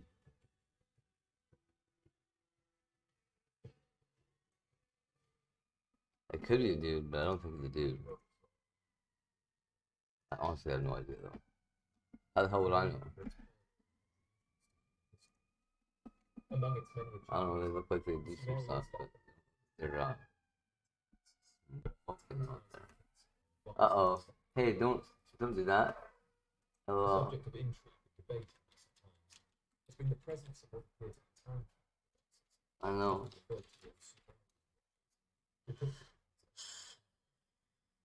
Intriguing carvings and depictions of captivating researchers. Oh. Among these carvings, some appear to portray what modern art would have written. These objects, nestled on the wrists of various figures, stand out as a monument to the content of ancient Mesopotamia. Yeah, buddy. The Sumerians were renowned for their advanced understanding of various scientific, mathematical, and astronomical concepts. They were early architects of the cuneiform Ski mask left. and even the concept of the 60s. We lost our ski mask. However, Now what do we the got? existence of wristwatch-like devices raises Oh, ski mask is back. potential knowledge of time And shit list. that would seem technologically incongruous. And shit list. In the carvings, individuals are depicted with cylindrical objects resembling modern wristwatches. Oh. These objects display circular shapes and are accompanied by peculiar appendages that suggest a possible chemicals or diamonds. The specificity of their placement and design has led to speculation that these depictions could indeed Pressing through the into grippy socks.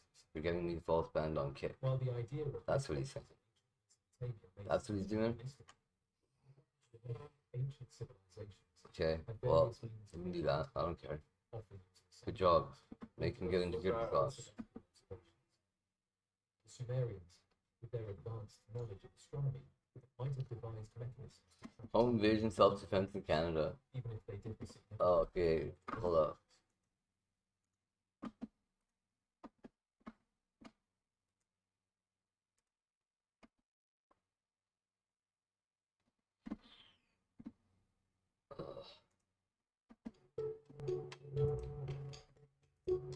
Ugh.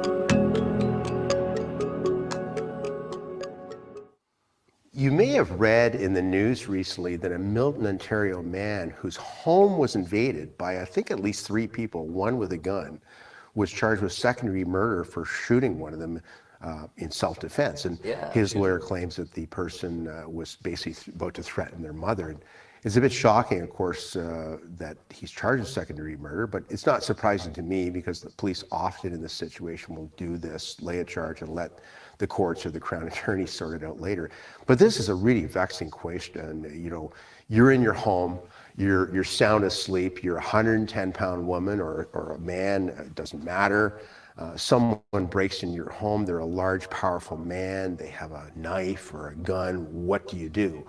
Well, the police will tell you, well, your adrenaline's going, you're scared, you see this person, what the heck do you do? The police, of course, will tell you, try and get out of the house if you can, and that's obviously the best thing to do. Don't confront the person, get out of the house, phone 911. You know, far better to get your television stolen than you know, get your life taken.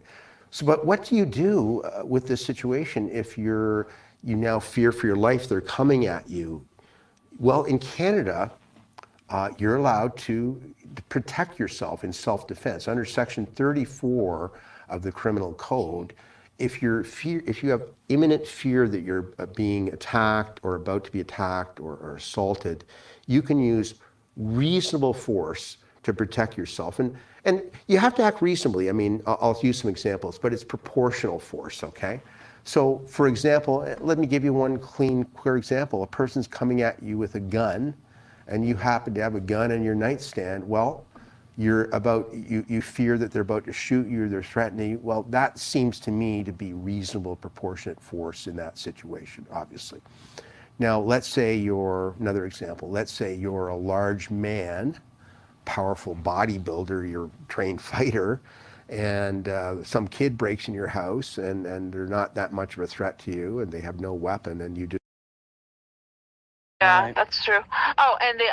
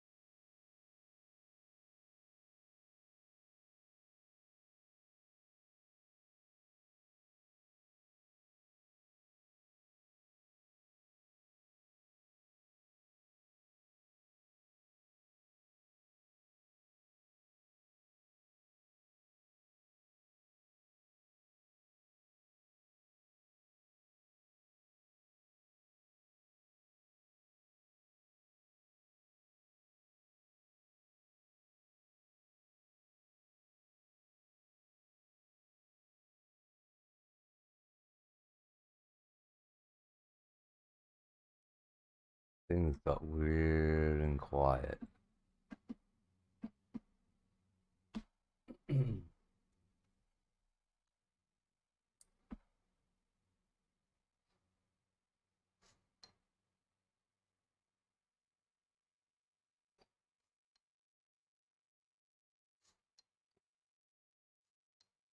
Yeah, Robin. Hey, Robin.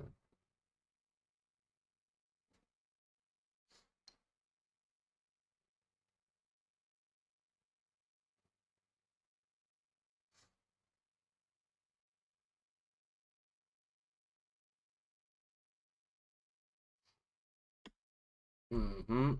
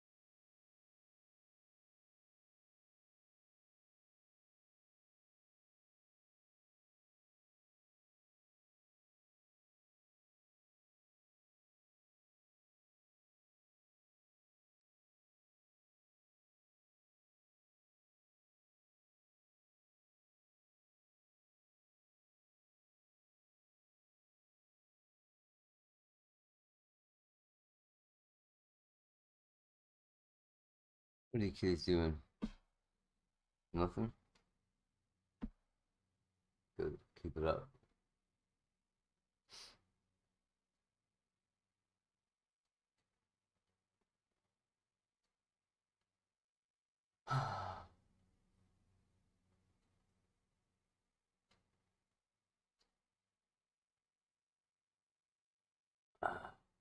Oh.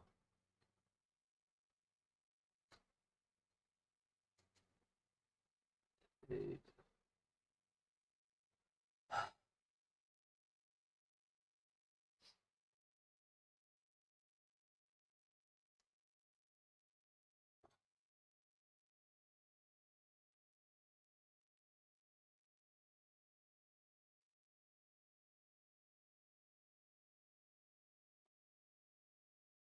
Go book.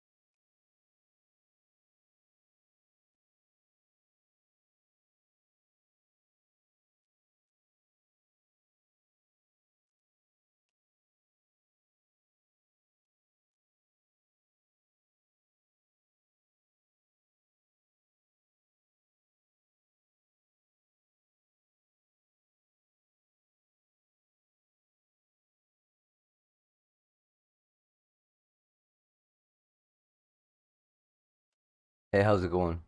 I'm just watching Elise's Discord rip itself apart over here.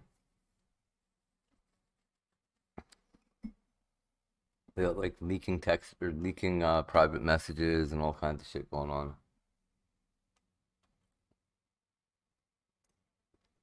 It's pretty stupid. There's like nothing on YouTube tonight. I don't know what the fuck's going on. I'm just gonna watch like Blackout Andy or some shit. I don't know.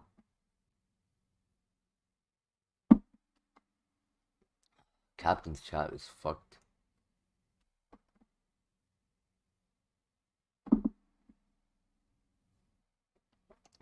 That was weird. I was just listed here, now I'm disappeared. Not watching Jewel. I was watching Jewel. That was, I don't know what happened to her. She got up with some lights and walked away.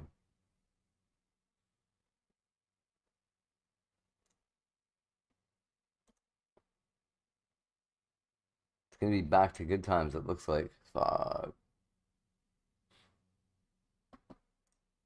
Trying to get good with brands and stuff like that, and guess what's sensitive? Have I had fake sneakers sent to me? Yeah. There's companies across the water that send me fake sneakers to review. Have people send me real sneakers? Yes. So I'm that, sir. Especially the whole DJ factor. You get to be real Nike SBs. Gifted. All right? Give me real Nike SBs. Yeah. Okay? So the thing is that you can try to take a shot if you want it, of course, but your little nerd ass would fucking suck hella dick to get free shit. What are you talking about?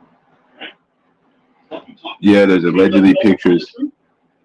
That Hispanic Jesus you got on the fucking wall. All right? To the weekend barbecue. That's what I'm curious to know. You think she is? Have you heard any talks? They all seem to be quiet. Up off my dick, nigga, and get on to the investigation that you never gonna do. All right? Oh, ass boy. I told you, bro. Your little friends is what's getting you in trouble. You don't have no issue with me. All right? Or you might have an issue with something I said, but I'm saying you're not gonna do nothing to me. Right? You're not. That's not who NJ Force is. NJ Force is not the person talking about he's gonna pull up the fighting guy. So that's not gonna happen. So I don't got nothing to worry about. I can stand on my square. Okay? Fuck you, fuck the whore, and fuck the honky, bro. You niggas ain't gonna do nothing. I was thrashy though. You're not. Okay? You're not. All right? Definitely selective outrage and definitely all things jail.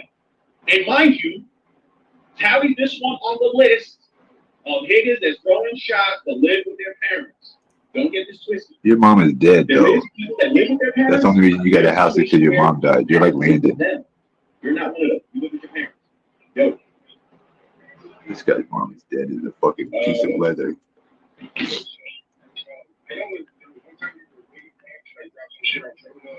Hold on, does everybody here please check on my thing? Keep your tops.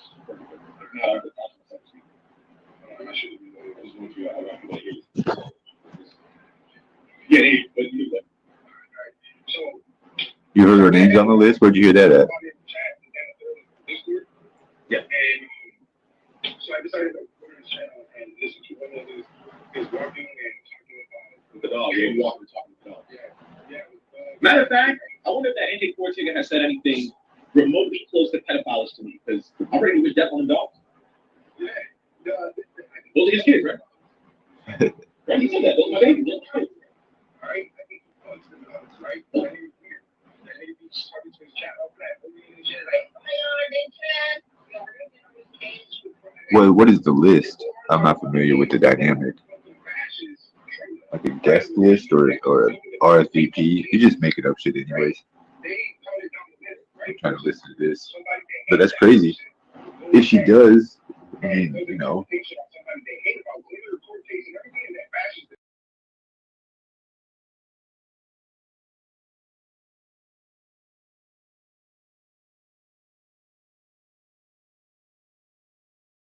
Channel.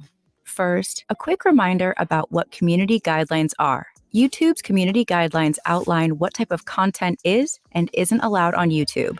There are a number of community guidelines, such as our impersonation policy, child safety policy, harassment policy, and many more. And these policies apply to all types of content on YouTube and help ensure our community stays protected. So now let's walk through what happens if you violate YouTube's community guidelines and some options you have when violations happen. We've designed a system with guardrails in place to ensure creators have sufficient opportunities to learn from mistakes and make more informed decisions about their content without fear of penalty. When you violate one of our community guidelines, you'll first receive a warning. Once you're notified about your warning, you can review it to find out what policy you violated and what next steps you can take. You'll have 3 options. Option 1, you can take a policy training, which will allow your warning to expire after 90 days if you don't violate that same policy again within that time frame. Option 2, you can appeal the warning if you think the violation was given incorrectly. Or option 3, you can do nothing and keep the lifetime warning on your channel. Note that there's also flexibility with these options. You can choose to take the training and still also decide to appeal. Or, if you appeal and it's rejected, you can still take the training at that point. In the cases where you choose not to appeal, or you don't successfully appeal, we strongly encourage creators to take the training because it comes with additional benefits. It not only allows you to potentially remove the current warning from your channel, but it also grants you an additional warning if you violate a different community guidelines policy, so you have more opportunities to learn and avoid account restrictions in the future. Let's walk through an example of what this looks like. Let's say you violate one of our community guidelines for the first time. You'll receive a warning, and you'll be presented with the 3 options. If you complete the training and don't receive any community guidelines violations for any policies within 90 days, your warning will expire and you'll be back to good standing. If you complete the training and you do receive a community guideline violation for a different policy within 90 days, you'll receive another warning and you'll have the chance to take a new training specifically for that policy.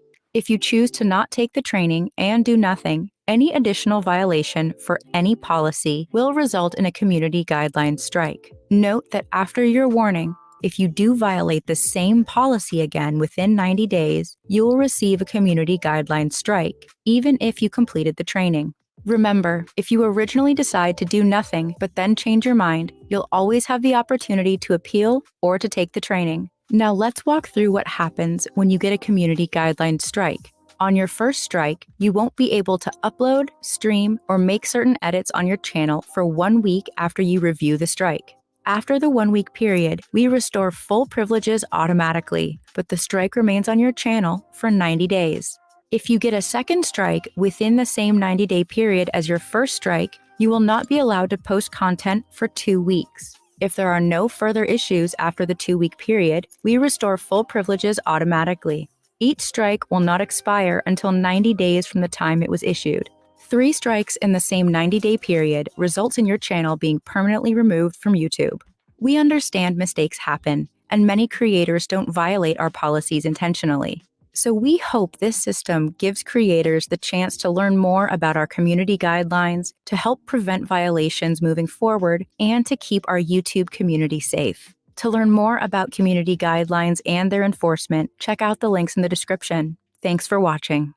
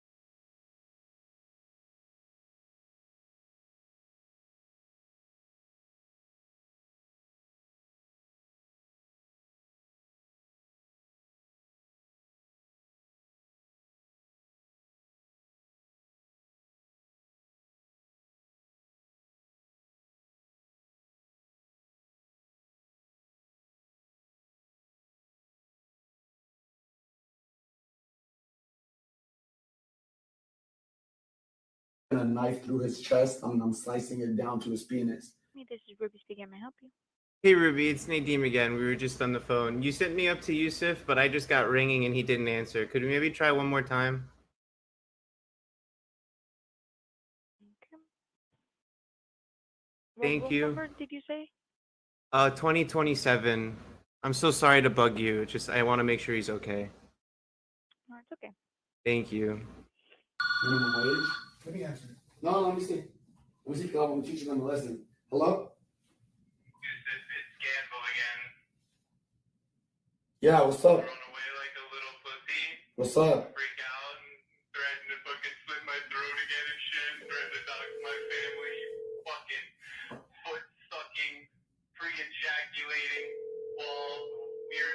I'm letting him incriminate himself. I'm letting him incriminate himself. Hey, do you like getting fucked in the ass? You like getting fucked in the ass? You like getting fucked in the ass? Hey, me right now, come to my hotel. What hotel are we at? You got your gun? Hey, what hotel are we at? Say it out loud. But I'm not gonna say it. Yo, Nadeem doesn't like you. Why is he giving me all your information?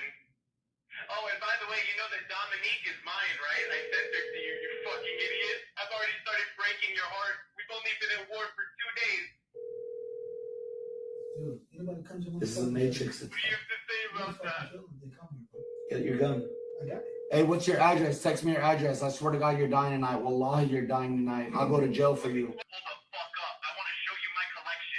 Yo, I just got a text. Yo, how the fuck is your management even let this happen to you? Yo, say it one more time. Say it one more time. Say it one more time. We're coming. Say it one more time. Dude, it matters into my own hands. What my handler, Nadeem, nobody can do. Look how calm I am. Hi, my life is in danger right now. I have a guy threatening my life. He knows my address. He called my hotel room. What's the address where you're located? My life is in danger. You want to be connected to the correct police department? I also don't want to die. You don't know the address? No. Get out of my room. Get out of my room. Get out of my room. Give me the address and get out of my room. I don't feel safe around you. I don't feel safe around you. I'm not going anywhere. That whole time you couldn't Google the address. It's right here. Calm down, bro. Ma'am, my life is in danger. I'm in the Intercontinental. I'm a public figure. I'm the most viral man on the internet right now. I got invited to go to Andrew Tate's team. I'm like that guy right now. I'm a live streamer. My life is on stream 24/7. I travel around the country and promote sobriety to everyone. I just signed a $77 million deal to do live streaming. Who just called my hotel room, said he's in Miami, said I'm gonna die tonight. Swear to God, you're dying tonight. Wallahi, you're dying tonight. I'll go to jail for you. He threatened me. Threatened to fucking slit my throat again and shit. Threatened to dox my family. Fucking foot-sucking, pre-ejaculating, bald, weirdo, fucking diesel, fucking loser. I'm letting him incriminate himself. He gave me his address. He told me to pull up. This is a matrix. What do you have to say about that? Get your gun.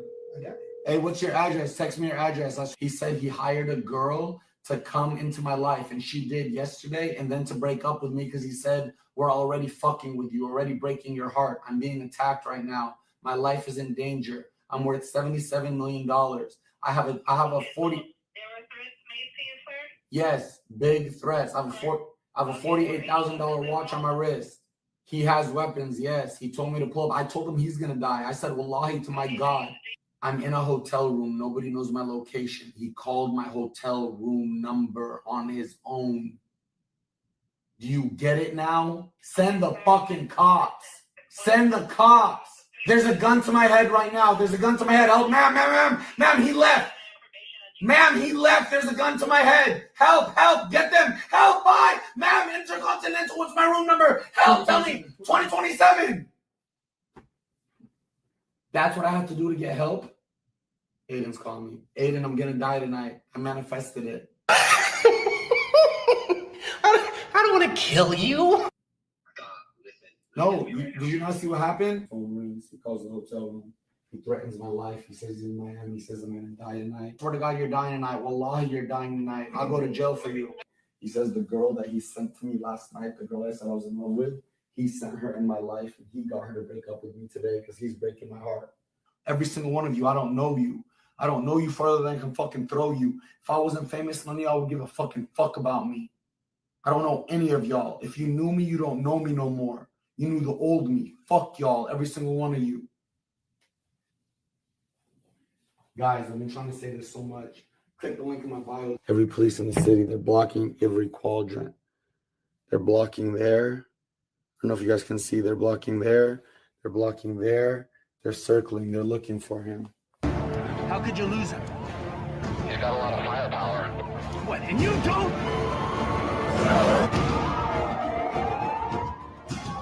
Head back downtown. Then he's as dumb as he dresses. Close it off, gentlemen.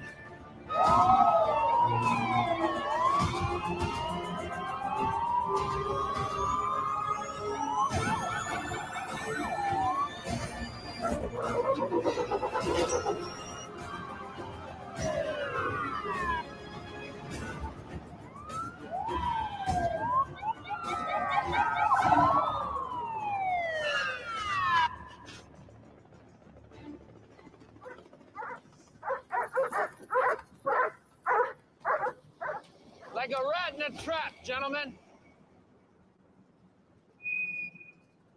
You might have the wrong animal there, sir. He's calling me right now, actually. That was him. That was him right there. No, that wasn't. I have his number. What, didn't I? I called him when? He called me. My life is like a movie. This guy needs to be arrested tonight. Tonight. I know his address. He gave me his address. He's somebody. You know what he said? He said that girl, I went on a date yesterday with a girl. I fell in love with her, whatever. Today she broke up with me. He goes, you know that girl? You got a picture of him? No. Yeah. I do. He was on live stream. His name is Ganton. I'll show you right now. There you go, brother. Thank you, brother. He literally goes, that girl that I sent to you last night, I sent her to break your heart. I'm powerful. I'm doing good, y'all. I'm doing fucking good. I swear to God. Everybody that's around me loves my energy. Everybody. I'm fucking powerful. You guys, and I did, you know. Why isn't there cars out looking for him right now? I have his address. What's his address? Yo, where's the security? You guys are just standing there doing nothing with your hands out. This is Miami-Dade police.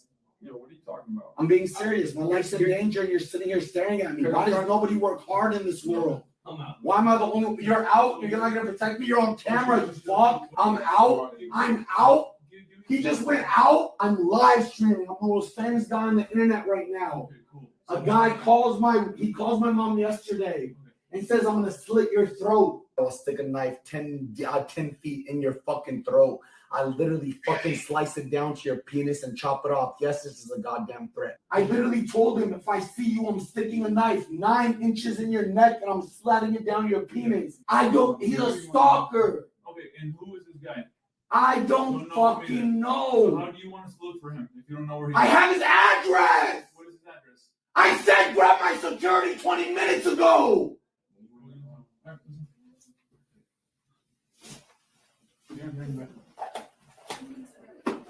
You guys are dumb as fuck, man. You guys are literally dumb as fuck. Oh, y'all. Hey, record this. Security, come in here now. Yo, for my protection, come in here. He can't come in? Y'all are fucked. I'm suing all y'all.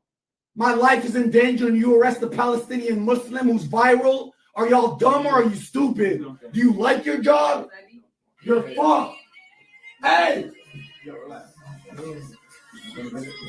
Hey, free Fousey! Hashtag free Fousey!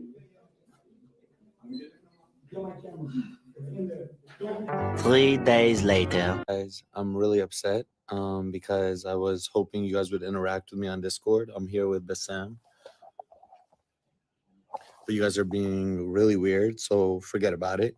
Just want to say hi. I miss y'all. I'm currently under, what's it called? This thing the cops put me under. I forgot the name of the act. When you can't leave a mental hospital until you get clearance. It's not a nice act. It's not a nice act. Can't leave the hospital until I get clearance from the police. So I've been here for 4 days now. They drug me up every day. Anytime I say something wrong, wallahi, they put a needle this big into my arm. But I love y'all. I made the 0.4-second shot. I got fouled out. That's all it is. I'll be back. Y'all know that. Season 2 on the way. We champions now. Let's get it. G7, baby. All right, Mercury, you're rehired. But damn, you almost got fired, dog. Come on, dog. What the fuck? I'm in a mental hospital right now working. And you're telling me you're at home eating cheese puffs and Doritos and fucking Mountain Dew and you're messing up like that? That's crazy. Hey, I gotta shut up before they give me another shot. Wallahi, I got 6 shots since I've been here. 2 in my right shoulder, 2 in my left shoulder, 2 in my thighs. I swear to God, on my mom and... By the way, yes, I know I look like shit. When I get out of here, though, eyebrows done, beard line up. I'm getting a pink diamond tooth right here for free. I'm shaving my head. It's going to be so icy. But, hey, this is going to make y'all hate Mercury more. I told him if he posts the video I sent him with the caption to Twitter, Instagram, and TikTok in the next 20 minutes, so you'll have to vouch, he gets $1,000. We giving out money out here now. I gave the hospital people money. I'm just giving out money to give money out now. I love y'all. Let's get it. Dudes here at the 5. Mystic has a 12-inch dick.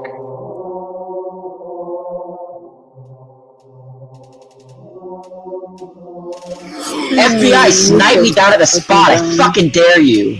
All of these who threaten to SWAT won't even pick up a phone. Botnets of boss trying to dox up the spot. Yo, weirdo, leave me alone. I can't fly, don't know why. Must be terror in the lies. I'm a terror in your eyes. I am next, step aside. Bitch, it's Lil SWAT. I fuck up your neighborhood with just a payphone. I do not get caught, cause a bunch of ass kids do as I say, so I haven't bought any of these rubies. I fucking steal them, cause I'm not a fucking peasant. I am a god, that's how I eat them. Shout out to the FBI. Yo, what up? I have bipolar and depression. That what you put into my head made me want to kill myself. So long, man. Have a good rest. Fuck you! Taking maybe one step more. I'll let it off to my lips.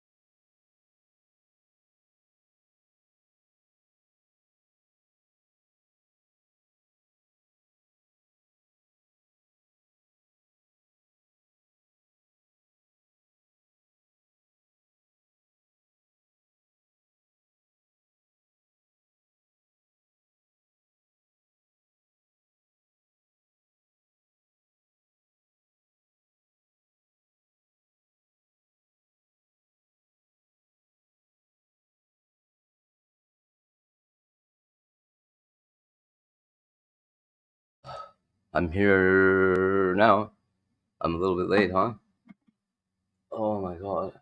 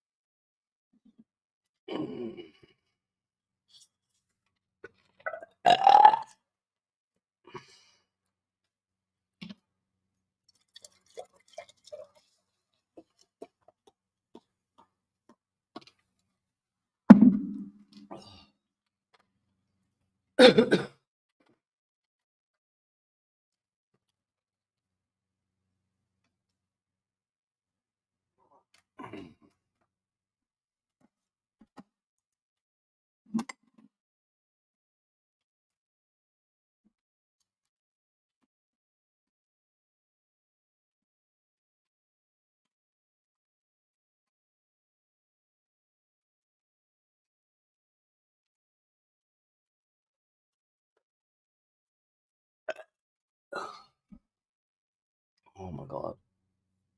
Ow. You guys. Fucking ow. How long has this been up? What is this? Where am I at? I don't even see the time anywhere. So fucked up.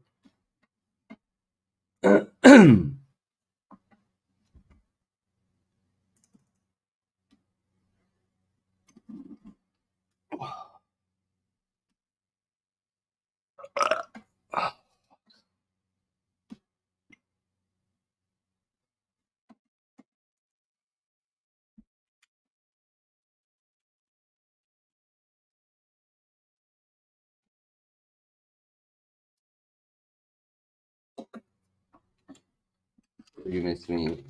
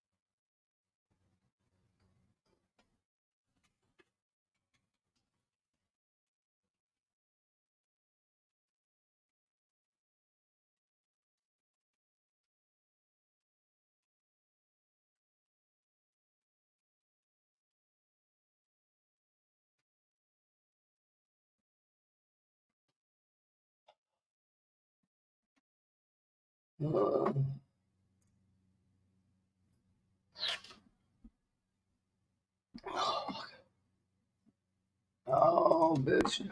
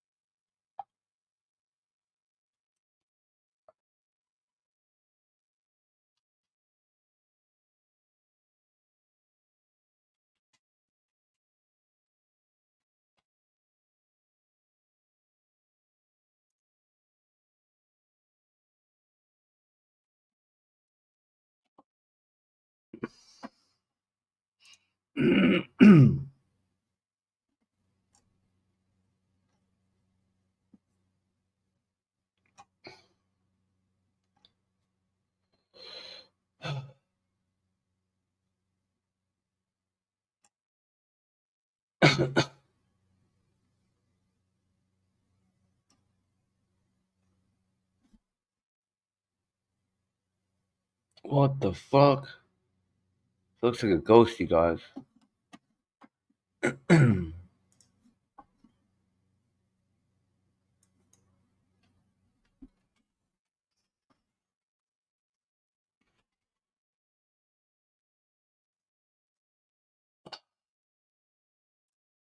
do do do do do do do do.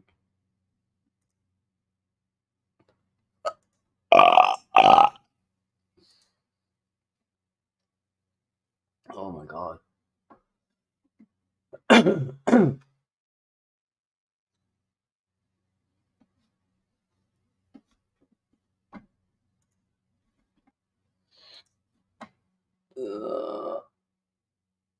What the fuck's going on here? Grippy socks. Weird ass bitch.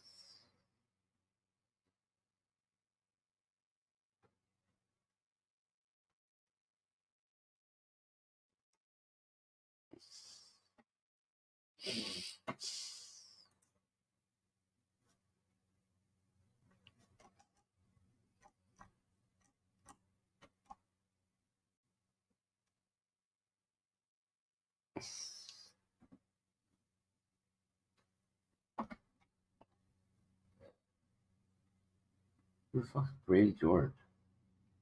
Yo. Who the fuck is Brady George, yo?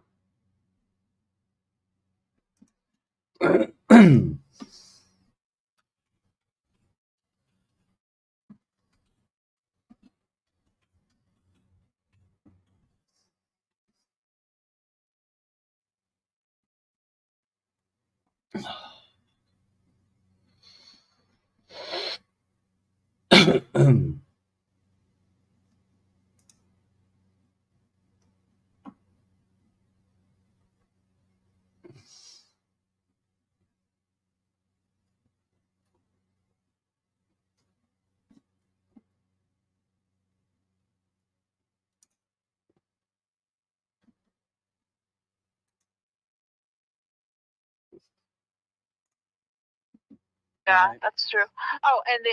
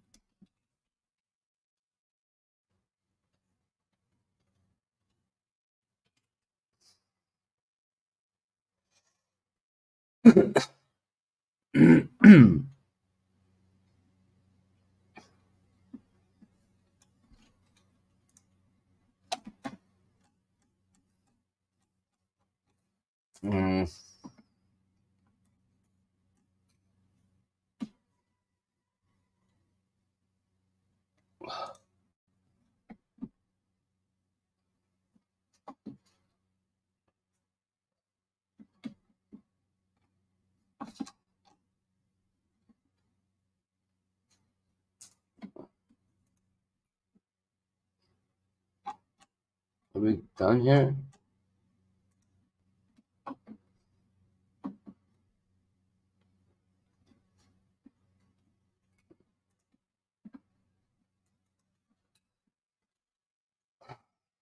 No.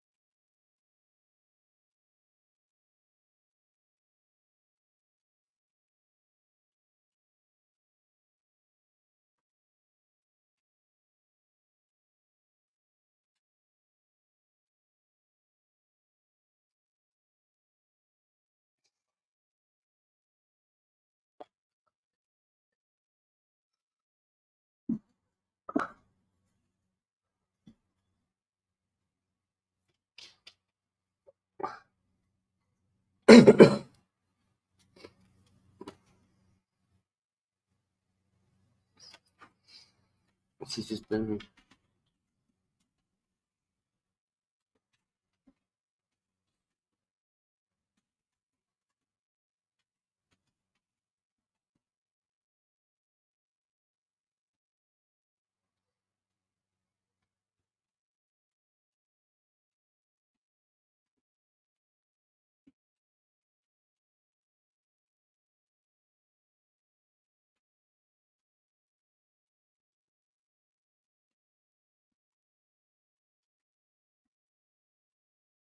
But like, otherwise. Mm.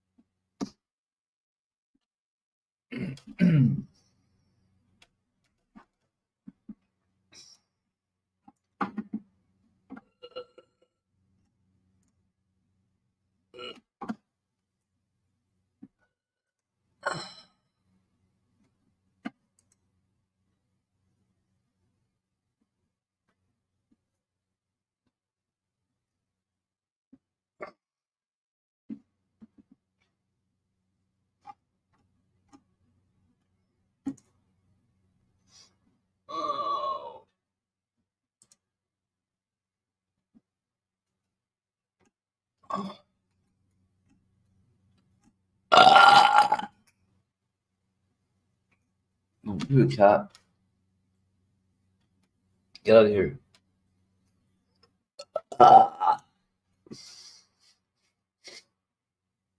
Ouch. Dude. Oh.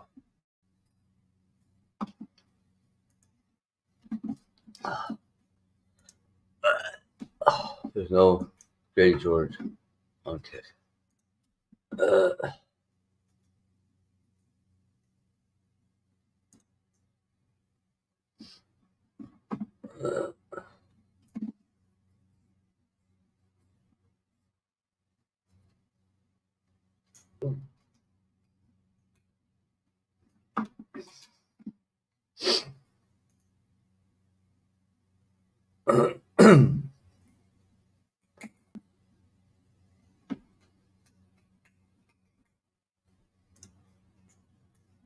Who's coming out in the crypto space? We're here to talk to you about it. This is Keeper and Crusader on Debate Crypto. Question everything, trust nothing. All right, so Crusader, we got some big news from Twitter. Let's take a peek at what they got going on over there and why it's important. So Twitter, it's a go. They get their license to enable crypto payments. What a beautiful picture of Elon Musk. I'll tell you what, just what a good-looking guy. I'll bet he is excited.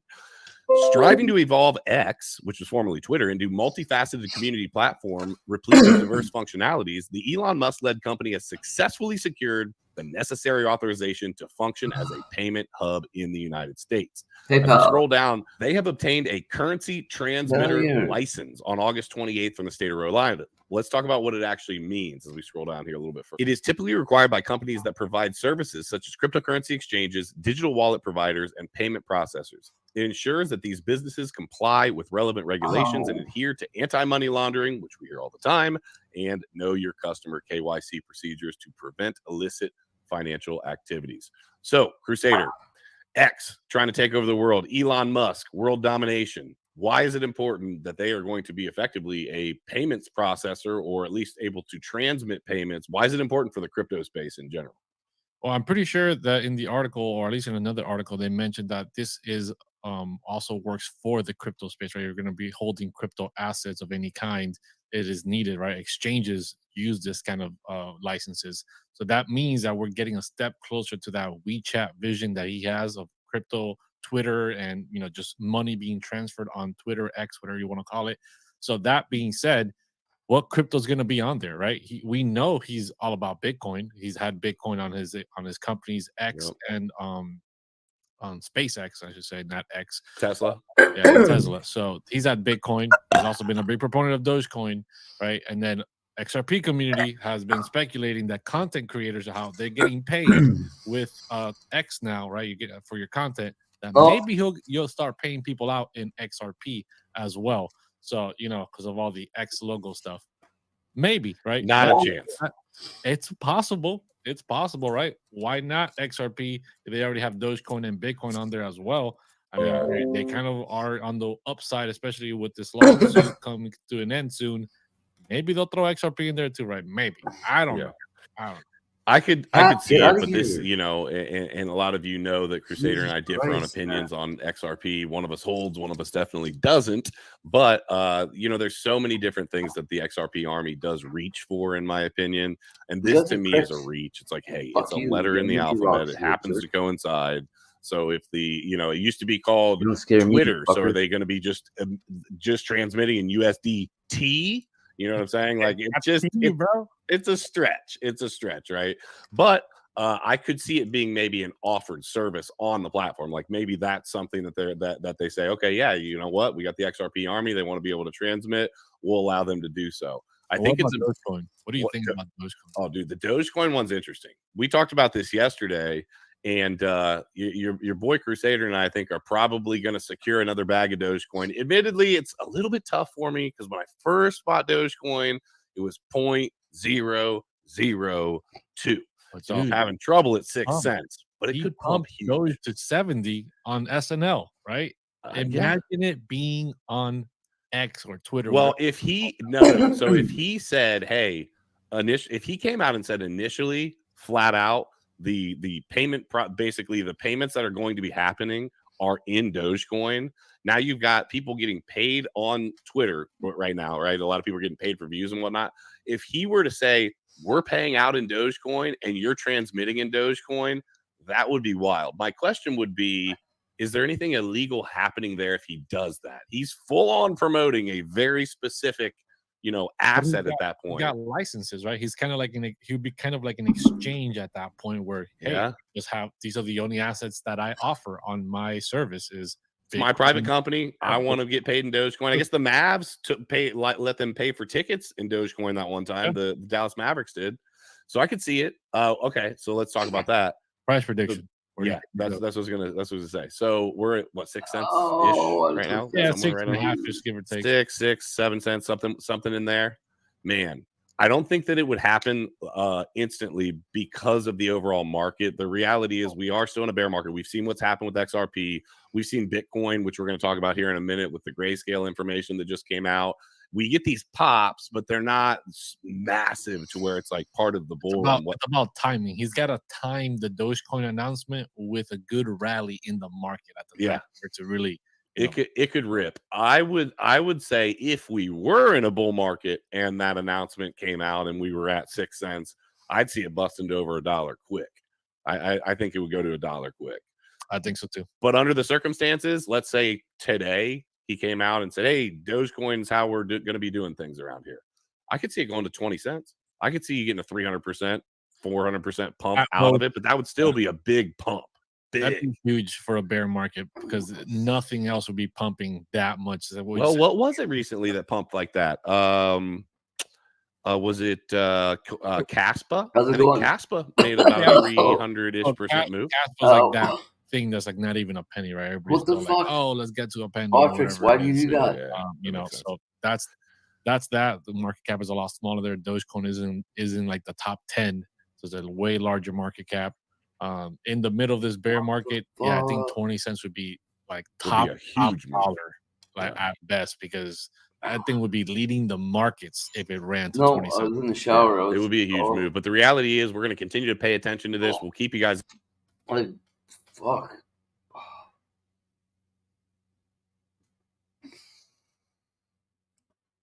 Oh.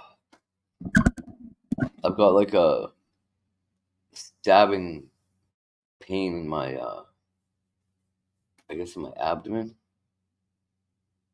It hurts like hell. Oh. But I was in the shower. I was going to do some tattoos, but this pain is fucking wearing me out here.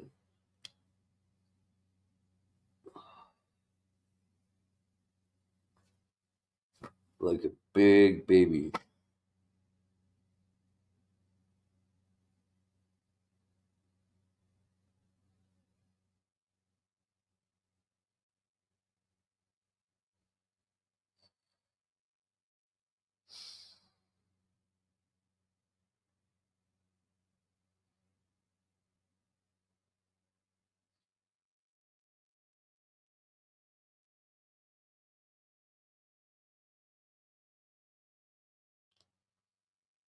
I wish. I could sure use an app though. God damn.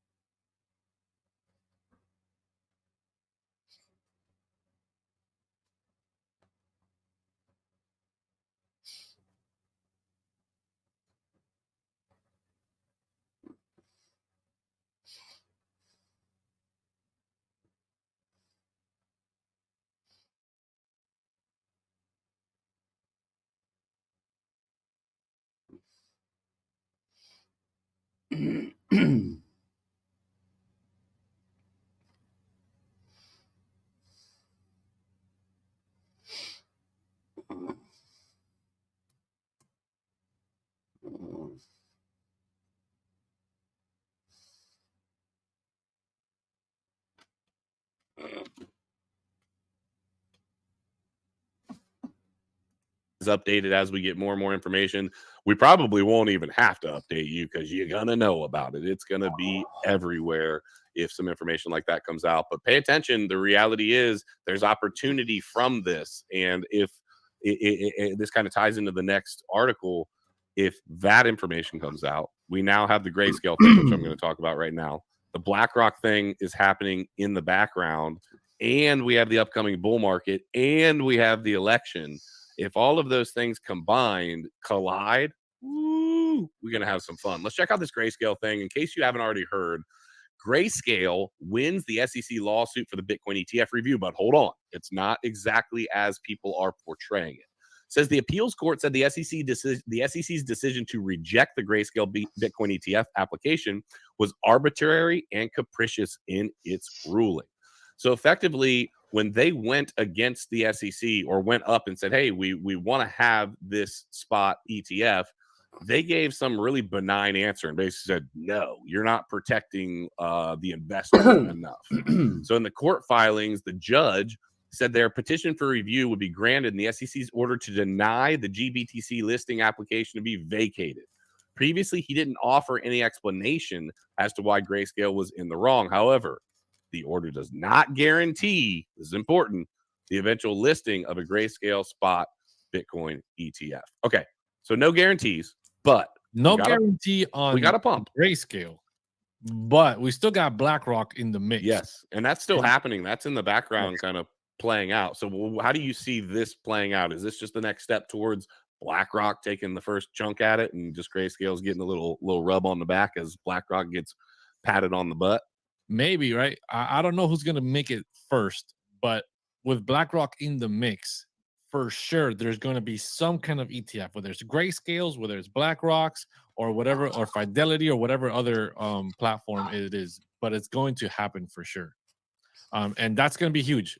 When it's going to happen, it's all about timing, just like the Dogecoin news, right? It's about timing in the market. What the fuck's We had a an good ETF? pump yesterday. We went up like maybe $1,000 or something, like 7%. about 7% in Bitcoin. And that's going to be a massive pump when the actual Grayscale or BlackRock ETF actually launches. But it's all about timing. Yeah. Timing. The reality is it is still the crypto markets. We still do have a lot happening macroeconomically across the world. We keep telling you guys this, but the facts are just the facts that the world's in a bad spot. Bitcoin and the crypto markets are not just going to magically take off on their own. These fund managers, this massive money that we're looking to come in, people are still fearful of what's happening worldwide right now. So it's a good step in the right direction, but it is not the step. This is not the bull market. You heard it here first. Unless it's not the bull market. Unless rumor is, right, there was a rumor about maybe BlackRock launching by the end of next month in September, right? Ooh. That I think is a bit of a stretch. There's a lot of quick moving parts to make that happen. But unless it was already set up and ready and they kind of knew it was going to get approved, BlackRock. Right? Yeah. It's BlackRock. Yeah.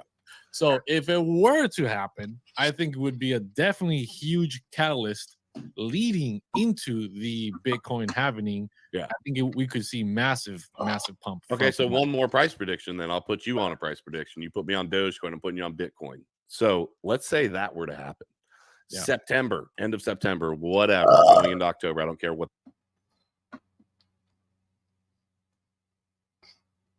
Oh.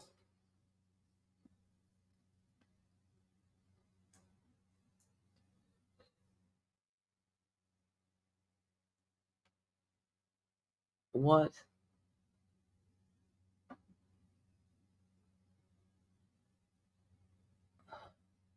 Something about a microwave.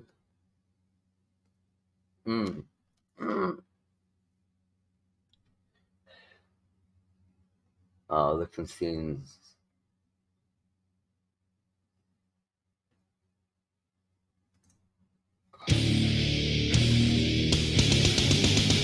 Yeah, right. Let's start this thing off by sort of giving you a soft introduction. You're a theoretical physicist. Yeah. Been doing this your whole life. Yes. You were contacted by the CIA in the 70s, is that right? To work on some stuff with consciousness and flying saucers. And flying saucers in the 70s. Yeah. And actually even a little bit before that, but that's a complex story. Right. And then your early childhood. Can you explain what was going on in your early childhood when you got that phone call that one night from who called well, I you? should go back before that. Okay. Because when I was about 7 or 8, I guess, my parents in Brooklyn got divorced, and I went to live with my maternal grandparents in the Bronx.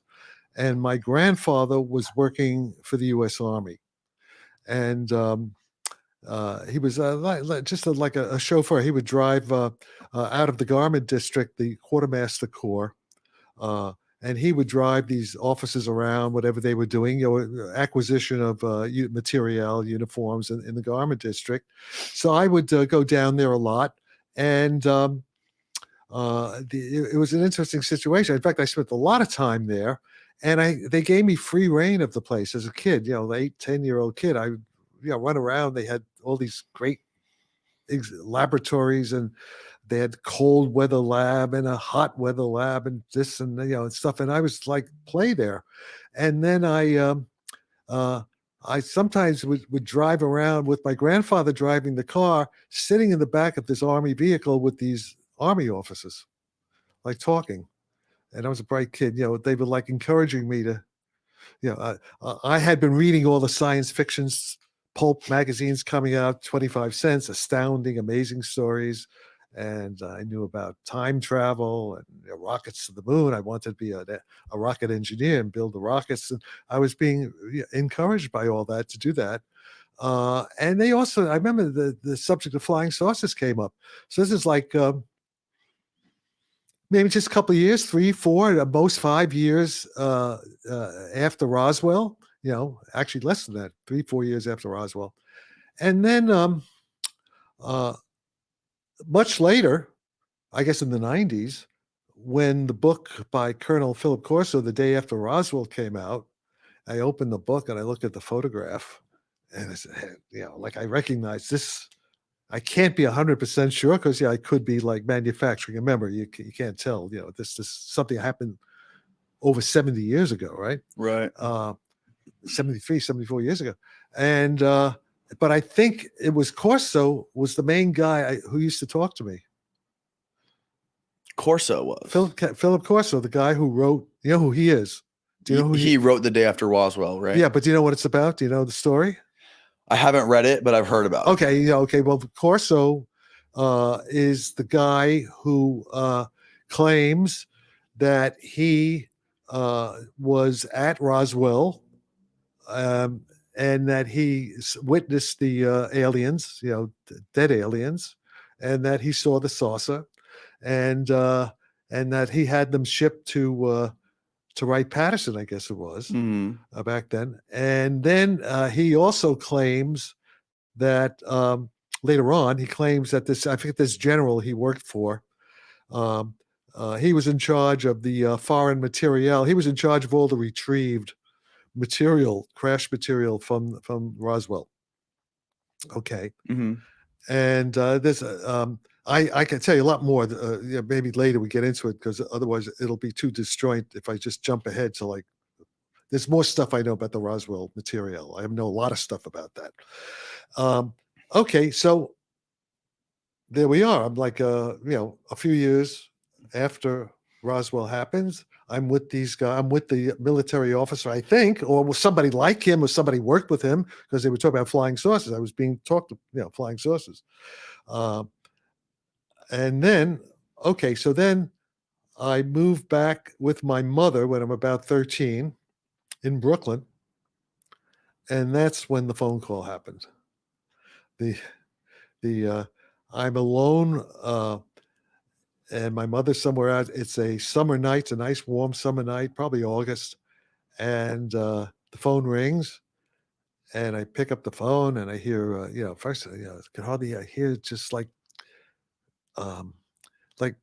coordinates, like numbers, like 7, 6, but in a strange voice, but very low. And then, and I'm trying to listen. I don't quite, can't get it. And then the volume increases, and I hear also clunking, like switching circuits. Oh, I also I was reading a book at the time on the early computers, mechanical relay computers called Switching Circuits, Bell Laboratories. So I'm hearing like the clunking. So it's like a computer. Okay, what I thought, what people thought of computers. Well, 1953, hardly anybody even knew what a computer was, but I did. And so and then gets louder, and then Stephen Hawking. You know who Stephen Hawking? Oh, yeah. Is? Okay, well, you know what he sounded like because he couldn't talk. The metallic voice. It's the Stephen Hawking voice in 1953. Okay, I'm hearing this right, and it says and identifies itself as a computer on board a flying saucer from the future. Back from the future. Okay. Verbatim. Well, I'm sort of paraphrasing, but I mean, not, I'm paraphrasing. This said it was on a flying saucer, though. Yeah, it says. Well, I think it said it was on board a spacecraft from the future. Okay. It may not have said flying, but I was into flying saucers already by then. So it was, space. It's a time machine, time travel. Right away, I'm told it's time travel. And they said they are contacting several hundred. I think they said even 400. I think I heard that 400 young receptive minds that they want to teach their technology to. Bear in mind what's happening now, with the congressional, all this stuff, right? They want to teach their technology. And at first I thought, because I was a pretty streetwise kid, And I thought it was, it was a joke. I thought it was a joke because I'm not, I'm not out of touch with reality. I mean, How old are you?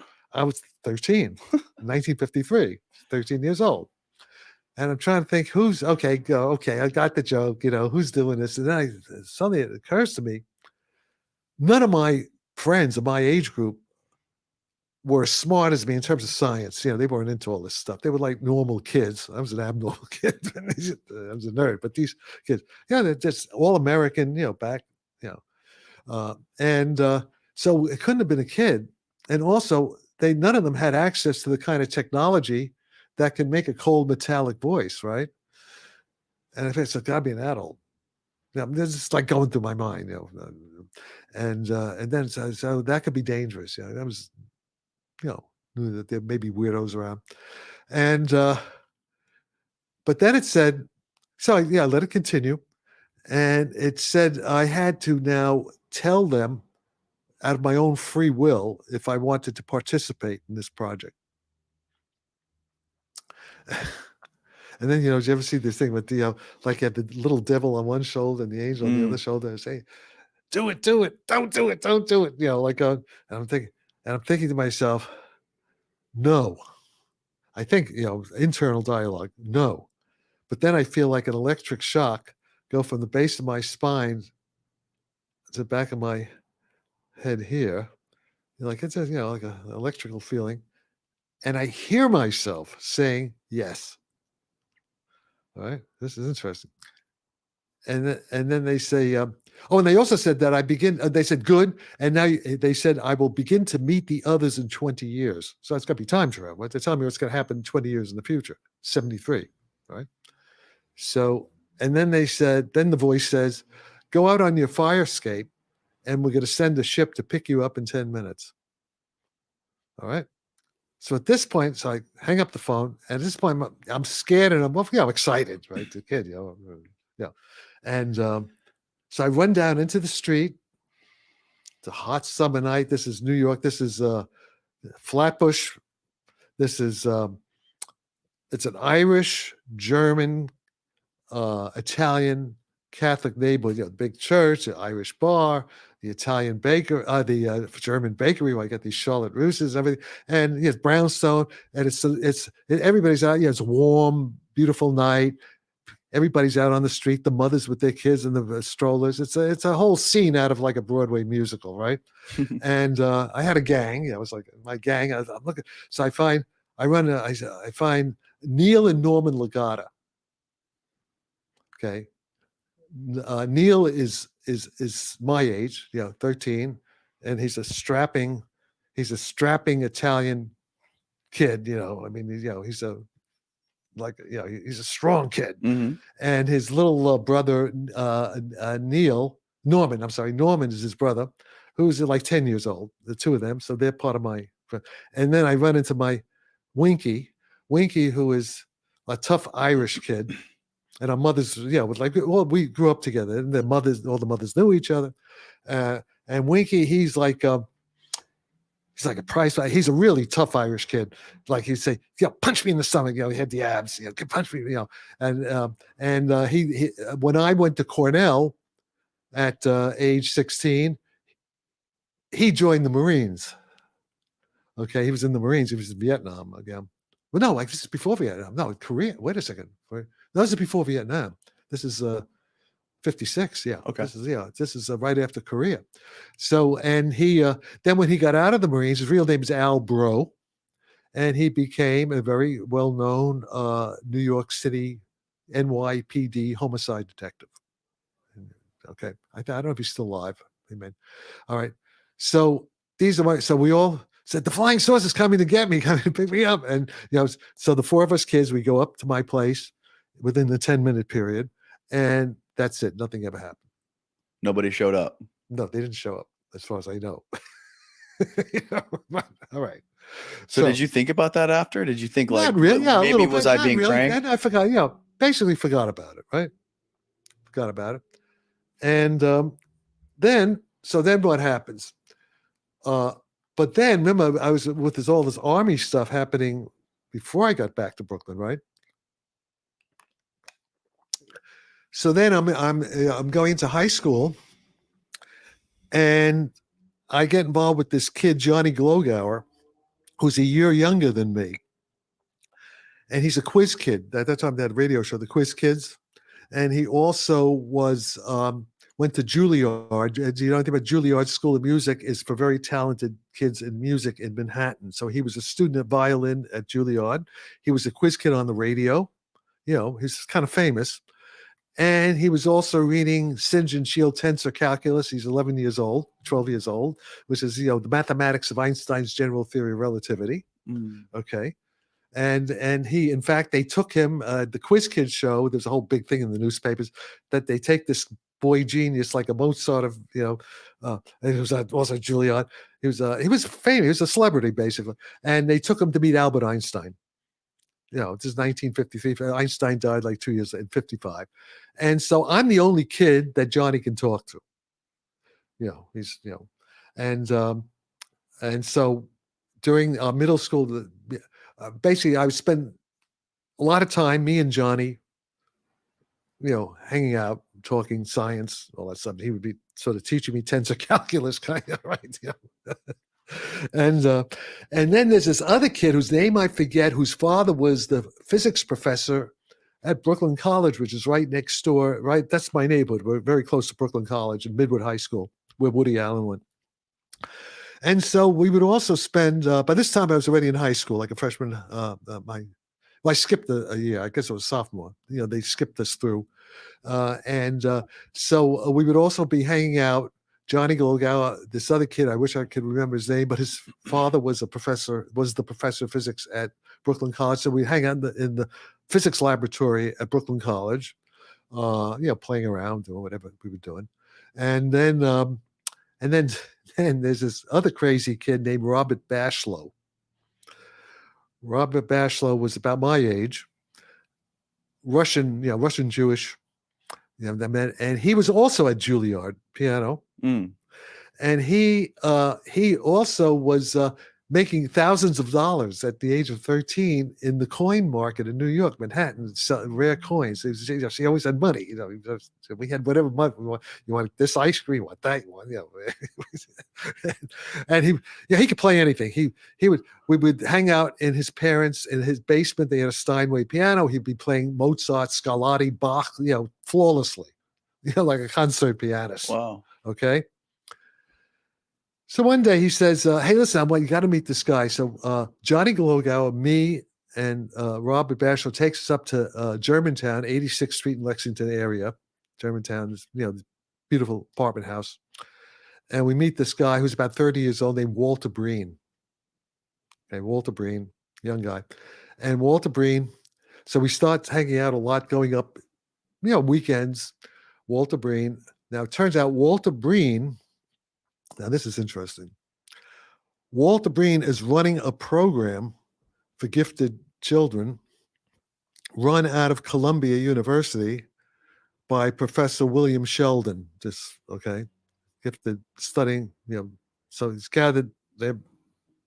So Breen's apartment is a beautiful apartment. Actually, it was a mess because they didn't clean. But you know, he had sculptures and books. It was, you know, he was a real intellectual place, and people would come from Ayn Rand, from all kinds of people would show up there. It was kind of like an enriched atmosphere, and they would talk. It was like a salon. And we, you know, we were part of that scene. And then, but at times these guys in black suits, like the Men in Black, would come up from Albuquerque, from New Mexico, and they would lecture us. This was, you know, McCarthy era. This is Eisenhower's president, and they would lecture us on, you know, the Russian threat, the Soviet threat, communism, and how it's important we learn physics. And they would talk about flying saucers. We want you to figure it out, okay? And then also they would test us for psychic powers. They would do run, you know, like the different tests to see if we could move objects with our minds. So right out of X-Men.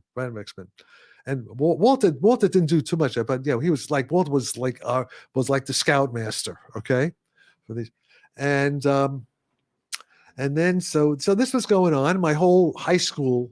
Also, I was in the Civil Air Patrol. Air Force cadet, sort of, flying airplanes, Griffiths Air Force Base, Civil Air Patrol for kids. And then, so when it came time to go to college, Walter, they wanted me to go to the University of Chicago. They had some connections there. They had this 100 book program. Who wanted you to go there? Breen, the people from Columbia, from this school, this X-Men kind of thing, where they were. Did they have a name for that program? Well, no. There's a guy, you may want to talk to him. There's a guy named Bruce Vogel. He's a little bit younger than me. He was part of that program. Later, I think, after I had already left it, he was part of it. But he has all of the Walter Breen manuscripts. So he knows a lot about it. And if you wanted to actually do some investigations, probably worth I'll give you his phone number. You can call him. And so. And then, sorry, just going back to when you were hanging out with Walter and those guys, those quote unquote men in black were showing up. Yeah. When you talked to those guys who showed up from Albuquerque, did you ask them who they were, where they were from? Remember, we were kids. We don't, we're innocent kids. So we don't know what no, they just told you that? They said no.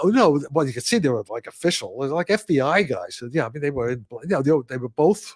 The way the FBI dresses, they were dressed like that. Okay. And I remember we walk around, we go out to eat with them, and I remember one guy,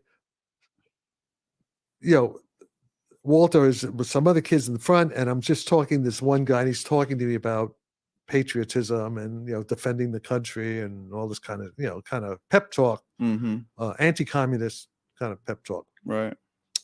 And I did remember one time they're saying, they're saying,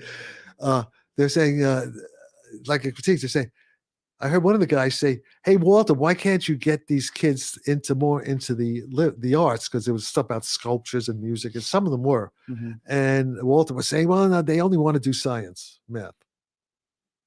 Okay, so there was Alan Greenspan was part of the group, not my group. He's in an earlier version. Alan Greenspan became head of the Federal Reserve.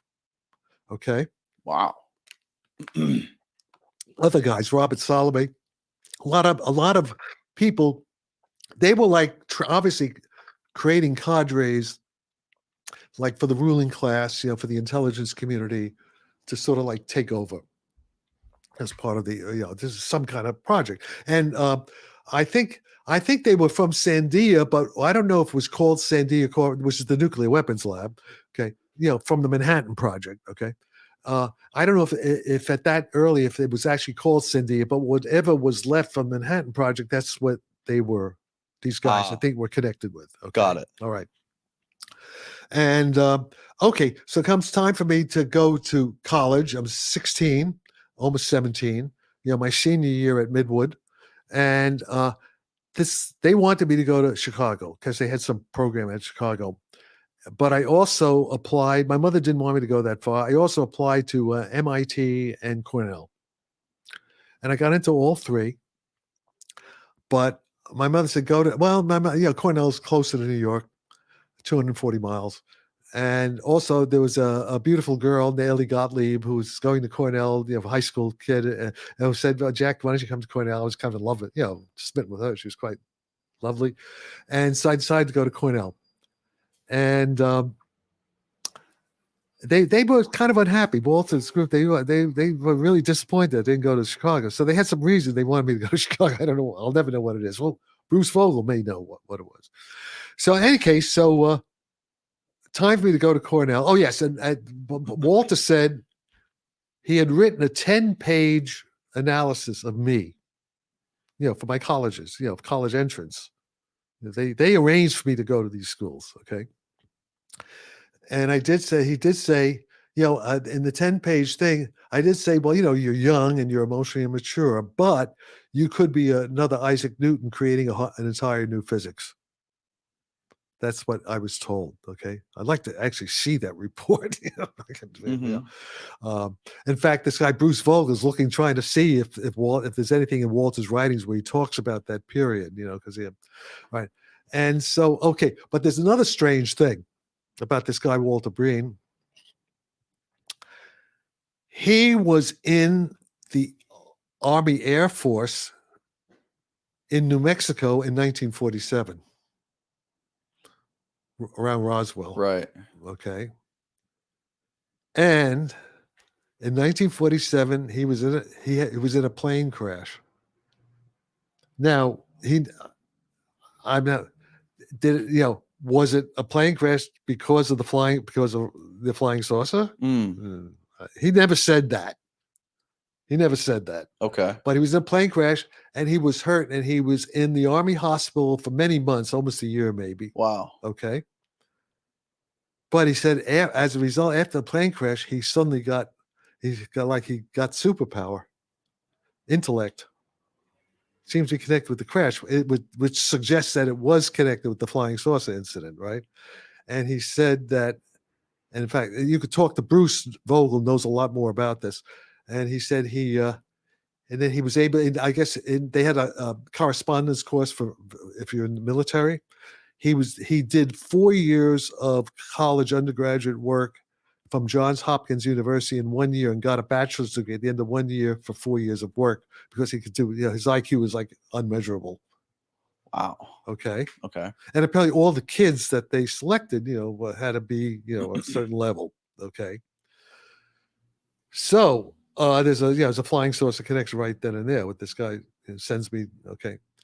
All right. So I go to Cornell and my professors are the guys who built the atomic bomb. If you go to see the film Oppenheimer, this is Hans Bethe, Philip Morrison, Kenneth Greisen, all these, a lot of these guys are in the movie, I'm told. I haven't seen the movie yet. I'm going to see it in London in about a month when I go back to London. And there we are. So I'm with the guys who built the bomb.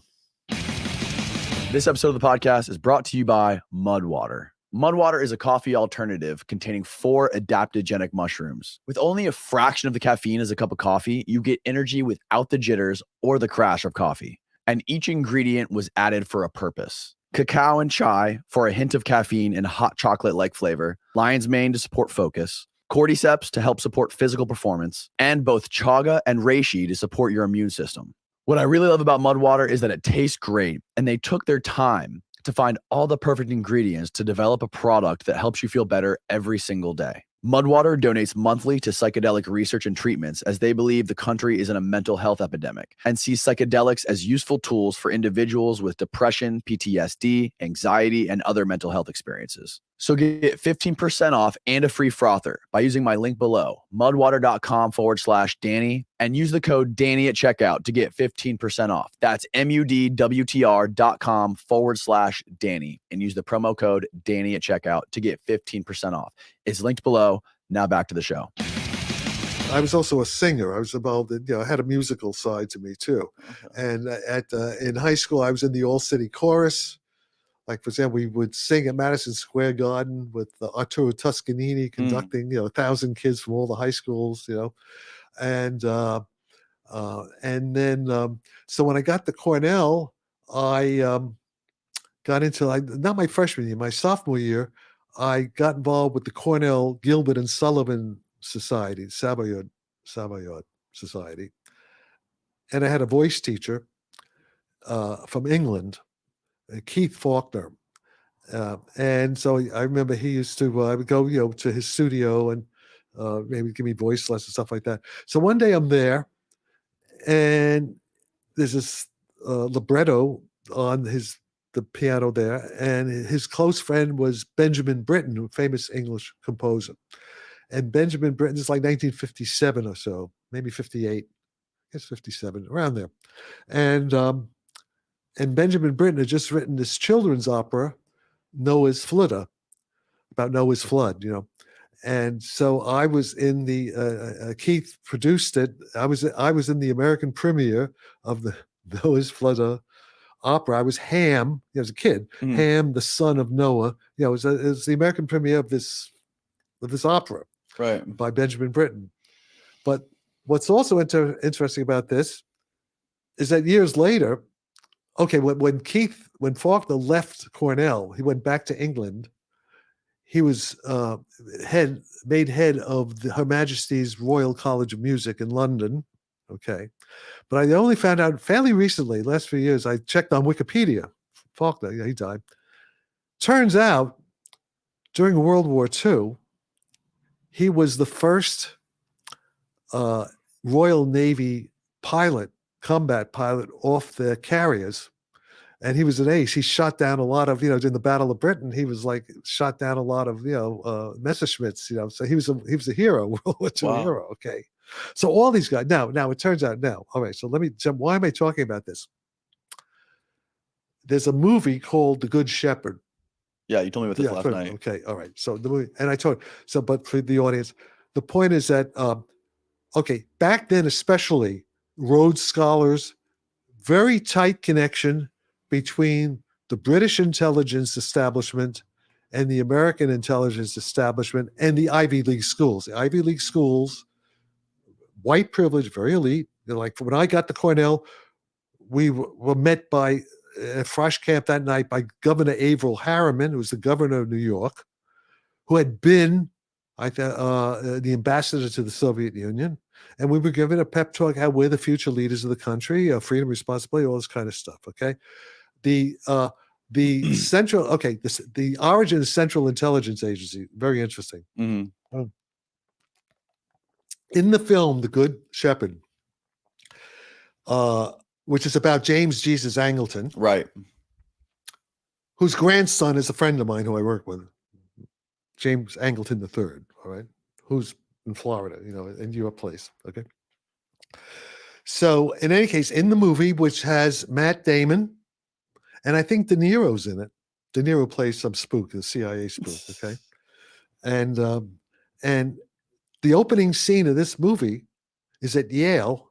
It's a Gilbert and Sullivan production at Yale. Remember, I was the lead tenor of the Cornell Gilbert and Sullivan Society, which is directed from England, from the D'Oyly Carte from English. It has English, and the D'Oyly Carte, those people are connected with the British intelligence establishment, well known. If you go look at all this stuff. In fact, the Central Intelligence Agency was created by MI6, by the British intelligence. There's a whole history of that, back before, at the beginning of World War II. Right. The Americans are very naive. Americans didn't have much of an intelligence. So the CIA. We had the OSS, right? Yeah, the OSS. Yeah, there's a whole, I could go into the history of the OSS. And I should also mention, now that I'm mentioning, the project at Columbia University was financed by a guy who was connected with the OSS, Eugene McDermott. Eugene McDermott, who's like these he was, in fact, one of the founders of Texas Instruments, was a close friend of William Sheldon, was funding all this stuff to create, the genius kids for the military industrial complex, all right. Wow. All right. Okay. So it's very tightly connected. So in any case, in the opening of the movie, The Good Shepherd, Matt Damon is dressed in, he's playing Buttercup, female, because it was all male, right? Like the Elizabethan theaters, the men played the women. And they still do that, Bohemian Grove, by the way. And they do? Yeah. And because the men are not, it's a men's only club. They allow women, special occasions, but they put on shows and, yeah. But the same as, this was, this is this Skull and Bones, the same skull, it's the same, it's the secret societies, that whole thing. Right. All right. And the Illuminati, the whole thing. All right. And so in the movie, after Matt Damon is backstage, one of his English professors, like Keith Faulkner was with me, and basically recruits him into the clandestine services. Mm-hmm. So this is how, and they're setting up. The Brits are actually setting up the OSS. And the war starts later, the OSS, and there's a whole story about that, but it's too tangential. So the Brits are setting up the OSS with Wild Bill Donovan. There's a whole story I know about that, and eventually becomes the CIA. And Angleton, is one of the early guys. He was in the OSS and creating the Central Intelligence Agency. James Jesus Angleton. James Jesus Angleton, yeah, whose grandson, I know. So when you were at Cornell, you were working with the guys who were a part of the Manhattan Project. Hans Beta, Phil Morrison, Kenneth Greisen, and what was Robert Wilson, and the important thing there is that the intelligence agencies were there watching everything, right? Because, for example, one of my close friends in Gilbert and Sullivan was Ronnie Piles, whose father was Rudolph Piles, who I think maybe in the movie there, one of the top, I guess, a German Jewish physicist who escaped from Hitler and was in England, then was part of the Manhattan Project. But Ronnie's older than me. So in the early 1940s, he was like 8, 9 years old. And his roommate in his father's house was Klaus Fuchs. Klaus Fuchs was an assistant, brilliant English, also German, I guess, was the assistant to his father, Sir Rudolph Piles. They became Rudolph Piles. And so it was Klaus Fuchs who allegedly gave the secret of the atomic bomb through the Rosenbergs to Joseph Stalin.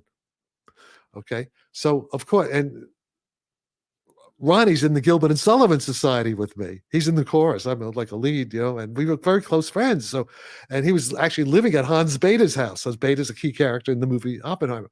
So, of course, and plus, this was all the time in the middle of the thing whether Oppenheimer was going to lose his security clearance. This is all happening around me. All my professors, they were very upset, because they didn't like Edward Teller. And these are all guys who are very close to Oppenheimer.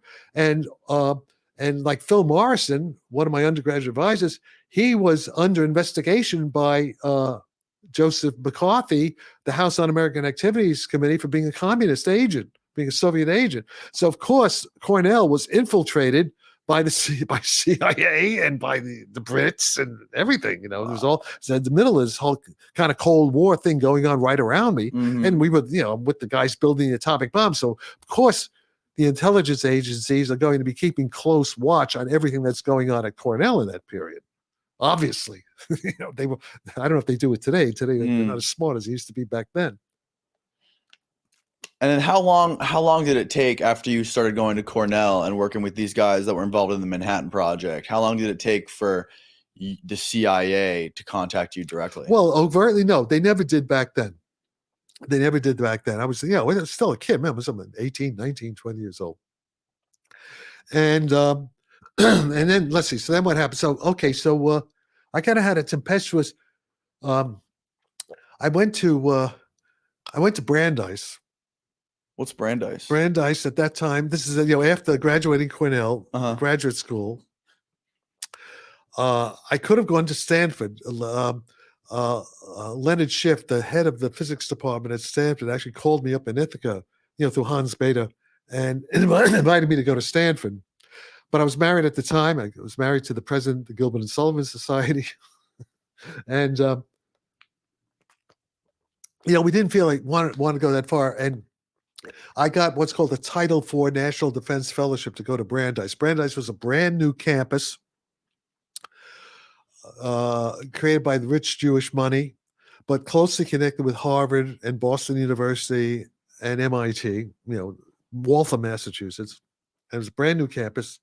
And I got a big fellow, a lot of money to actually go there. So, and also my wife was given a fellowship to go there. So we went to Brandeis. And but it was really part of the, we'd go to classes, I go to lectures at Harvard and MIT. It was everything was kind of like connected. It's like, I guess, like Caltech and UCLA and right, the Claremont colleges, stuff like that. It was all fairly close network. And then what happened? So then I oh yes, all right. Well, now we're going to get into some of the physics. Now this is important because last year, guys who I know, Alan Aspey and John Klaus, and also Anton Zellinger, who I don't know, a guy from Austria, got the Nobel Prize in Physics for quantum entanglement. Okay. All right. So now we'll go back the summer of 1958, back at Cornell. It's the summertime. And I don't want to go back to New York. It's summer. And I'm offered a job being the night operator of the Cornell 1 billion electron volt synchrotron at the Newman Laboratory of Nuclear Studies up at Cornell to operate the thing at night. They get paid. And so I take that job, and there's not much to do at night, and it's comfortable. There's a big console, and they have actually a shower, and there's like a cot I can rest. Just have to be there, like the night watchman sort of thing.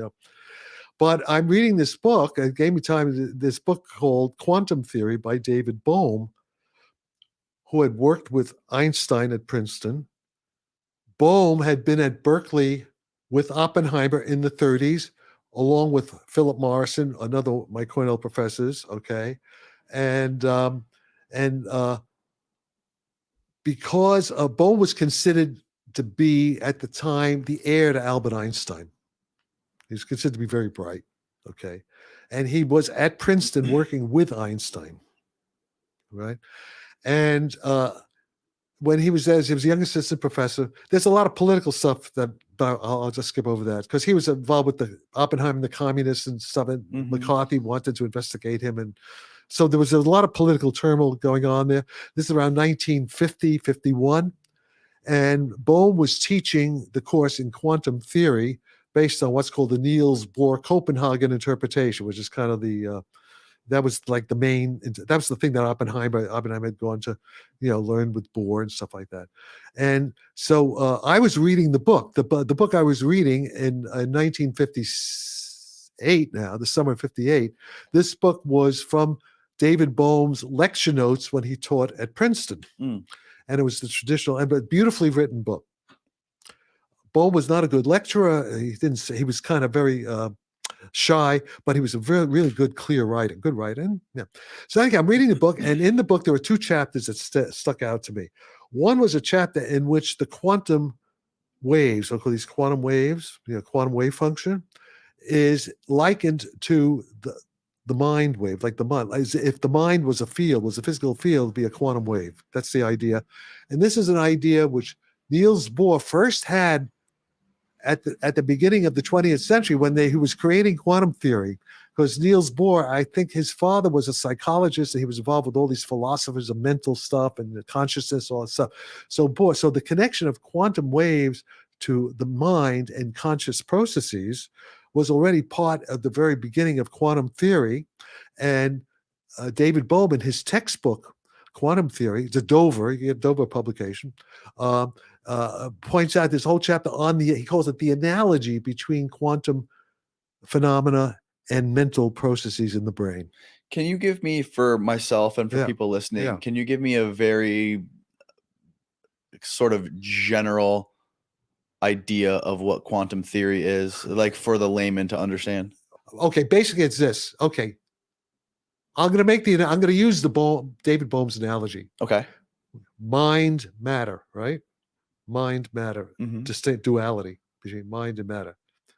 According to Bohm and Niels Bohr, in a very rough, I'm being very rough now, very rough sense, the mind is this quantum wave function. You hear now about quantum computers? Okay, quantum computers. Yeah, they operate on atoms, right? Yeah, or they could, or even yes, yeah, or electrons, small. Yes, but it's like a wave thing. It's an information field. It's like a wave as opposed to a particle. Okay, it's a wave that has very strange properties. Okay, and in the book, in the Bohm book, he points out certain properties of our consciousness correspond to these quantum wave, these weird, spooky properties of these quantum waves. They're like pure information. So the point is, basically, we just make the intuitive guess. The mind is a physical field, like the electromagnetic field. Our minds and our brain, it's a physical field, but it's a quantum wave. Okay. It's a quantum wave. It's which is kind of pure. Let's put it this way: it's in the universe itself is split into matter and mind, where the mind, all the quantum properties of the universe are the intrinsically mental properties of reality. Okay. Right now, Jack Sarfati is a quantum wave, and Danny is a quantum wave. Steven's a quantum wave. We are quantum waves, but they're what are called giant quantum waves. It's kind of like superconductors and superfluid. What we are we are room temperature superconductors, organic molecular superconductors. And what's talking to you now, I'm a waveform. I'm like this but this giant waveform, that's my mind. That's my mind, which is interacting with the electrons and the molecules and the atoms of the brain. It's a two-way street. Okay. So actually it's called a further condensate, but that's another thing. We know exactly. Okay. Let me just jump ahead. This is very nonlinear, but we'll go as it comes. In 1975, late 75, up on the top of Nob Hill here, where we had this facility that Lawrence Rockefeller was funding us, okay, from the Rockefeller brothers. I'm with this guy named with this guy George Koopman, young guy, older than me. Well, no, about my age, I guess. Maybe a little younger. In any case, he's like an army spook, CIA spook. He comes from a wealthy family in Connecticut. He's connected with the New York Times, the Sulzbergers. He's like a cousin of Sulzbergers, and he's also running. He ran a defense contractor called Inns Group down in Irvine, California. Is it Inns Group? Yeah, Inns Group. And they had Army contracts, Army Tank Command, U.S. Air Force, and he's funding us. He's one of our funders. This is how the hippie say physics. David hippie say physics. Right. Okay. David Kai, MIT professor, wrote a book about this whole period. And I'm up there with this guy Saul Paul Sirag, when this right across from the Grace Cathedral, the Episcopal Cathedral. And George says, Jack, the CIA was formed because of the flying saucer Roswell crash. That's what he said. Okay. That one of the reasons the CIA was formed from the OSS, because they considered it a threat. And I know this is true because I know from James Jesus Angleton's grandson that James Jesus Angleton from the OSS, one of the early pioneers of the CIA, was very scared of the flying saucer phenomenon, and he had all the stuff. I could tell you the whole story about that. What evidence do you have? Is there that he was actually aware of the UFO phenomenon? Well, from his grandson. I'm told that by his grandson. He just told you that, or did he actually have like notes and documents that he? Well, that's a whole other story. It turns out all the nuts were top, but that's a whole story. That when his when James Jesus, there were three generations of CIA here. Right. There's James Jesus Angleton's the grandfather, and there's a whole sort of side story which I won't go into now. And then his son, my friend's father, Angleton the second, and all three of them, James Jesus got them into the CIA. So there's three generations of CIA guys, related to Angleton. Is my understanding. When James Jesus Angleton died, all the Angleton papers went to the son, including all the UFO file. Okay. And then when my friend's father died, my friend, these papers were locked in one of those storage units in Miami, storage units. He's allowed to just have them? Well, I don't know. Who knows? Maybe he wasn't allowed, but he had them. Trump had them too, right? Yeah. No, I don't know what the classification, whether he had them legally or not legally, but he had them. Okay. Yeah, At least so it's my understanding. I don't know firsthand. I only know secondhand from the grandson. All right. The story told to me. Okay. So then when my friend Jim goes to the storage unit to get the papers, because he's telling you, apparently the feds they said the federal agents came in and they took everything. It was empty. But right after his father died, his father was they were all, now he's retired from who knows if they're retired, but okay.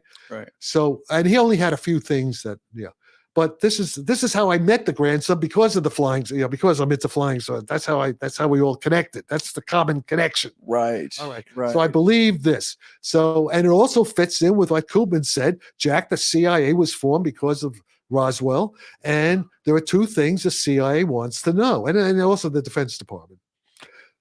One, how does consciousness work? And this is all in that book. How the hippies say physics. Yeah. MIT professor, Harvard PhD. He's a big full professor in charge of the science technology stuff at the Massachusetts Institute of Technology. Go talk to him. David Kaiser. He was here, sitting here just like you. And how old is he now? What? How old is David Kaiser? Oh, I don't know. He's in his 40s. He's older than you. Maybe he's 50 now. Oh, okay. Because this was like 10 years. Yeah, he's probably late 40s, Okay. early 50s. He had young children. Okay. And you should go. Yeah, you should definitely interview him. And so they say, we want to know, how does consciousness work? And that's the whole big story. That's what the book's about. There's videos about that. Oh, by the way, there's also a Nova. I'm in Nova on how they say there's a Nova thing, PBS Nova, and the bastard, they show my picture twice, but they don't mention my name. Screw that. I'm not getting, well, I'm kidding, but they should. Yeah, they don't mention my name, but I'm there. You said my image is there, but without not being identified twice, and so George is saying it's around Christmas time of '75, and Saul Paul Sarag was there. I thought Fred Wolf was there, but he wasn't there apparently. But you could, this guy Saul Paul Sarag is still alive. You should actually interview him. He knows a lot. And George says, yeah, CIA was created because of flying saucers, and we wanted, and there's the paranoia, there's all this weird stuff connected because they have telepathic communication, all that stuff, right? And so CIA wants to know, how does consciousness work? Physics, the physics of consciousness, right? How does it work? That's why Rockefeller is paying for us, and so is this guy named Werner Erhard, and these guys from Stanford, and how do the flying saucers work? So those are the two things. I was basically pulled out of academia to work on this, which I've been doing for 50, 60 years. Okay. Wow. This is what they want to know. And now now it all makes sense because of what's happening. Do you understand? Now this is real. There's no question. This is real. The skeptics are, you should have me on maybe sometime with skeptics, and let's have a debate on all this stuff. What's real? There's a reality war going on. So, how old are you when they pulled you out of the university? Well, a little bit early. Actually, before that, I was like 1970, 1969, 1970, early 71. 69, 71. They pulled you out of what university? Okay, well, wait. Okay, well, I have to. Okay, these are a lot of flashbacks, right? We're doing flashbacks. Let's go back a little bit. I have to. I was at Brandeis. Okay. Oh yes, and I had told you I was reading the book on quantum entanglement. Okay, which they got the Nobel Prize for in 2022. Nobel Prize for all this stuff I was reading back in 1958. Okay. But hardly anybody knew it. People at Cornell did not know really about entanglement. They didn't even know. I would start to Einstein, Podolsky, Rose, even Hans Bethe really wasn't into it. These guys, it was considered some kind of fringe thing. It wasn't mainstream at all.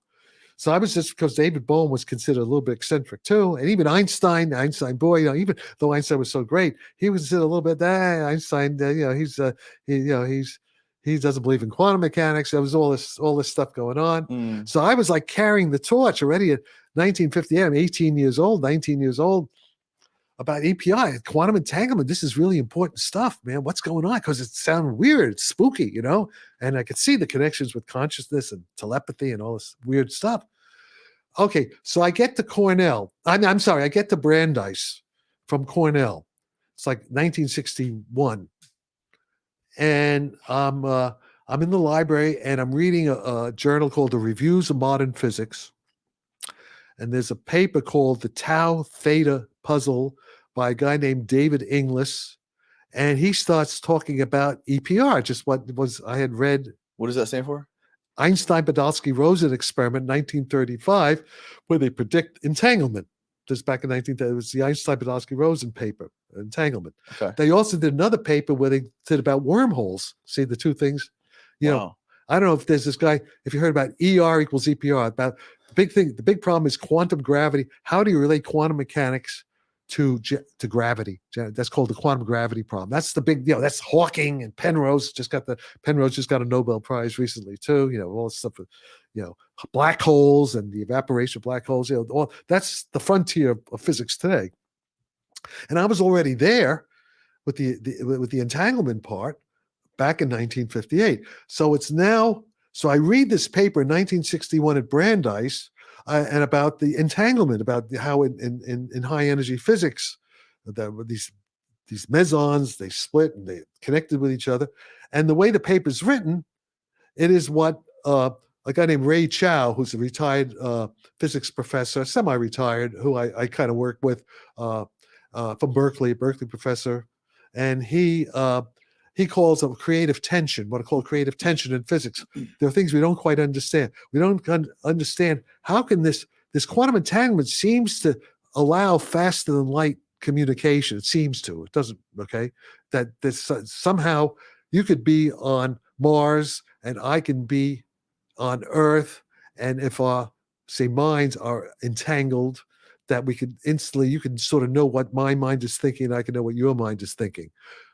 It turns out in ordinary quantum mechanics, there's a fly in that ointment, because there's a noise factor, so it can't really happen in standard quantum mechanics. But when you extend quantum mechanics, it can happen. That's a tricky thing. So, but the connection between the mind, consciousness, telepathy, Einstein called entanglement spooky quantum. Einstein called it spooky telepathic action at a distance. When Einstein discovered, well, Schrodinger actually discovered a little bit before Einstein. When Einstein in 1935 wrote this paper with his students Podolsky and Rosen, the famous what's called EPR paper, that Kaiser's book that the guys got the Nobel Prize for, basically, what the Bell's theorem, all that stuff. Einstein didn't like it because it seemed to contradict relativity theory, that nothing can go faster than light. You see that if the speed of light of 300,000 meters per second in vacuum, if that's the fastest you can communicate, but yet this entanglement seems to be that there's an influence, faster than light. So what's going on here? The quantum, this creative tension. Can you explain briefly what the theory of relativity is? Theory, general GR. Explain. Basically, okay, there are two theories. People who may be listening who might not know what that is. These are not easy things to answer. Okay, the special theory of relativity. Okay, here's what it's about. I'm not going to do the math. What it's about. You're there, I'm here, and there's Steve over there. There's Steve, the technician. Hey, Steve. Now he needs a camera. Yeah, but however, we're out in space. We're in our spacesuits. We're all in space. This has to be done in vacuum. The whole theory of relativity only really works in vacuum. When you're inside matter, there are problems. So, but here's the thing. And we're floating around in our spacesuits, and we have rocket. We can use our rockets, but we can free float. Okay, when we're floating out in space, we are what are called inertial observers, inertial frame. That's very important. We're weightless. There's no gravity. We're weightless, just floating around in space, right? And Steve over there, he's doing something in the space station. We're looking at him. We're watching. We have we're looking through our telescopes, whatever. We're getting light signals from Steve, right? Okay. And we're measuring. We're seeing what he's doing. We're sort of measuring. We're measuring his finger, whatever. We're like getting data.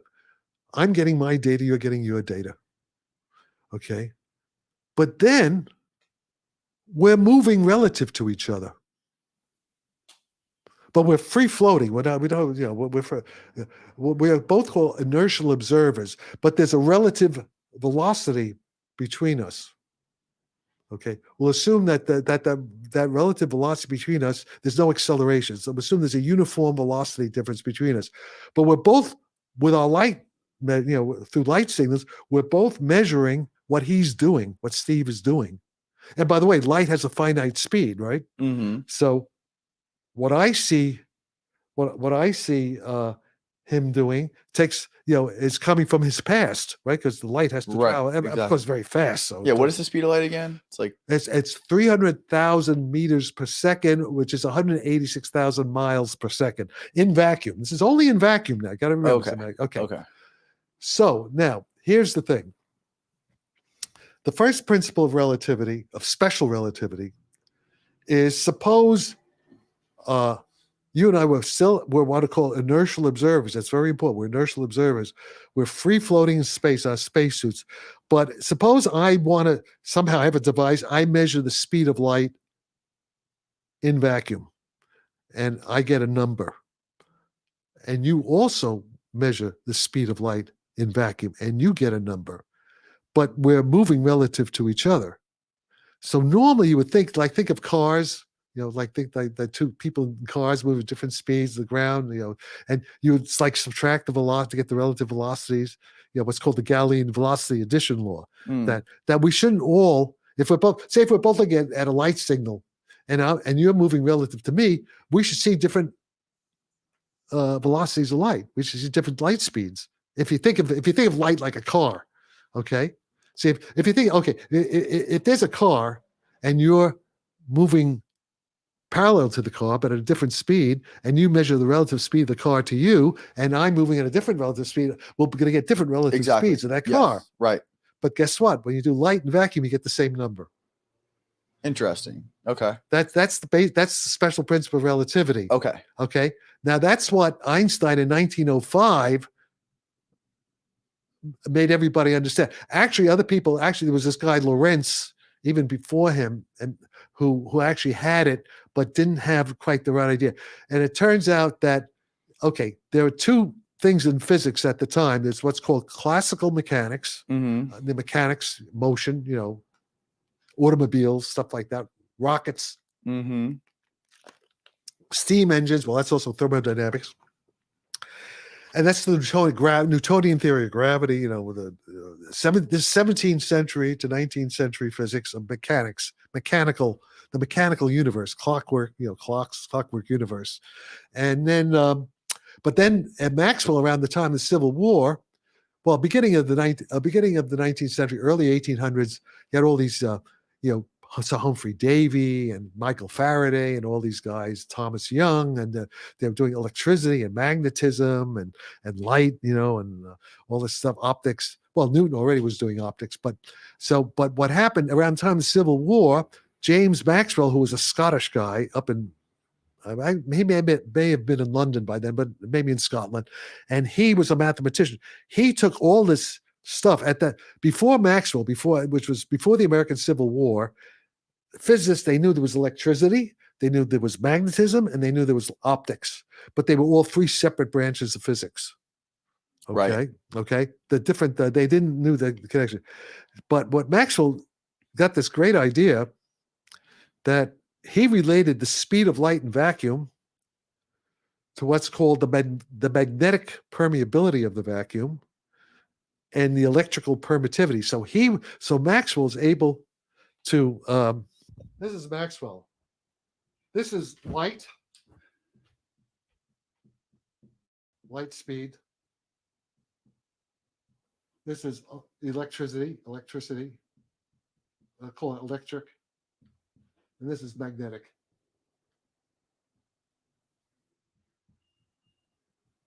So, okay, I'll get back to that. So this is only one of the things that Maxwell did. So Maxwell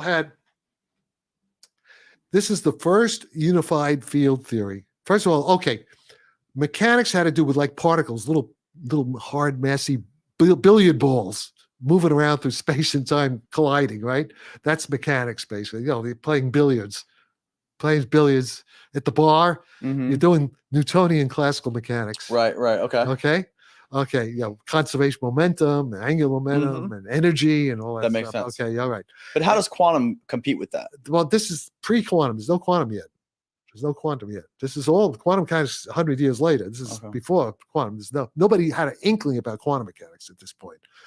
What Maxwell did was what are called Maxwell field equations, which unify electricity, magnetism, and light as one unified phenomenon. And the field equations, there are 4 field equations. One is called Gauss's law. Gauss's law relates the electric charge to the electric field. And then there's what's called Ampere's law. Ampere's law relates the current, the electrical current, to the generation of a magnetic field. Okay. And then there's what's called, there's a thing which says that there are no magnetic monopoles. That's sort of technical. And then there's what's called Faraday's induction law, which is how a time-changing magnetic field creates an electric field. Okay. And then, but then Maxwell also did something very important. Going back to Ampere's law, which they knew about, in which a steady current, say, creates like a solenoid, the magnetic field around a coil. He also showed that a changing electric field also generates a magnetic field. This is called the Maxwell displacement current.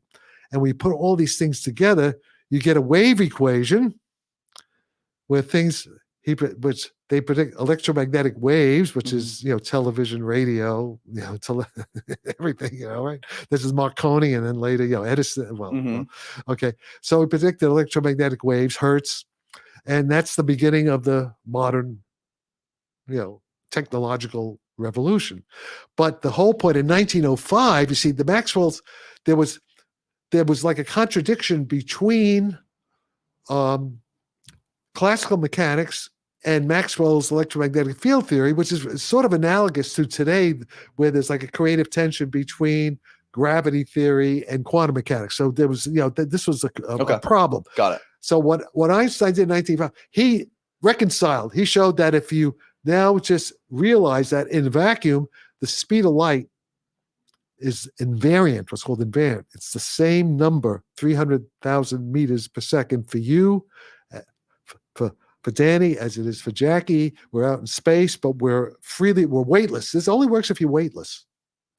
Okay. You got to be what I call inertial frames. Okay. It works approximately on the Earth because we're, even though we're not really inertial frames, the correction is very small and the speed of light's so big. So, people kind of like a sloppy, they forget about this. Okay. And then, but they make mistakes, which have to do with flying saucers, you see. Okay. But I'm getting ahead of myself. So now, okay. So that's a special theory of relativity. Got it. Speed of light's the same for all different people as long as they're moving uniformly relative to each other. They'll all measure the same speed of light. But as a result of that, certain things happen. It turns out there's something called time dilation.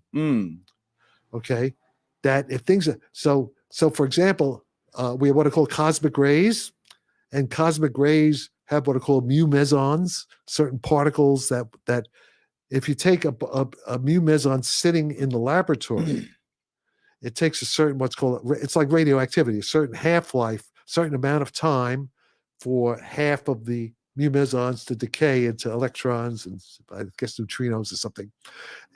But these cosmic rays coming in very fast, okay, cosmic rays coming very fast, and you look at, their decay rate is much longer.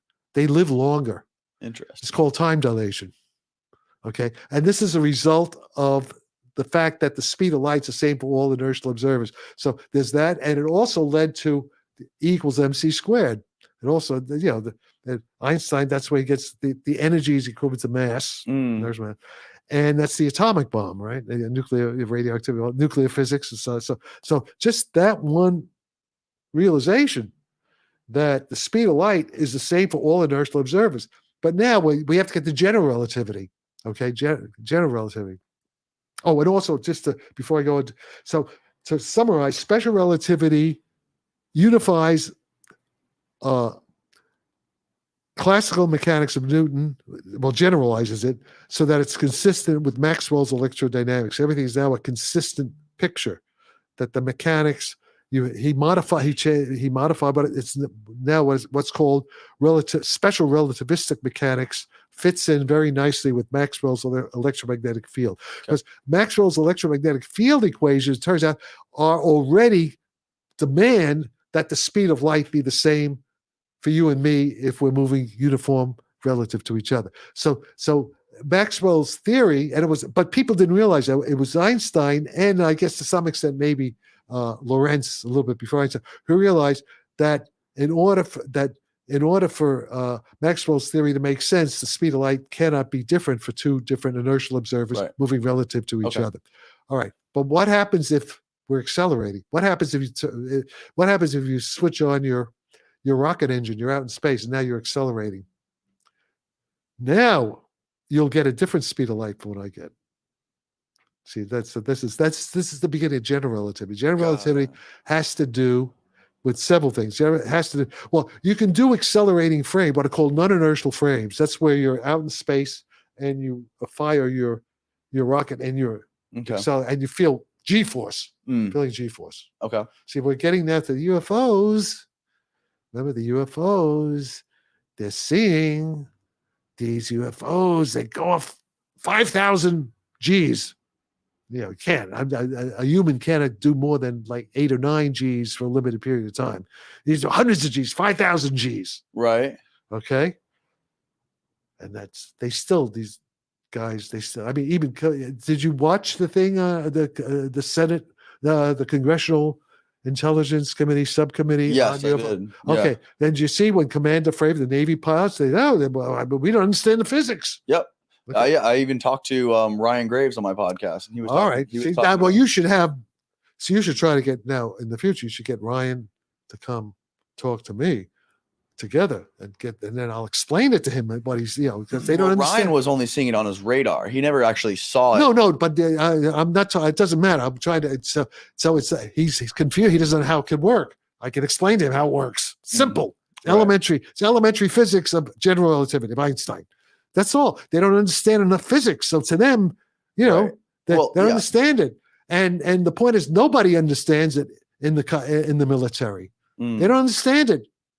Elizondo doesn't understand it. Chris, none of these guys understand it, but they could understand it. They listen to me and a few other. It's very easy to understand. We understand it perfectly. Mm-hmm. It's elementary, my dear Watson. Okay, we understand it theoretically, but we don't necessarily know. We don't know if anybody has been able to actually back engineer that. Well, that's a different story. The back engineering, that's a whole different story. Right. We don't know if we can actually create that. We know how theoretically we know how anti-gravity works, right? Yeah. Like Bob Lazar explained this. Okay. Now Bob Lazar doesn't explain it. That's a whole other thing. Bob Lazar is not a physicist. Bob Lazar is what's called a useful idiot of the military-industrial complex, who's been given a certain amount of information. Actually, that comes from stuff I was working on in the 70s with Abdus Salam at the, some of when he talks about gravity A and gravity B, that's what was called the Salam theory, the F gravity, strong, short range gravity, part of the nuclear physics. Yeah, that part has some truth in it, although he doesn't explain it properly because he's not a physicist. Okay. Let me see if I can regurgitate my layman view of how he explained it. He explained that there was a reactor inside of this sport model UFO saucer, that when the saucer went from horizontal to vertical, it flew belly first. Yeah. And what it did was it sort of displaced matter in front of it so that when the thing moves from left to right, it sort of falls. Okay, it doesn't. Okay, number one, I don't think that's probably your error. I don't think he said matter. He said it displaces the vacuum, displaces the space itself. Yes, that's what I meant. Okay, yeah, not matter. That's different. But yeah, and that's warp drive. That's what I'm talking about. It's warp drive. So he had part of what he says is true, but it's sloppy. It's not done properly. But when he gets to the nuclear, the 115, you don't need any of that. You don't need that 115. The element 115. Yeah, it's stupid. It doesn't, and he never explains. Suppose I have a stable isotope of element 115. What's the equations that show me how that affects how does that warp space? Show me how to do that. He doesn't know how to do that because it can't be done. See, it's bullshit. That's what's called pseudophysics. That's a story for idiots. But that's a story he's been given. He's like Benowitz, the Benowitz story. He's been, okay, I can see. I was Lazar. He's like an all-American kid, and he's intelligent. He's a good salesman. He's articulate. Okay, he presents himself well, especially back in the 80s. And actually, he was into warp drive before I was. So somebody had told him. I mean, it's only later that I really realized it was warp drive. Only actually last 20 years maybe. So but that's made because see, this is time travel. So I think what's happening is that, and I'm speculating now, is that the stuff that we're going to build, Sarfati Space Corporation, okay, is going to make, that some of that stuff was sent back in time to the 80s, to Area 51, where Lazar comes into the picture. And maybe one of the guys are in the soil, maybe the time travelers, who go back to Area 51. I'm spending, this is speculative. I'm not saying this really happened, but it would make sense. This is a possible explanation. And so the guy from the future came back and told Lazar, or told some of the guys there, the scientists there, who then told Lazar, but they watered it down. They gave what's called disinformation. What did you call it? Limited hangout. Limited hangout. They gave that, yeah. So what something it is, a little bit, a sliver of something that's true. Yeah. And but not the whole pie. Yeah, but yeah, right. And also that may be done deliberately so that straight physicists like me would right away dismiss, oh, this is crazy, which is part of the stigma, the whole stigma, because they don't want the Russians to know, they want the Chinese, whatever, national security, all that kind of crazy stuff. Okay. So that could be. So I was actually surprised when I actually first listened to Lazar talking about gravity and gravity B, because that's kind of what I'm working on, but he didn't explain it the way I would explain it. So he had a piece of it without really understanding it. And again, as I said yesterday, there are different levels of physics. There's community college, right? Associate degree. There is 4-year college, undergraduate, bachelor degree. There's the master's level and then the PhD level. Lazar is a smart associate degree level type electrical technician, physics technician. That's what his job was when he was, he's not, and he lied. The problem is he lied about his academic background. He said he went to MIT and Caltech. He didn't. Right. There's no evidence of it. But there's an argument to the MIT thing. There's an argument that if someone like Los Alamos wanted him to acquire some sort of specific knowledge, they could have sent him to MIT covertly to sort of learn something as part of some dark problem. That's possible. Program. That's possible. But it's clear to me that Lazar doesn't know any math. He doesn't know physics. He doesn't know. He's not a theoretical. See, if he would have write down equations, and I could tell right away. But he's just given a script. He's reading off a script. He didn't create this. It's not his creation. Right. And he's reading off a script that somebody gave him. Now, the people who gave him that script, they may know what I'm talking about. But it wasn't Lazar. We don't know who Lazar spoke to back in Area 51. Okay. I want to get back to the point when the CIA actually reached out to you and wanted you to work on some of this consciousness stuff. Yeah, well, that's what I was telling you. That's George Koopman. Well, that's also okay. Wait, I got to go back a little bit. How did that? Can you walk me through how that works? Okay, all right. How do they show up at your doorstep? Do they send you? Well, sometimes they have many different levels. So first of all, you're just you're how old at this point? And then I'm about 35. You're about 35. No, but it happened way before then. No, that's already that's I want to know what it's like to be a guy like you in your 30s, to be contacted by the CIA and pulled out of academia and start working on stuff like what is consciousness? All right, okay. Telepathic communication. Let's go back. We have to backtrack a little now. Okay. Let's see. Where do I start? Okay. First of all, I'm back. I have to start now where I guess I'm at UCSD La Jolla. Okay. This is like the mid-60s. Okay. And I'm a graduate student at physics department in La Jolla. And I'm part of what's called Keith Bruckner's group. Keith Bruckner, you have to check him out. He's dead now, but there's a thing called the Jasons. Yes, I've heard of that. The Jason. Yeah, I actually just finished reading Annie Jacobson's book called The Pentagon's Brain, all about the creation of DARPA. So the guy I was working for UCSD was the head of the Jasons. Oh, wow. And at least part of, they would have meetings of the Jasons, and I would go to some of them. at UCSD in La Jolla. They created like the first computer, right? And the No, internet. no, I think that was before. The first computer was back in the 50s already. That's when my phone calls on the first computer. Back then. That's a Princeton. That's the ENIAC and Maniac, whatever. Yes, exactly. Yeah. Yes, No, Maniac. No, I don't think there were no Jasons. That's before. That's Okay. that's Okay. right after, close after Roswell. All right. So the Jasons are around the time of Vietnam, I think. Yes. Okay. And this is 60s. I'm there in 65. Right. 66, 67. And I would go to, I would sit in on some of the Jason meetings on various things. And Keith Brookner was like chairing it. And also La Jolla was a beautiful place. Everybody wanted to come to La Jolla. Edward Teller was there a lot. John Archibald Wheeler, Fred Hoyle from England, a lot of people from England, Herbert Froelich, Bert Matthias. It was, everyone, it was a beautiful place, La Jolla, the beach and what's it called, the oceanographic Scripps Oceanographic was part of the campus. That place is amazing. Yeah. So in fact, there's a very good book you should read actually by the Benford twins, Gregory Benford, one of one called Timescape, science fiction novel. I'm actually in the book. There's a composite of me. I was part of the Benford twins. We were all graduate students together. Okay. And he writes a story. It's all about what's really happening. He writes a story about the future creating the past, communicating with the past. It's in Timescape because that's part of Fred Hoyle. See, Fred Hoyle. Fred Hoyle used to come there a lot. Mm-hmm. This is Fred. What I'm working on is Fred Hoyle's theory. Fred Hoyle wrote a book, The Intelligent Universe. Fred Hoyle. Let's see now. Let's see, Dennis Sciama. Fred Hoyle was the Isaac Newton Professor of Astronomy at Cambridge University. Mm-hmm.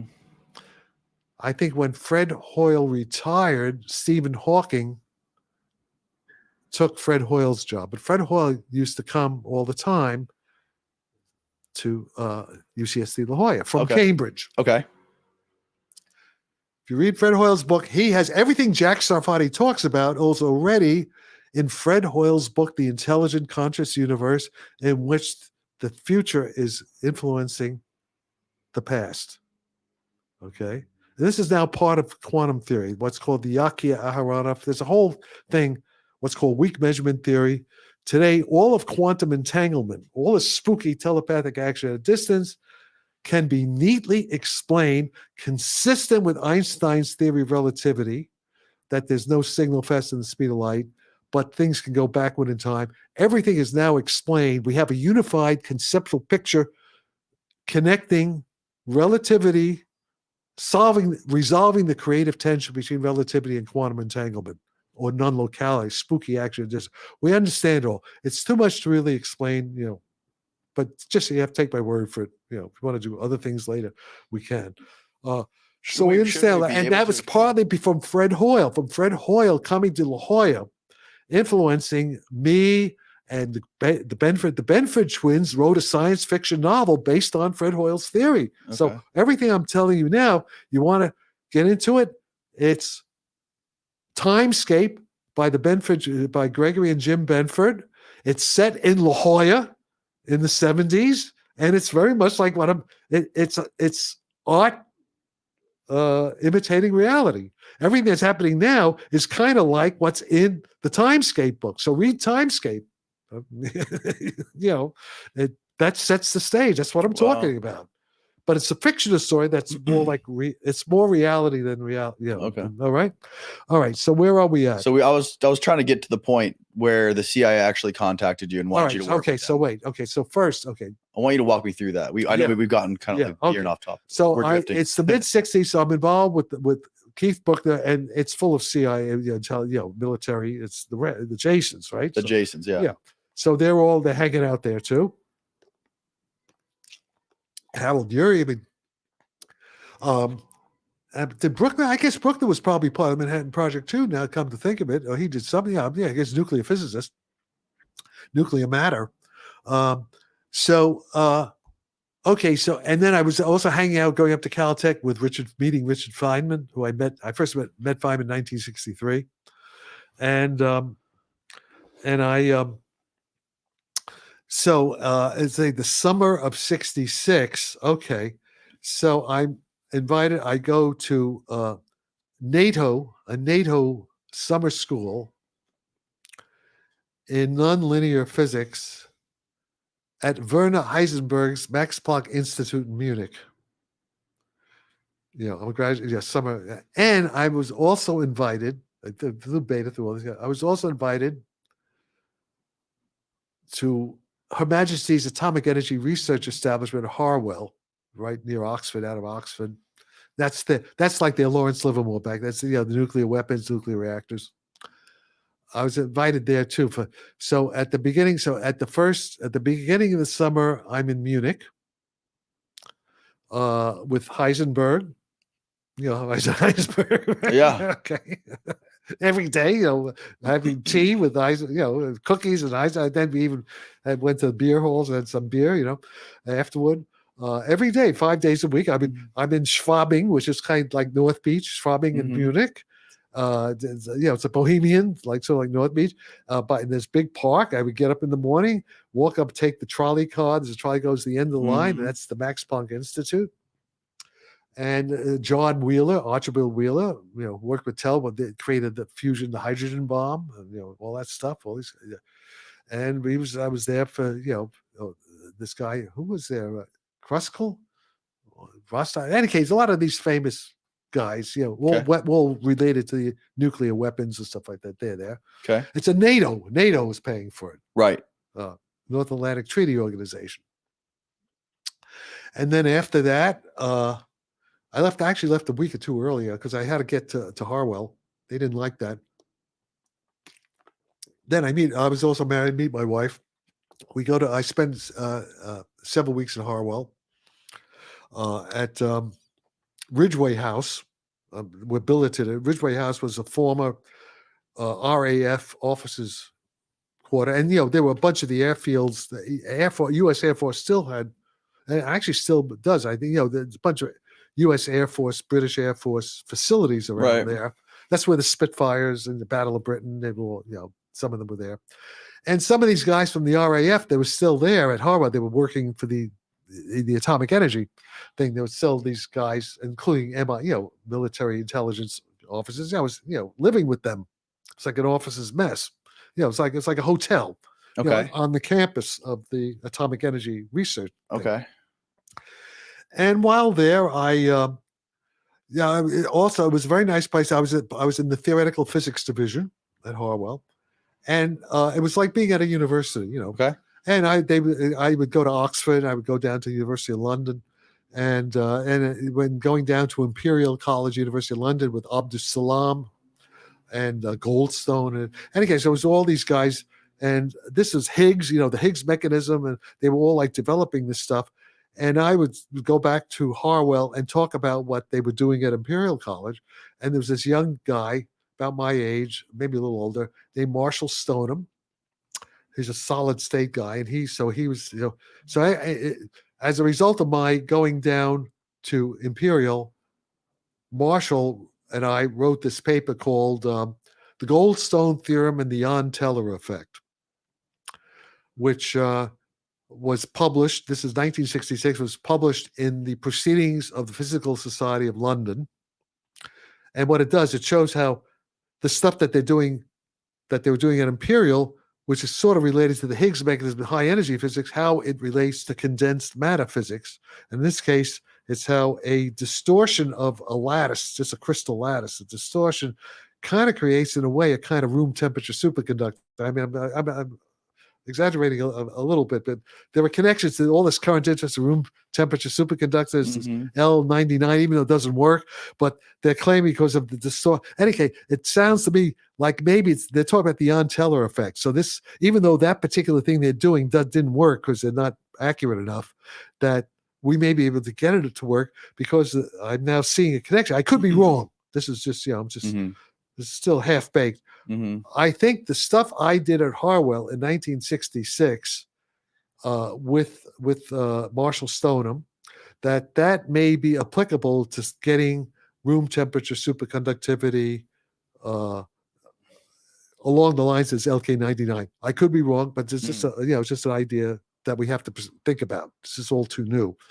But in any case, this paper that I wrote with Marshall. Marshall actually wrote most of it. In the 1980 American Journal of Physics, Papers on Symmetry in Physics is a recommended paper. One of the recommended as being an important paper. Okay. And at that point, so already there's okay. So I go back to La Jolla. All right. And so what happens then? I don't know. Should we take it? So the back of this book, yeah, The Great Race: Physics, Paranormal, Time Travel, and UFOs. Yeah. It says the thrilling true story that was left out of David Kaiser's book, How the Hippies Saved Physics, how Jack Sarfati, asked by the CIA with the Russians watching, solved the hard problem of consciousness, remote viewing, psychokinesis, and how the time-traveling warp drive UFOs that the U.S. Navy is defenseless against really work. Yes. So I guess what I'm getting at is, how did the CIA ask you to do this? Well, this happened over a long period. It wasn't just one So thing. it wasn't one thing that happened. No, This it was a sort bunch of things. So you were basically just surrounded by military intelligence people. Yes. And so the CIA never actually said, "Hey, can you do this for us?" No, but they did. I was just telling you, this guy George Kubin, CIA, he was, he's Army. When I say CIA, I also mean the whole industrial community. Okay, I see. I understand. But there's more. I was actually, later on. I mean, many encounters. There's this guy Harold Chipman. This is now the mid 1980s. Harold Chipman, who was at the time chief of station of the CIA headquarters here in San Francisco. They have an office. Let's say where it is. But he had previously been head of Berlin Station CIA during either the 60s or the 70s. Okay, you can look him up. He's people write about him. Harold Chipman. Right, And he was funding me. Okay. And he was involved in MK Ultra back in San Francisco whenever they did in the late 50s. Yeah, I was looking up yesterday. We were walking down the street. I saw the Haight-Ashbury Clinic wasn't that far away from here. Well, yeah, nothing's far. I mean, Haight-Ashbury Clinic's like 5 minutes down the road from here, right? No, that's not the Haight-Ashbury. No, Haight-Ashbury is far. It's not 5 minutes. Oh, really? I thought it was closer. No. It's not. No, it's about 15, 20, 30 minutes. It depends on traffic. Oh, okay. It's over at Haight-Ashbury. It's a different part of town. Okay. It's not that far. It's maybe 2 miles. Yeah, it's pretty close. No, I mean, this is a small town. So tell me again, who specifically pulled you out of the university? Well, wait. That's what we have to get to. Okay, we'll get to that. Just real quick. Let's just. Well, no, because they say that's the put off. That's Hal put off. That's Hal put off. Yeah, Okay. Yeah, that's all. That's that into it.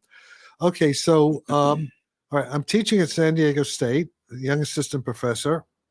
I'm there with this guy Fred Wolf, and I'm also doing. I'm split between. I was singing in the San Diego Civic Opera and also the local San Diego State Gilbert and Sullivan Society, again, doing a bunch of shows, and also trying to be an assistant professor. And my wife at the time, Roberta, she was a professor of English at San Diego State. Any case, I had a pretty full schedule, and she didn't like. She thought I was having an affair. I wasn't. So my wife got pissed, got a little paranoid. And so I wind up getting a divorce like in 69, 70, around 1970, I guess it was. And this other crazy physics guy, who's a bit older than me, he's an associate professor, I'm an assistant professor. He winds up getting a divorce at the same time. So we move in together, on the edge of campus, like The Odd Couple. I don't know if you saw that movie with Jack Lemmon and Walter Matthau.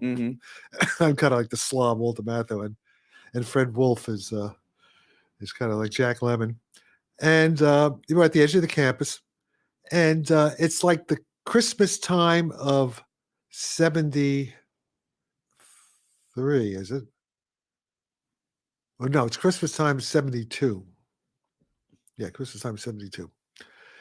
And Fred gets a phone call from his friend Bob Tobin from Chicago, where Fred went to high school. And Bob and Fred were on the football team together. And Bob has made a lot of money in the commodities market in Chicago. and he's kind of a zany artist guy. So Bob says he wants to come to San Diego. So Fred said, yeah, come on, like you. I mean, everything's pretty loose. So Bob shows up, and then a strange thing happens. And he said the reason he came is that he got a book contract and a television contract about this guy. Here's the Mossad, about the Israeli psychic Uri Geller.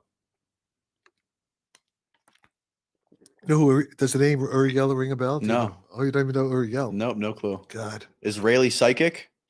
Yes. Turns out he's a Mossad agent. Okay. This is the Mossad that you're so interested in. Okay. Yeah. We didn't know at the time. Mm-hmm. Oh God, you don't know about Uri Geller. So Uri Geller today is back in Israel. He's a close confidant of Bibi Netanyahu. Okay. They were in the 67 war together in that elite paratroop unit. Right. Which there were two Right. Netanyahus. One brother got killed later in Tebbe and all that stuff. This is all part of that. Okay. But we didn't know at the time. This is now 1972. And we didn't know what he was. We were like, we didn't know who Uri Geller, what paranormal. So in any case, so he says he's coming to. He's coming to. He's got a lot of money. He says you don't have to take time off. You don't have to teach. So this is a CIA operation, right? And he said you don't have to teach. I got plenty of money, and I'll cut through a bunch of details. Who said this? Bob Tobin. Bob Tobin. Bob Tobin comes from Chicago. Got it. And wants and he wanted Fred. He didn't even know about me at that point. He wanted Fred to explain using quantum mechanics how consciousness works and how the paranormal, how Uri Geller is able to bend metal with his mind, psychokinesis. Okay, bend spoons and stuff like that. He actually bent spoons with his mind? Well, that was the claim. A lot of guys like Amazing Randy said it was a magic trick, but it's not so simple as that. Is there footage of him doing this? Magicians can do what magicians can do some of what Uri Geller does. They can't do everything Uri Geller does. And Uri Geller is a magician, and at times he did cheat and do the tricks that the magicians, which they caught him on. But he didn't always do it that way because you can't always control his power, all right? So, any case, we didn't know anything. We were pretty naive. So Fred, and then and Bob is he's a nice, a zany guy, and then so Bob says, he includes me in it too. So, okay.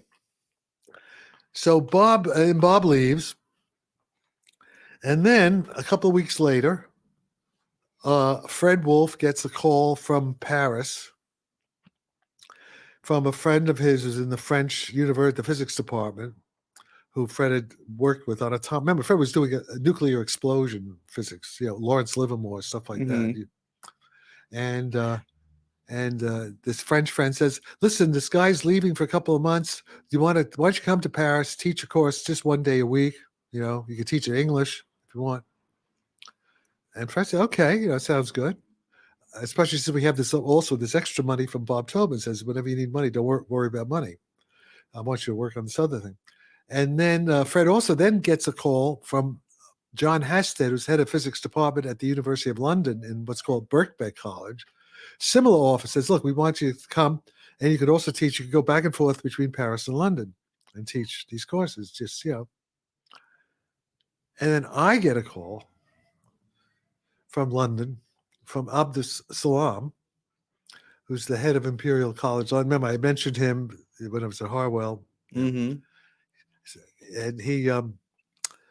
And he says he's running an institute in Trieste, Italy, called the International Center for Theoretical Physics in Trieste, which is where the Russian physicists, the African, Indian, Chinese, American, all over South America, international, UNESCO, United Nations. And this is where I'm working on what Lazar calls gravity A, gravity B. He calls it that. That's how we call it, okay? But that's the thing. I had been working on that already. And Abdus Salam, who later got a Nobel Prize, by the way, he was also working on it. And so he said, come to Trieste. I'll give you a job. All right. So So suddenly, a few weeks after Bob leaves, saying, "Listen, you don't have to stay here. I got plenty of money. I want you guys to work on this Uri Geller thing. How does physics explain consciousness?" Yeah. There's no mention of flying saucers. Just consciousness, paranormal, bending metal. How could the mind bend metal? Things like that. Telepathy, right? And so here we are. So we're getting ready. So, okay. So I'm living, I have a girlfriend at the time. I had met her, but she had previously worked in the Office of Naval Intelligence at the American Embassy in London, which is kind of interesting. But so she's with me. And she, it's now 1973. It's 20 years after my phone calls. Okay. Okay. And I hadn't been thinking about the phone calls. They were not in my mind. And so I'm scheduled to fly to London and then on to Trieste. And it's now the weekend before my flight is leaving San Francisco on a Wednesday. It's now the Sunday morning before I'm flying out, and I'm with my girlfriend and I was staying at her mother's house in Carmel Valley.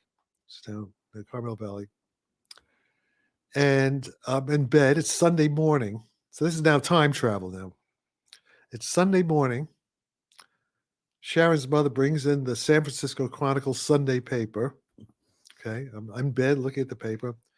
I open up the San Francisco Chronicle magazine section, and it's a big multicolor major spread on Stanford Research Institute testing Uri Geller for his paranormal powers. Maybe this thing's over there, right? Okay. I said, "Hey, this is just what Bob Tobin wants to give us money to work on." Right. Right? Was that me or you? That was you. Oh, yeah. How's that happening? Huh. So that's somebody's listening. That's Uri Geller. Oh no, it's Mossad. Yes, Okay. Mossad. They're Okay. listening. All right. So I say, "Hi, this is weird." So Monday morning comes, and I say, "I got to call these guys." Get on the phone, call the Stanford Research Institute. And this Irish guy, thick Irish accent, Brendan O'Regan, gets on the phone. He says, Dr. Sarfati, we were hoping you would call. Do you realize how weird that is? He goes, who can arrange that I'm going to, first of all, that I'm going to pick up the damn newspaper, look at the article, and then decide to call him. This can only be had. There's something really high. This is Twilight Zone now, right? So we were hoping you would call before you left for England. So you already knew I was going to England. Okay. Whoa. Okay. So and they said, "Could you just drive up?" They knew where I was. Yeah, not far from this car. It's an hour and a half drive. Again, can you come up to Stanford? We'd like to talk to you. Get in the car, and I get there. And first thing, I meet Brendan, and he takes me across from SRI to what's called Noetics Institute. And who do I meet? I meet Edgar Mitchell. You know who he was? Oh, yeah, of course. Okay, Edgar Mitchell. He's the head of the project. The guy who walked on the moon. Astronaut. Edgar Mitchell. I meet Brendan O'Regan. He takes me to meet Edgar Mitchell. Okay. Then this is where Jacques Vallée comes in. Jacques Vallée's involved in this. He says, okay. And I didn't know I had no idea who Jacques Vallée was. Then I'm told, Jacques Vallée has arranged a meeting at this guy, Dean Brown. Dean Brown's house, in Menlo Park somewhere. Dean Brown's one of the original Silicon Valley venture capital guys, rich guy. This is all intelligence, right? You look back now, there's a book. You see that book, Third Eye Spies? It's all about that. It's like the CIA. That's Russell Targ. Have you talked to Russell? She talked to Russell Targ. He's still alive, and he's 90, so you better talk to him fast. Call him up.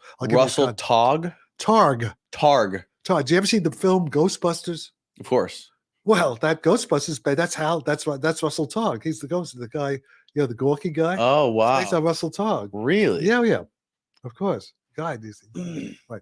I don't know anything. Right. Okay. That's why I do this. So, in any case, so Russell's still alive. He's 90 years old. So I'll give you his contact. You call him. Okay. Because he was there. You know, and so they're supposed to. Jacques Vallée has arranged a meeting for Jack, for me, and Hal Puthoff, and a bunch of guys. You know, some psychologists. They were all, some of them were CIA, I guess. I didn't know who they were. And so we go there, but Jacques never showed up for some reasons. I don't know, which is interesting. You could, if you ever, because, hey, Jacques, you arranged this meeting for Jack Sarfati and Brendan O'Reilly at SRI in 1973. How come he never came? You know, well, when I leave here, I'm going straight to his apartment, so I'll ask him when I get there. And no, are you really? No. All right. Well, you should actually. All right. So now, we're going to go record in the okay. library. Now, the important point is this is a CIA operation now public, because everybody, the book's written about it. Okay. It's in How the Hippies Save Physics. All right. But the point is, part of that meeting, you can listen to it because the CIA, they tape recorded the entire meeting. Okay. And somebody said, guy Saul Paul I had like an hour of it, hour and a half, not the whole thing. But you can hear me. It's online. It's on SoundCloud. You can actually hear me. 1973. Really? Oh, yes. How do you search for this and find this? It's just Jack Sarfati SoundCloud, CIA. Jack Sarfati CIA meeting SoundCloud. Yeah, whatever. I'll give it. Remind me. I'll send it. Okay. Yeah, you can find it easily. It's on Google. Okay. And in there you can hear Russell Togg, the subject, this rabbi, this is all Mossad too. It's all a combination. This rabbi, I forget his name, this crazy rabbi. Forget his name. He's still alive. Jim Hertek. He's a UFO rabbi, flying saucers. A UFO rabbi. Kabbalah, because that's amazing. New Age, okay. I think he's still alive, and Russell knew him. So Russell starts about Jim Hertag and the UFOs as time machines coming back from the future. So Russell talks about it. Yeah, you'll hear it, and then it's I remember that. Hey, listen, what happened to me? And I tell the story. They told you. I tell the story. And Brendan O'Reilly says, "Oh yeah, we have data, several hundred cases of kids. We have data of that. We know about this." What? Okay, so there you go. So what's going on here, man? And you can hear it yourself. You don't take my word for it. And you can talk to Hal Puthoff is there. Now, you should definitely get Hal Puthoff and Russell Togg before they die. They're almost 90. Hal Puthoff is not going to last that much longer. He's 5 years. He's going to be 89, 87. What is his story? Because he's interesting to me because he was a Scientologist at one point. No, that's bullshit. I'm excited. No, he admitted he was. There was a video. No. That's exactly. You don't understand the context of that. Well, here's the interesting thing about the Scientology stuff is because we talked about this last night. Jack Parsons. Yeah, there's all these. Who's like the father of rocketry or whatever. Was it L. Ron Hubbard? I know all. He was friends with L. Ron Hubbard and Aleister Crowley. Yes, I know all about that because I'm one step removed from that. I'm connected with that. It's all connected. See, there's no accidents here. Okay. But wait, let's first Hal Puthoff. Let me explain Hal Puthoff. First of all, Hal Puthoff, and he never told me the details, indicated that what happened to me with the phone call happened to him. He may not have gotten a phone call, but he didn't want. Remember Hal Puthoff. I was told by Christopher Green that Hal Puthoff at times has held the highest possible security clearances. He was an officer in the Naval Intelligence before he got his PhD, electrical engineering, and from Stanford. And it was, you have to talk to Russell Togg and Hal Puthoff. They have to tell you the history, how the CIA got involved with them, okay? Okay. But Puthoff himself was already in that. Puthoff told me that he explored, as part of the project to explore psychic power with the CIA, he went to Scientology meetings. Doesn't mean he was a Scientologist. He may have joined, officially just, because he wanted to see what they had. It was L. Ron Hubbard. We know all about Jack Parsons. If you read about Jack, what is it, Strange Angel? You've seen the book, the Jack Parsons book? No. There's a book, biography. Strange Angel? Strange Angel. It's all about all this stuff. Jack Parsons worked with Frank Molina back in the 1930s on all this rocket stuff. JATO. They started. What is this? Aerojet General, the JATO. Aerojet, yeah, Aerojet. yeah. There's actually a big Aerojet base. It's abandoned now in South. Yeah, Florida. yeah. This is all Frank Molina and Jack Parsons. And Jack Parsons was financing Aleister Crowley. And L. Ron Hubbard was. I think they knew L. Ron Hubbard. But I knew people. Some of the people supported me worked with L. Ron Hubbard and Bush Harvard. They were all these. Plus, it's a science fiction. Walter Breen. All these guys knew each other. It's a small world. Why are all these guys so? Why are they they're so? all intelligence. They're all part of the OSS. That sort of stuff. But why are they so into the occult? Well, and all this angels and demons type stuff. Why, Jacques? That's why they are. That's good. Okay, short answer. Because angels and demons of the Bible are real. They are the extraterrestrial time travelers. Okay, that's why. So it's all real. All the stories in the Bible are real. They're based on that. It's like, they're distorted. But all the stuff, angels and demons, Paradise Lost, John Milton and Lucifer and Satan is real. They're all real. These are the Greek gods are real. The Egyptian gods, all that stuff, Stargate, they're all coming back. It's all true. These are all time. Okay, let me explain. Okay, let me give the content. And this is why the guys in the CIA, this is those guys who Lazar's talking about. They know this. This guy, John Ramirez, who's CIA retired, he knows all this. He's one of my supporters. John, get in touch. I have his email. He just remind me, get in touch. What's happening is this. The physics of UFOs, this tic-tac, everything that the Congress with the idiots, they should be talking to me. They're so stupid, okay? You listen to Jack, you call Jack, talk to me, okay? You talk to me. You don't need anyone else. You talk to the Safari. Don't fuck with the Safari. All right. So, but no, seriously, all the physics of this stuff is very elementary. All the physicists who are not stupid and who are not afraid, we all understand what's going on here. It's not hard to understand. Okay. It's easy. It's easy to understand this stuff. Okay. That means we know that there are we know there's life all over the place. There's no question of that. We know that? Of course we know that. How do we know that? We know that from as a theoretical physicist. I know it with almost 100%. You know how I know it? Because I know the laws of chemistry. I know the laws of physics. I know the DNA code. And this is universal. It doesn't just, it's called the Copernican principle. We're not special.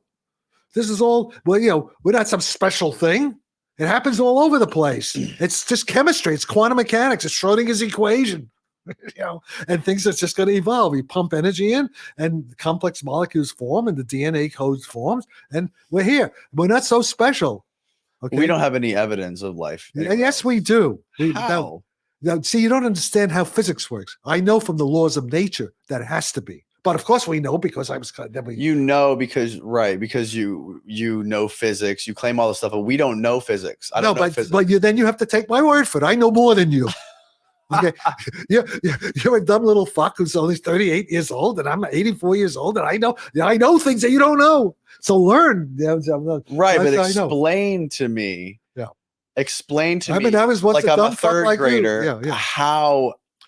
Because it was something called the Copernican principle. People used to think that the Earth was special, and then the whole revolution in astronomy with Isaac Newton and Copernicus is that we're not the center of the universe. So you're just still like the medieval peasant who still thinks we're the center of the universe.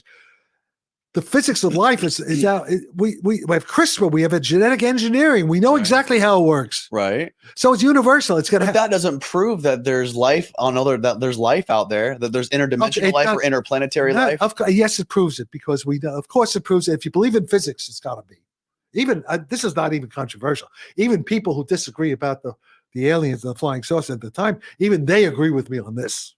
This is what I'm telling you now is mainstream now. Anyone who you're not what was your degree in college? I went to college for 6 months and I dropped out. Okay, so you don't know anything. You don't know science. You don't know. That's your job to explain it to me. Yes, yeah. Okay, so but I can't took me 50 years to know this. Right. Explain But it what's to the point of spending 50 years learning stuff if you can't explain it to a layman? But what I'm explaining to you is you have to take my word for certain things because we can't do everything. We can't do a 4-year thing in 30 minutes. Right. But the thing is, but I need to understand. What I'm claiming to you is, and this is not just me. This is now almost every scientist called even the mainstream guys will say we believe there's life out there. It would contradict everything we know about science if there wasn't. In other words, when there are these when there are Earth-like planets, they may not look exactly like us, but then, there's going to be DNA forming because we know how it forms. It's inevitable. So here's my point. Let me make my point. Okay. I'm just going to make the point. I don't want to argue with you because you don't want to waste. No, this is great. This is fun. I love this. All right. But the point is this. What we know, here's the story. The physics of this stuff is so easy. And life is universal. The DNA codes. It's just quantum physics. It's relativity. It's just it's chemistry. It's just simple chemistry. And the stars, because all the stars are the same carbon, and we understand stellar structure. We know how the stars form. We have the stars form the elements that lead to life. But we don't have the physical proof. We don't have Well, we do. That's what Commander Forever is showing you. That's what these guys, Ryan Graves, are showing you. Yeah, but there's so much disinformation. No, I forget that. Okay, who knows what's real? No. Well, yes, there's some, but Sarfati, take it from me. I know what's real. How do you know? How do you know? I know because I'm a genius. That's how I know. I know because I've been in direct contact with the aliens, with the time travelers, whatever. I know. Okay, that's how I know. I know. And I know because of the physics I'm getting is exactly what they said it was going to happen. It's all happening. And I know because what I'm telling you is how I met these guys. How do you explain that? Okay. We were hoping you would call. They knew where I was going. These guys, the CIA themselves, they're not in charge. They're useful idiots. Like we're all puppets. They're not the puppet masters. They're the puppets. They're maybe there are different levels. There's some puppets pulling strings of other puppets. You know what I mean? So that's how they. So I meet Hal Puthoff. Let's get back to this. You'll hear that you could hear the tape where I'm meeting them in the talk. I talk about the UFO from the future, and that because it was Russell Targ who brought it up. I didn't bring it up. He brings it up. Okay. So there we are. So I'm claiming that is smoking gun evidence for time travel. In other words, what happened to me in 1953, the computer side was going to begin to meet these guys. It happened exactly on cue, and there's no other way to explain it. And it turns out the CIA was involved at the highest levels, but they're just as clueless. They're just as so you're saying that as far as like a hierarchy of power in our world is the top levels, the aliens, next levels intelligence. I don't know if it depends on no. There's a higher intelligence. They're more advanced than we are, and they've mastered time travel. I'm working on the equations of time travel. That's what I'm doing. That's what all this stuff is. That's what they're doing in Lawrence Livermore now. Okay. They're testing my time travel equation. Okay. It's elementary physics. Okay. You just got to take my, I could yell and scream, but you just got to take my word for it. I just want to understand it. That's all. You won't be able to understand. You want too much too fast. It's not easy to understand. This took us 60 years. The smartest people still don't understand it. Right. But I understand more than they do. So the point is this. This is being that's what the Destiny Matrix is. The Tic Tacs, all these things the Navy is seeing and the Russians are seeing, they're neutralizing our nuclear missiles, right? This is all. Yeah. There's lots of documented cases of that. So this is superior technology. I am developing the basic equations for this technology, for time travel, to neutralize nuclear weapons, to go to warp drive, to go to Mars. In 10 minutes we get to Mars. So going to the Tic Tacs. Yeah. Who was controlling those Tic Tacs? The same people who contacted me in 1953. They're in control. Who are those people? Are those people? I don't know exactly who they are. I just know they're there. I don't know everything, but I know enough. Are they people from the future? Well, yes, they're from the future. I don't know if they're people. What do you mean by people? I don't know. Are they? It said it was a conscious computer. Are they from a conscious computer? Well, yeah. So at least they're like Terminator. But you don't know where they're from. They said, well, in one case, the one guy, there's a whole side story where it said it was, Ingo Swann said it was 100 years in the future. And that was back about 40 years ago. So it'll be 50, 60 years in the future, maybe by the end of the century. Okay. Okay. Which makes sense, actually, because I think that's about when, when all this stuff will probably happen. So assuming we don't knock us out. So, but this gets back to your Bob Lazar story, the guy saying that the alien had a sulfur smell. That's not Bob Lazar. So yes, so that's a friend of yours. Okay. My friend James Fox. He made a documentary called The Phenomenon, James Fox and he talks made a about this documentary. guy with the satanic, the demon. With No. So James Fox made a documentary called The Roswell of Brazil, and it was about in the 90s, the early 90s, there was two creatures that were discovered by these girls that were walking through a field. They saw this creature that reeked of sulfur, and it was sitting there and it was like hurting, and it was telepathically communicating with one of them, saying it needed help. And later there was another one captured, I think the same day, maybe later in the day, by the military or by the police, captured it alive, brought it to a hospital in Virginia, Brazil. And James interviewed the x-ray technician, a bunch of people that worked in the hospital. They all said that there's pictures, illustrations of what they saw. And they said people were in there taking photos and videos, although none of that's been released. And they said that the hospital, they were being reeked of, and the hospital smelled like sulfur for like weeks afterwards, even after the U.S. military came in and took it out. Yeah, this is exactly where John Milton got Paradise Lost and all these poetic things from Elizabethan age, and after that, this is all true. All these stories have truth in them, because let me get life is everywhere, all different kinds of life. Okay.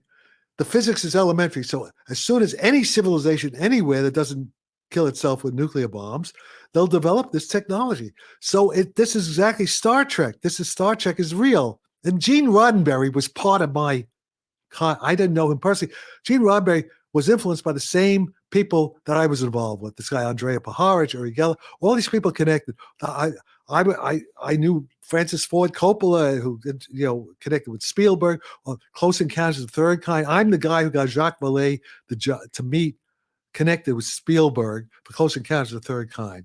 Okay, so everything is connected. All these science fiction things and L. Ron Hubbard, they're all conditioning the public for the actual context. So there is no more science fiction. Timothy Leary said it's science faction.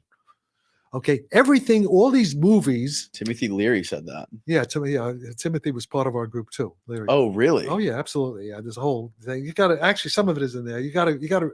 Well, we'll keep it down. It's a complex story, so you can't tell it in like 2 hours, really. Yeah, I knew Timothy Leary. Timothy Leary said I was his heir. Timothy Leary had, in fact, there's the guy. Did you ever try LSD? Yeah, but many years ago. Yeah, 2 or 3 times. Was that a part of any of these studies? No, well, that's a whole other story. I mean, it does. That involves strategic defense initiative, but yeah, it involves what? The strategic defense initiative. How so? We got time. Yeah, well, because at that point, it was in the 1980s. We were working with the Reagan people, and I was with this guy. Part of one of my mentors, so to speak, was this guy named Marshall Nafee, billionaire. What it creates movie theaters, cable television. He created Comcast. Comcast is all created by Liberty Media, and Doug Trumbull worked for him. Movie industry, movies. He and his brothers.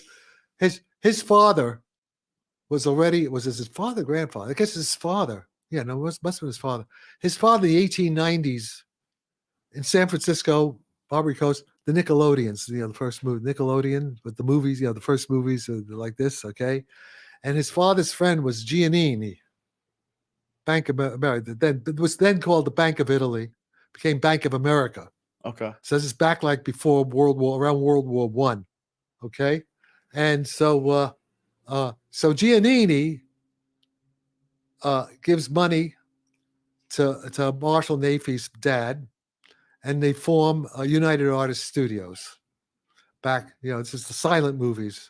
Douglas Fairbanks, Charlie Chaplin, all these guys, if you know the history of the movies and all. And so this is so they're one of the primary families of the Hollywood. Okay. And when Marshall was around 20 years old, like right before the war, 1938 or so, his buddy, you know who Gary Cooper was? No. You don't know who Gary Cooper was? God, Darkness at Noon. Who was he? Gary Cooper was like who Cary Grant. Oh, God, you guys don't know. My God, I feel like I'm. These are the famous 1930s, 20s Hollywood. Do you know who he is? Cary Grant. Yeah. Sounds familiar. God, okay, this is amazing. Amazing. What am I doing? I'm on this planet. I'm not. This is not my planet, guys. Not my planet. Okay, Cary. Okay. Oh, I know Gary Cooper's daughter is a friend of mine. If she heard this, she'd be shocked. Sorry. Yeah, these are all famous Hollywood movie stars, 1930s to 40s. Okay. Marilyn Monroe. You know Marilyn Monroe? Sounds familiar. No, you're kidding there, right? I know who she is. Joe DiMaggio. I mean, yeah, she was here, Marilyn. Mm-hmm. Okay. So in any case, so Gary Cooper and Marshall, the kids, they go on a tour of Europe, and they meet the Queen of England and the King of Denmark. I mean, these are the very highs. When Franklin Delano Roosevelt came to San Francisco, he stayed at the Navy's house. Okay. Pacific Heights here. You know, now where Nancy Pelosi and Feinstein, the fancy mansions there. Mm. And so, in any case, so it's now the early 1980s, and Marshall is, he's kind of like a shaman. He really is kind of like a puppet master type guy. You know, he's very psychic. Mm. Remember, he's a billionaire. Already back then, he had $1 billion, more than $1 billion. And so, and I did and he did LSD. So I did LSD with Marshall about 2 or 3 times, and we went back to ancient Egypt times, all kinds of like interesting trips. I was back in ancient Egypt with Marshall. Really? In an Emerald Temple. Yeah, well, it was like that. That was the experience. You know? Mm. And then I was a knight in the Templars and the Crusades. It's all real, so it's like time travel. The sort of stuff you read, what he's talking about in that book. But what David Gladstone, give me the book for a minute. What David Gladstone, yeah, can you see it? What Gladstone talks about in this book, I actually had those experiences. Raise it up a little bit higher. I had some of those experiences. It's on Amazon. I had some of those same kind of experience that Gladstone talks about that sound crazy with Marshall Nafee, billionaire, friend of Ronald Reagan. Okay. So what happened was, this is the backstory of the Strategic Defense Initiative. And Kim Burafato can confirm. Kim was there with me. Kim, the guy you met with Marshall, confirm everything I'm telling you, witness. Okay. So, and this guy who wrote the book, he was part of it too. So there's many witnesses to all this stuff. And so I challenge anybody who wants to say Jack Sarfati is lying. You come and mano a mano, you face me, and we'll discuss. Okay. Mm-hmm. So that's an open challenge. Okay. You want to duel with Sarfati? I'll duel with you. Okay. All right. So now, Ronald Reagan. Okay, let's get to Ronald Reagan. Ronald Reagan is the governor of California in late 70s. There's a guy named Laurie Chickering. He just died a week ago. And Laurie Chickering comes from the Chickering family, the old WASP family, like Mayflower type, the old in New England, but they're here in San Francisco.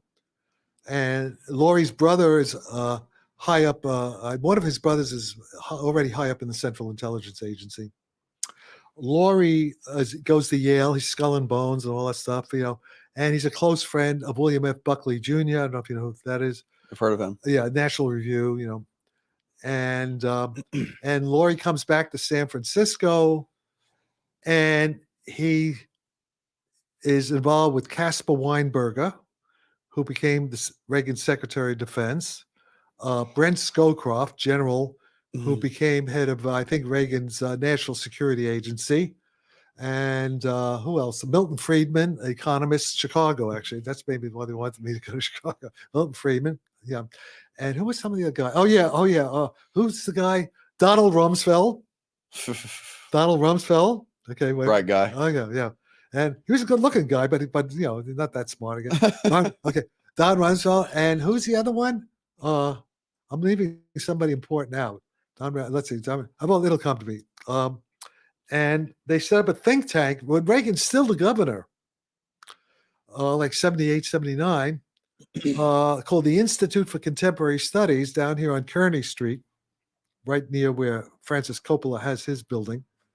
And they're the main thing. They're connected with the Hoover at Stanford, the Hoover Institution. And I was kind of like their informal science guy.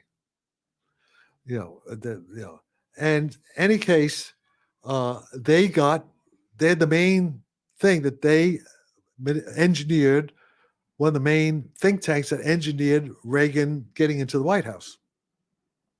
So Reagan is the president now in 1980. I think before he shot, was he already shot or before that guy shot him? And it was like around 1980, 1981. And Reagan's a close friend. Marshall could just call the White House and he wants to start. Ronnie, it's Marshall. It's that kind of thing. Mm-hmm. Okay. And all these guys had the Cafe Trieste where I showed you. Everybody's hanging out there at the Cafe Trieste. Okay. Wow. Okay. Francis Coppola, whatever. When Oreshnikov came, Julie Christie, when anybody from Hollywood comes, that's their hangout. And another place called Enrico Benducci's down the street. Enrico was a kind of a nightclub. So, any case, at one point, now Marshall, for example, if a guy named, if Coppola wanted to make a movie, Marshall's like the finance. You want to make a big movie, Hollywood movie, talk to Marshall, talk to the Nafee brothers first. Okay, James Bond, the James Bond movies? Yes. Okay. Did you ever see with Sean Connery? Of course. Yeah. Okay. Well, Al Broccoli made those movies. Marshall Nafee was his silent partner because he was, by law, for taxes or something, so you can have movie theaters, but you're not supposed to do movies. Production. Yeah, they split it for monopoly, whatever. Any case, Marshall had one of the old movies, the Black Aston Martin, that the convertible that he drives. Yeah. There were 4 of those made for the movies. 4 of those. We had one of them. Marshall had one in his car. Oh wow. Okay. So Marshall's a powerful man. It's like but this is now 1980. He helped Reagan get into power. And I'm smoking dope. Driving around we go to Mount Tam, get stoned, and he's an evangelical Christian. He's trying to get ready to listen, right. Evangelical Christian. Listen, that's what in the dope filled Jaguar. You're driving around listening to Jesus is going to save you, man. So, and that's what we tried LSD a couple of times. I had time travel trips. All right. Anyways, Laurie Chickering is now running the Institute for Contemporary Studies, and for some reason he wants to have lunch with Marshall. He had some project. He wanted to meet Marshall, so Laurie says, "Can you arrange a lunch? We'll have lunch at Enrico's, who's a close friend of Marshall. Enrico's where all the movie stars would hang out, on Broadway back then. Woody Allen, all kinds of people." And Mort Saul. And so I arranged a lunch, and we were having lunch, sitting around this round table, and Enrico, who plays the violin, and he's cooking pasta for everybody. It's like right out of a Godfather movie, sitting around there. And Marshall was stoned at the time. Maybe I was stoned too. I don't know, because we probably smoked before we went to lunch. But Laurie was straight. Laurie didn't, he doesn't know any of this stuff. He doesn't know about, he's a very straight, running, neocon type of guy. But we didn't know Marshall had just made a movie with Al Broccoli and Sean Connery called Meteor. You can see it, 1980 or so, 1981. So Marshall's talking, they're telling, coming saying Marshall, and he's kind of like in reverie, and he says, what if, it's Marshall, what if the extraterrestrials were going to attack us? They were coming. This is like he's thinking in this movie. There was a meteor going to come to, but Marshall says, "What if there was, and what if just the Cold War is on, 1980, the Soviet Union says, what if we had to get together with Russia to fight the ETs, and we got the missiles, and we shoot down the flying saucers with the laser beams and all that stuff." But he was talking because he had just made a movie, but kind of that stuff was in the movie. It was some science fiction for him, but he was just talking. So, see, this is all being arranged for the future. This could, So Lori, okay, so we have the lunch. Marshall leaves, and Lori, and I'm like working, Lori's giving me a little bit of money, living on the edge, bohemians. You'll see, he talks about it in there, in that book. Lori says, "Hey, Jack, that was pretty interesting. Can you write up what Marshall was talking about?" So I have a little thing, and I was working on stuff too about neutralizing nuclear weapons with laser beams. I was working on that myself. So I put in some of my stuff, and then also in there I say, and with this new technology, Sarfati space, even then, I didn't have it the way I have it now. But this new technology, we can render nuclear weapons impotent and obsolete, which is what the Tic Tacs are doing already. You see already. Mhm. I already had that back in 1980. It's in this memorandum that I wrote. Okay, so it's a short thing. I give it to Lori. A few weeks go by. I'm walking into the Cafe Trieste where I took you, where we met Kim last night. Mm-hmm. Lori comes up to me excited. Says, "Hey, Jack." Well, he doesn't talk like that. I mean, he's a aristocrat, and he says, I gave that report to Paul Nitze. If you look at Paul Nitze, Nitze, was the main arms control, security guy for Reagan, advising him on how to deal with the Russians and stuff like that. Okay. Okay. And Nitze really liked it. Okay, so went right to Reagan. Okay, this report, and then when Reagan found out that Marshall Nafee, who's his buddy from Hollywood,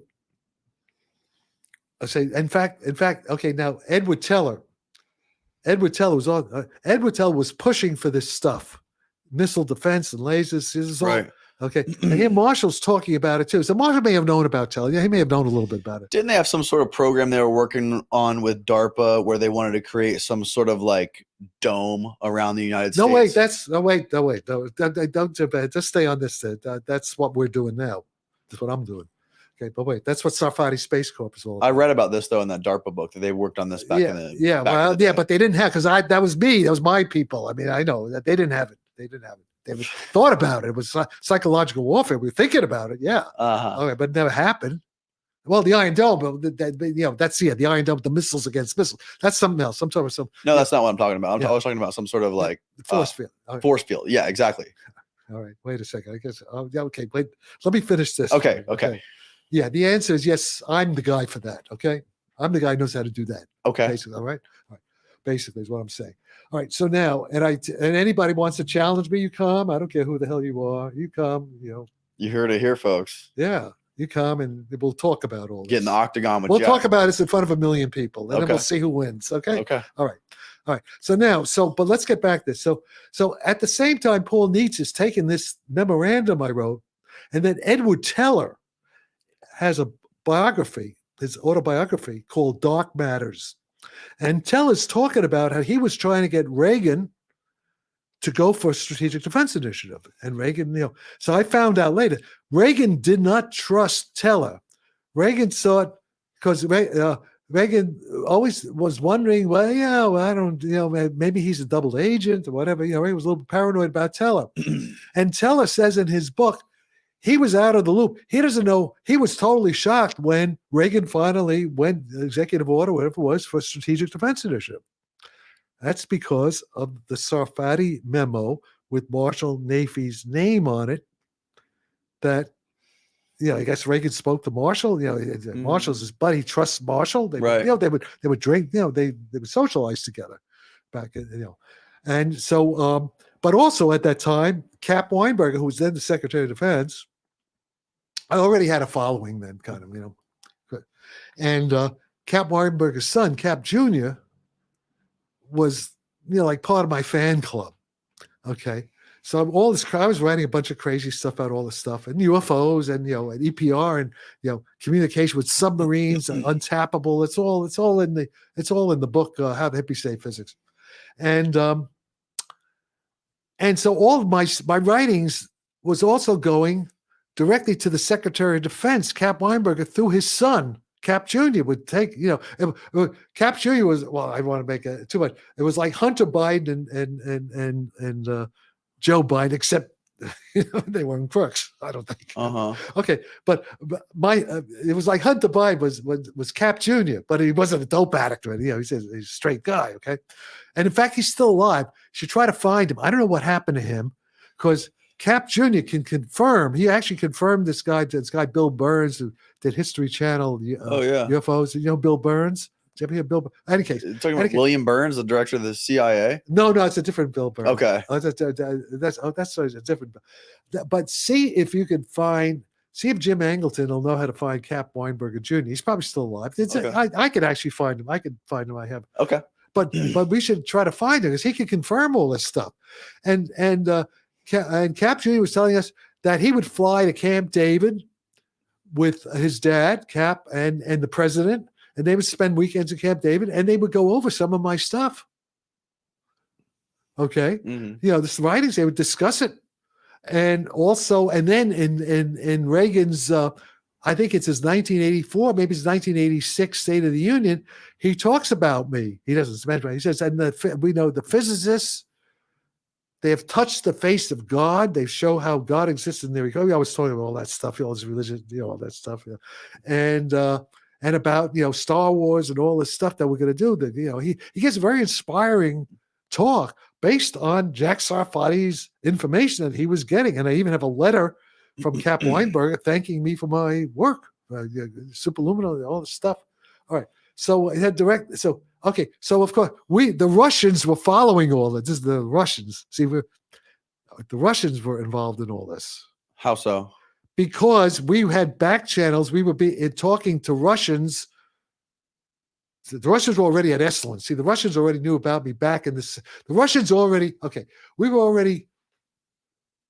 first contacted us in 1975, at around the same time that Koopman's telling me, we want you to work on this, because we did a book about Uri Geller called Space, Time, and Beyond. It sold a couple 100,000 copies and influenced Hollywood. That's how I met Ellie Coppola, because of that book. That's how I connected with Coppola. That's how Jacques Vallée got involved and everything. See, it's all being orchestrated by this higher power. Okay. Yeah, because this can't happen. It's not a random thing. All these strange, what Jung called synchronicities, all these strange coincidences happening. It's all kind of connected. Like I know Frank Molina, who was Jack Parsons' partner, and I stayed with Frank Molina in Paris at his beautiful place, So I mean, it's all, everybody's connected to everybody, and L. Ron Hubbard and Andrea, everybody were like 1, 2, or 3 connections away. So if you do a web of who knows who, you'll see it's a tight web, like a tight spider web. Destiny, I call that the destiny matrix. It's not random. It's being orchestrated. Why did you told me that the Russians came here to interview you about some stuff? Yeah, well, that's more recently. Wait, let's go back. The first Russian thing is we have this book, which is basically a CIA engineered book, right? Which I didn't know at the time. I was what's called a useful idiot, not really, sort of suspecting, but not knowing for sure. All right, because it didn't come out publicly that what they were doing with Geller was CIA and Mossad until much later. Now it's in that book, it's in their books. These are books. That Third Eye Spy. Uri Geller has books, but so now it's all public information. Then it wasn't, and I wasn't even sure. I suspected, but I wasn't sure. So the book comes out, Space on Beyond, which we wrote in Paris, and E.P. Dutton. And in there, we have this thing about biogravity. I don't know. It's some crazy thing that Bob Tobin was into it. I kind of went along with it. Yeah, Fred went along with it more. I wasn't that in. But then we get a call from Bob. Oh yeah, what's this guy? Dan Whitehead. Dan Whitehead was the editor at Dutton Books in Manhattan, and Dan Whitehead gets a call from the, I guess, the Russian embassy in New York, saying we are concerned that Tobin and Wolf Safadi, they wrote this book about biofields, and but they didn't give us credit. We have this Russian side. That's his theory, and they didn't give it credit. That's our first overt contact. Why didn't we give them credit? This is from so we get sorry, give them credit. We didn't know, that sort of thing. So that's the first overt thing, and then it was all in Esalen. Then already now, let's see. So how do we know? Well, okay. So then in the 1980s, okay, then like this is now after this stuff with Reagan around just when Reagan gave that State of the Union speech, 1986 or so. Now you wonder about okay. So now at that point there was no internet. There was Xerox machines, and I would, it was the way I do emails. I was doing like Xerox mailings. I had like a network with this guy Ira Einhorn, whatever, and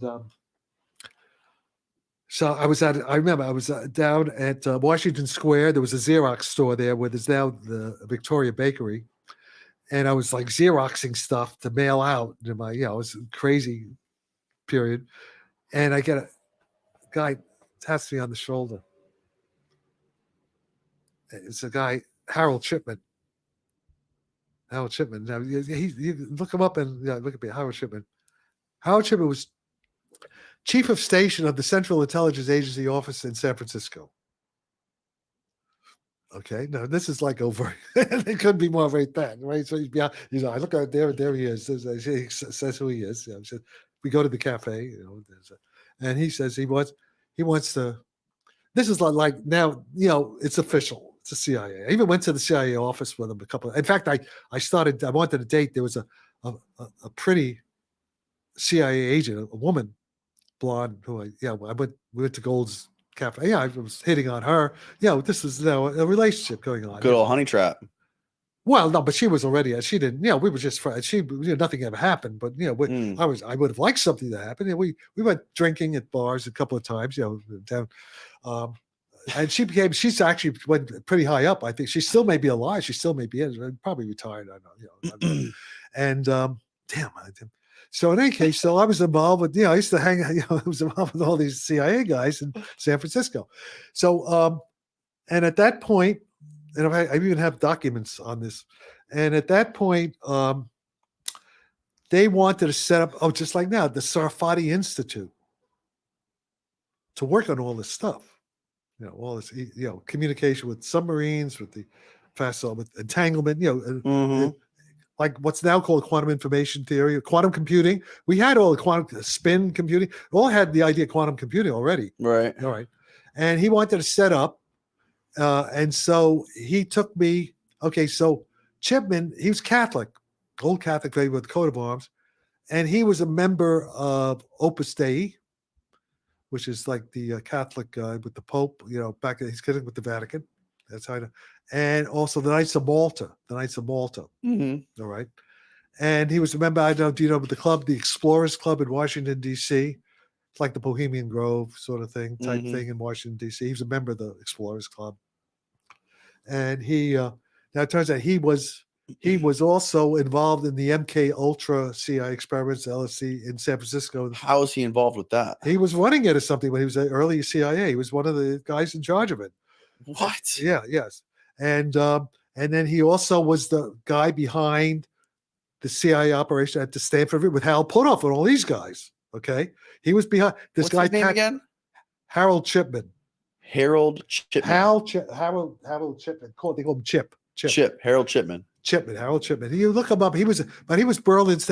He was a real James Bond. He was like a guy when he was younger. He was like, he went into Russia, and they attacked in the Ural Mountains. This is before I met him. They went in and they did an operation trying to get secrets on some bioweapon that they were working on in the Ural Mountains, and something went wrong, and hundreds of Russians were killed inadvertently. The team got screwed up, and he felt very guilty about that because it was not meant to happen. It was like to go in, get the information, get out without anybody even knowing. But something went wrong, and as a result, hundreds of people, maybe thousands of people, died in this secret Soviet bioweapons lab back. I don't know when it was. Right. Okay, that ultimately led. Hal was assassinated by the KGB before when I knew him. Wow. Because it was payback, and they said, and he kind of excited. They poisoned him like the polonium poison. What they do, like those guys. He was poisoned that way, and as he was dying, he got a call from the Soviet consul here, who was here back then, saying, "How are you doing?" And they couldn't prove. But he at that point he felt so he was really affected because how do you know about all this stuff? What? How do you know about all this? Because he told me. He told you all this? Yeah, of course. I'm not making it up. So, like, when he was dying from this poison, he called you up and told you. Well, we already know. Well, yeah. Well, there's another guy. There's this guy Riley. There's another guy who was part of our group who was close to him. And this involves Iran-Contra and weapons deals. And I know all kinds of stuff about what was going on back then. With the Iran-Contras, this is everything's involved, and I was on the edge of all that stuff. And this is guy Stephen. You have to interview Stephen Schwartz. That'd be for something. But in any case, so what was happening? He wanted to. Hal was trying to set up. He took me to University of San Francisco. Father Joseph Pezio, who is the head of the, I guess, the Jesuit order, at University of San Francisco. I met Father Pezio, Joseph Pezio, and they were going to set up this institute, think tank, for me to work on all the stuff that we're doing now, actually, back then in the 1980s. And if you look, I could show you who he's had, Roosevelt, one of the Roosevelt guys. One of the sons of FDR was involved. I actually have the stuff, and all these guys from Ray Klein, all these top guys from Wall Street, who are all going to be on the board of directors. We're all set up, this whole thing set up, and it would have happened, but then he got polonium, whatever, and he died. Wow. So that's it. It's happening again now. It's happening now, right? But this is back then. It was already supposed to happen, but didn't happen. All right. So now it's happening now. Wow. All right. So, there's, in fact, is my book Destiny Matrix? Do you see the book Destiny Matrix? Oh, yeah. Let me just see if I can find it. There it is. Yeah. Yeah, this is still on. Can you see this? Everything I'm telling you is in this book. You get this on Amazon. Okay. It's actually being redone. There's a new edition it'll be expanded. This stops at 2002. So Look at that, man. What a cover. Yeah, it stops at 2000. What is that little guy in the front of it? I don't. That's just some. I don't know. But time traveler. So this is my Chipman here, and this is this thing. Hey, let me just say, the Sarfati Institute. This institute, proposed to be located at the University of San Francisco, will be funded by the Sarfati Corporation. They're bringing in money. What? Goals of the institute. The goals will, and this is an official CIA thing. Goals of the institute to conduct basic research in the quantum physics of non-local phenomena discovered by Albert Einstein in 1935, the Einstein-Podolsky-Rosen-Bohm effect, and to develop applications of the basic mathematics and physics research into patents for untappable, unjammable command control communications, 6th-generation quantum spin correlation supercomputers. This is 1985. Okay, wait. Get this. Quantum zero-point energy release for interstellar rocket engines. Super technology for the Strategic Defense Initiative, SDI, to reduce the possibility of nuclear war. Pi orbital electron spin control of recombinant genetic engineering. It's like CRISPR now. Is okay. Remember, this is 40 years ago. Manipulation of Hoyle-Girdle loops in time. That's the warp drive stuff. And that's flying saucer stuff. I want to talk to you about that real quick. Okay, but wait, let's finish. Otherwise, you get too scattered. The other fundamental applications as they emerge from the basic research program. Oh, now look, the style of the institute. This is the highest levels of people involved in this thing. Okay, top minds, both established and up and coming, should be paid to come and conduct research in an environment where they are unafraid to speculate. Remember, I didn't write this stuff. This is written by the CIA. Unafraid to speculate. Yeah. That's interesting. Yeah. Okay. This is important. This is ahead of its time. Let's go. Seminars, both formal and informal, shall take place. Entertaining educational media shall be developed for the public. Sounds like To the Stars Academy now, right? Scientists, poets, artists, political theorists, philosophers, military and intelligence officers, politicians, captains of industry, theologians shall be gathered together for workshops on the cultural impact of breakthroughs in the new physics. This is exactly like the Bohemian Grove. That's what happens at Bohemian Grove. Yeah, that's pretty much what happens at Bohemian Grove. That's what Oppenheimer. This is public now. Oppenheimer. The way the Manhattan Project started, I don't know if they have this in the movie. Oppenheimer gave a speech up in this chalet. I've been there. The chalet, all these top generals and politicians in 1941 and 42 saying with the Szilard paper that we have to build the atomic bomb. It was all done through the Bohemian Grove, through Bohemian Club, which is a club down here. Okay. All right. Now, just let me. Okay, I'm not gonna. But let me say the people. Some of the people, and this is important. Some of the people. Okay, banking. Senior partner, Paul Berry Associates. These are you got to look these guys up. You could.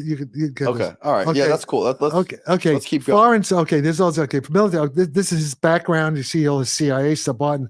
Wait, but just some of the other people who he was involved. Okay, science. Arthur Shallow, Nobel Prize, one of the lasers. Shallow. I don't know. John. Military, E.B. Roberts, Johnson & Johnson Corporate. These are religious father, Joseph Petzius. So the religion's already here, right? So everything the guys tell you, there it is. It's right here. This is the Vatican, okay? Political, Dr. Ray Klein. You look up who Ray Klein is. Senior Associate, Center for Strategic and International Studies, Georgetown University. Look at who Ray Klein is. This is a big shot, okay? These are friends. These are Chipman's buddies. Oh, wow. Okay? The economic, Donald Hine, okay. Economic, yeah. Archibald B. Roosevelt Jr. Archibald B. Roosevelt, a son of the FDR, is part of this project. Chester Bunnell, there's John G. Altenberg. Oh, Altenberg's a famous guy. Okay, so this is here. This is the actual document that I reprinted in this book that shows you what the CIA was into. And it was actually ahead of it. It would have been great had it happened. It sort of happened, but haphazard, and it's now happening again. They're trying to do it again. It's now happening right now. It's now happening, and that is the.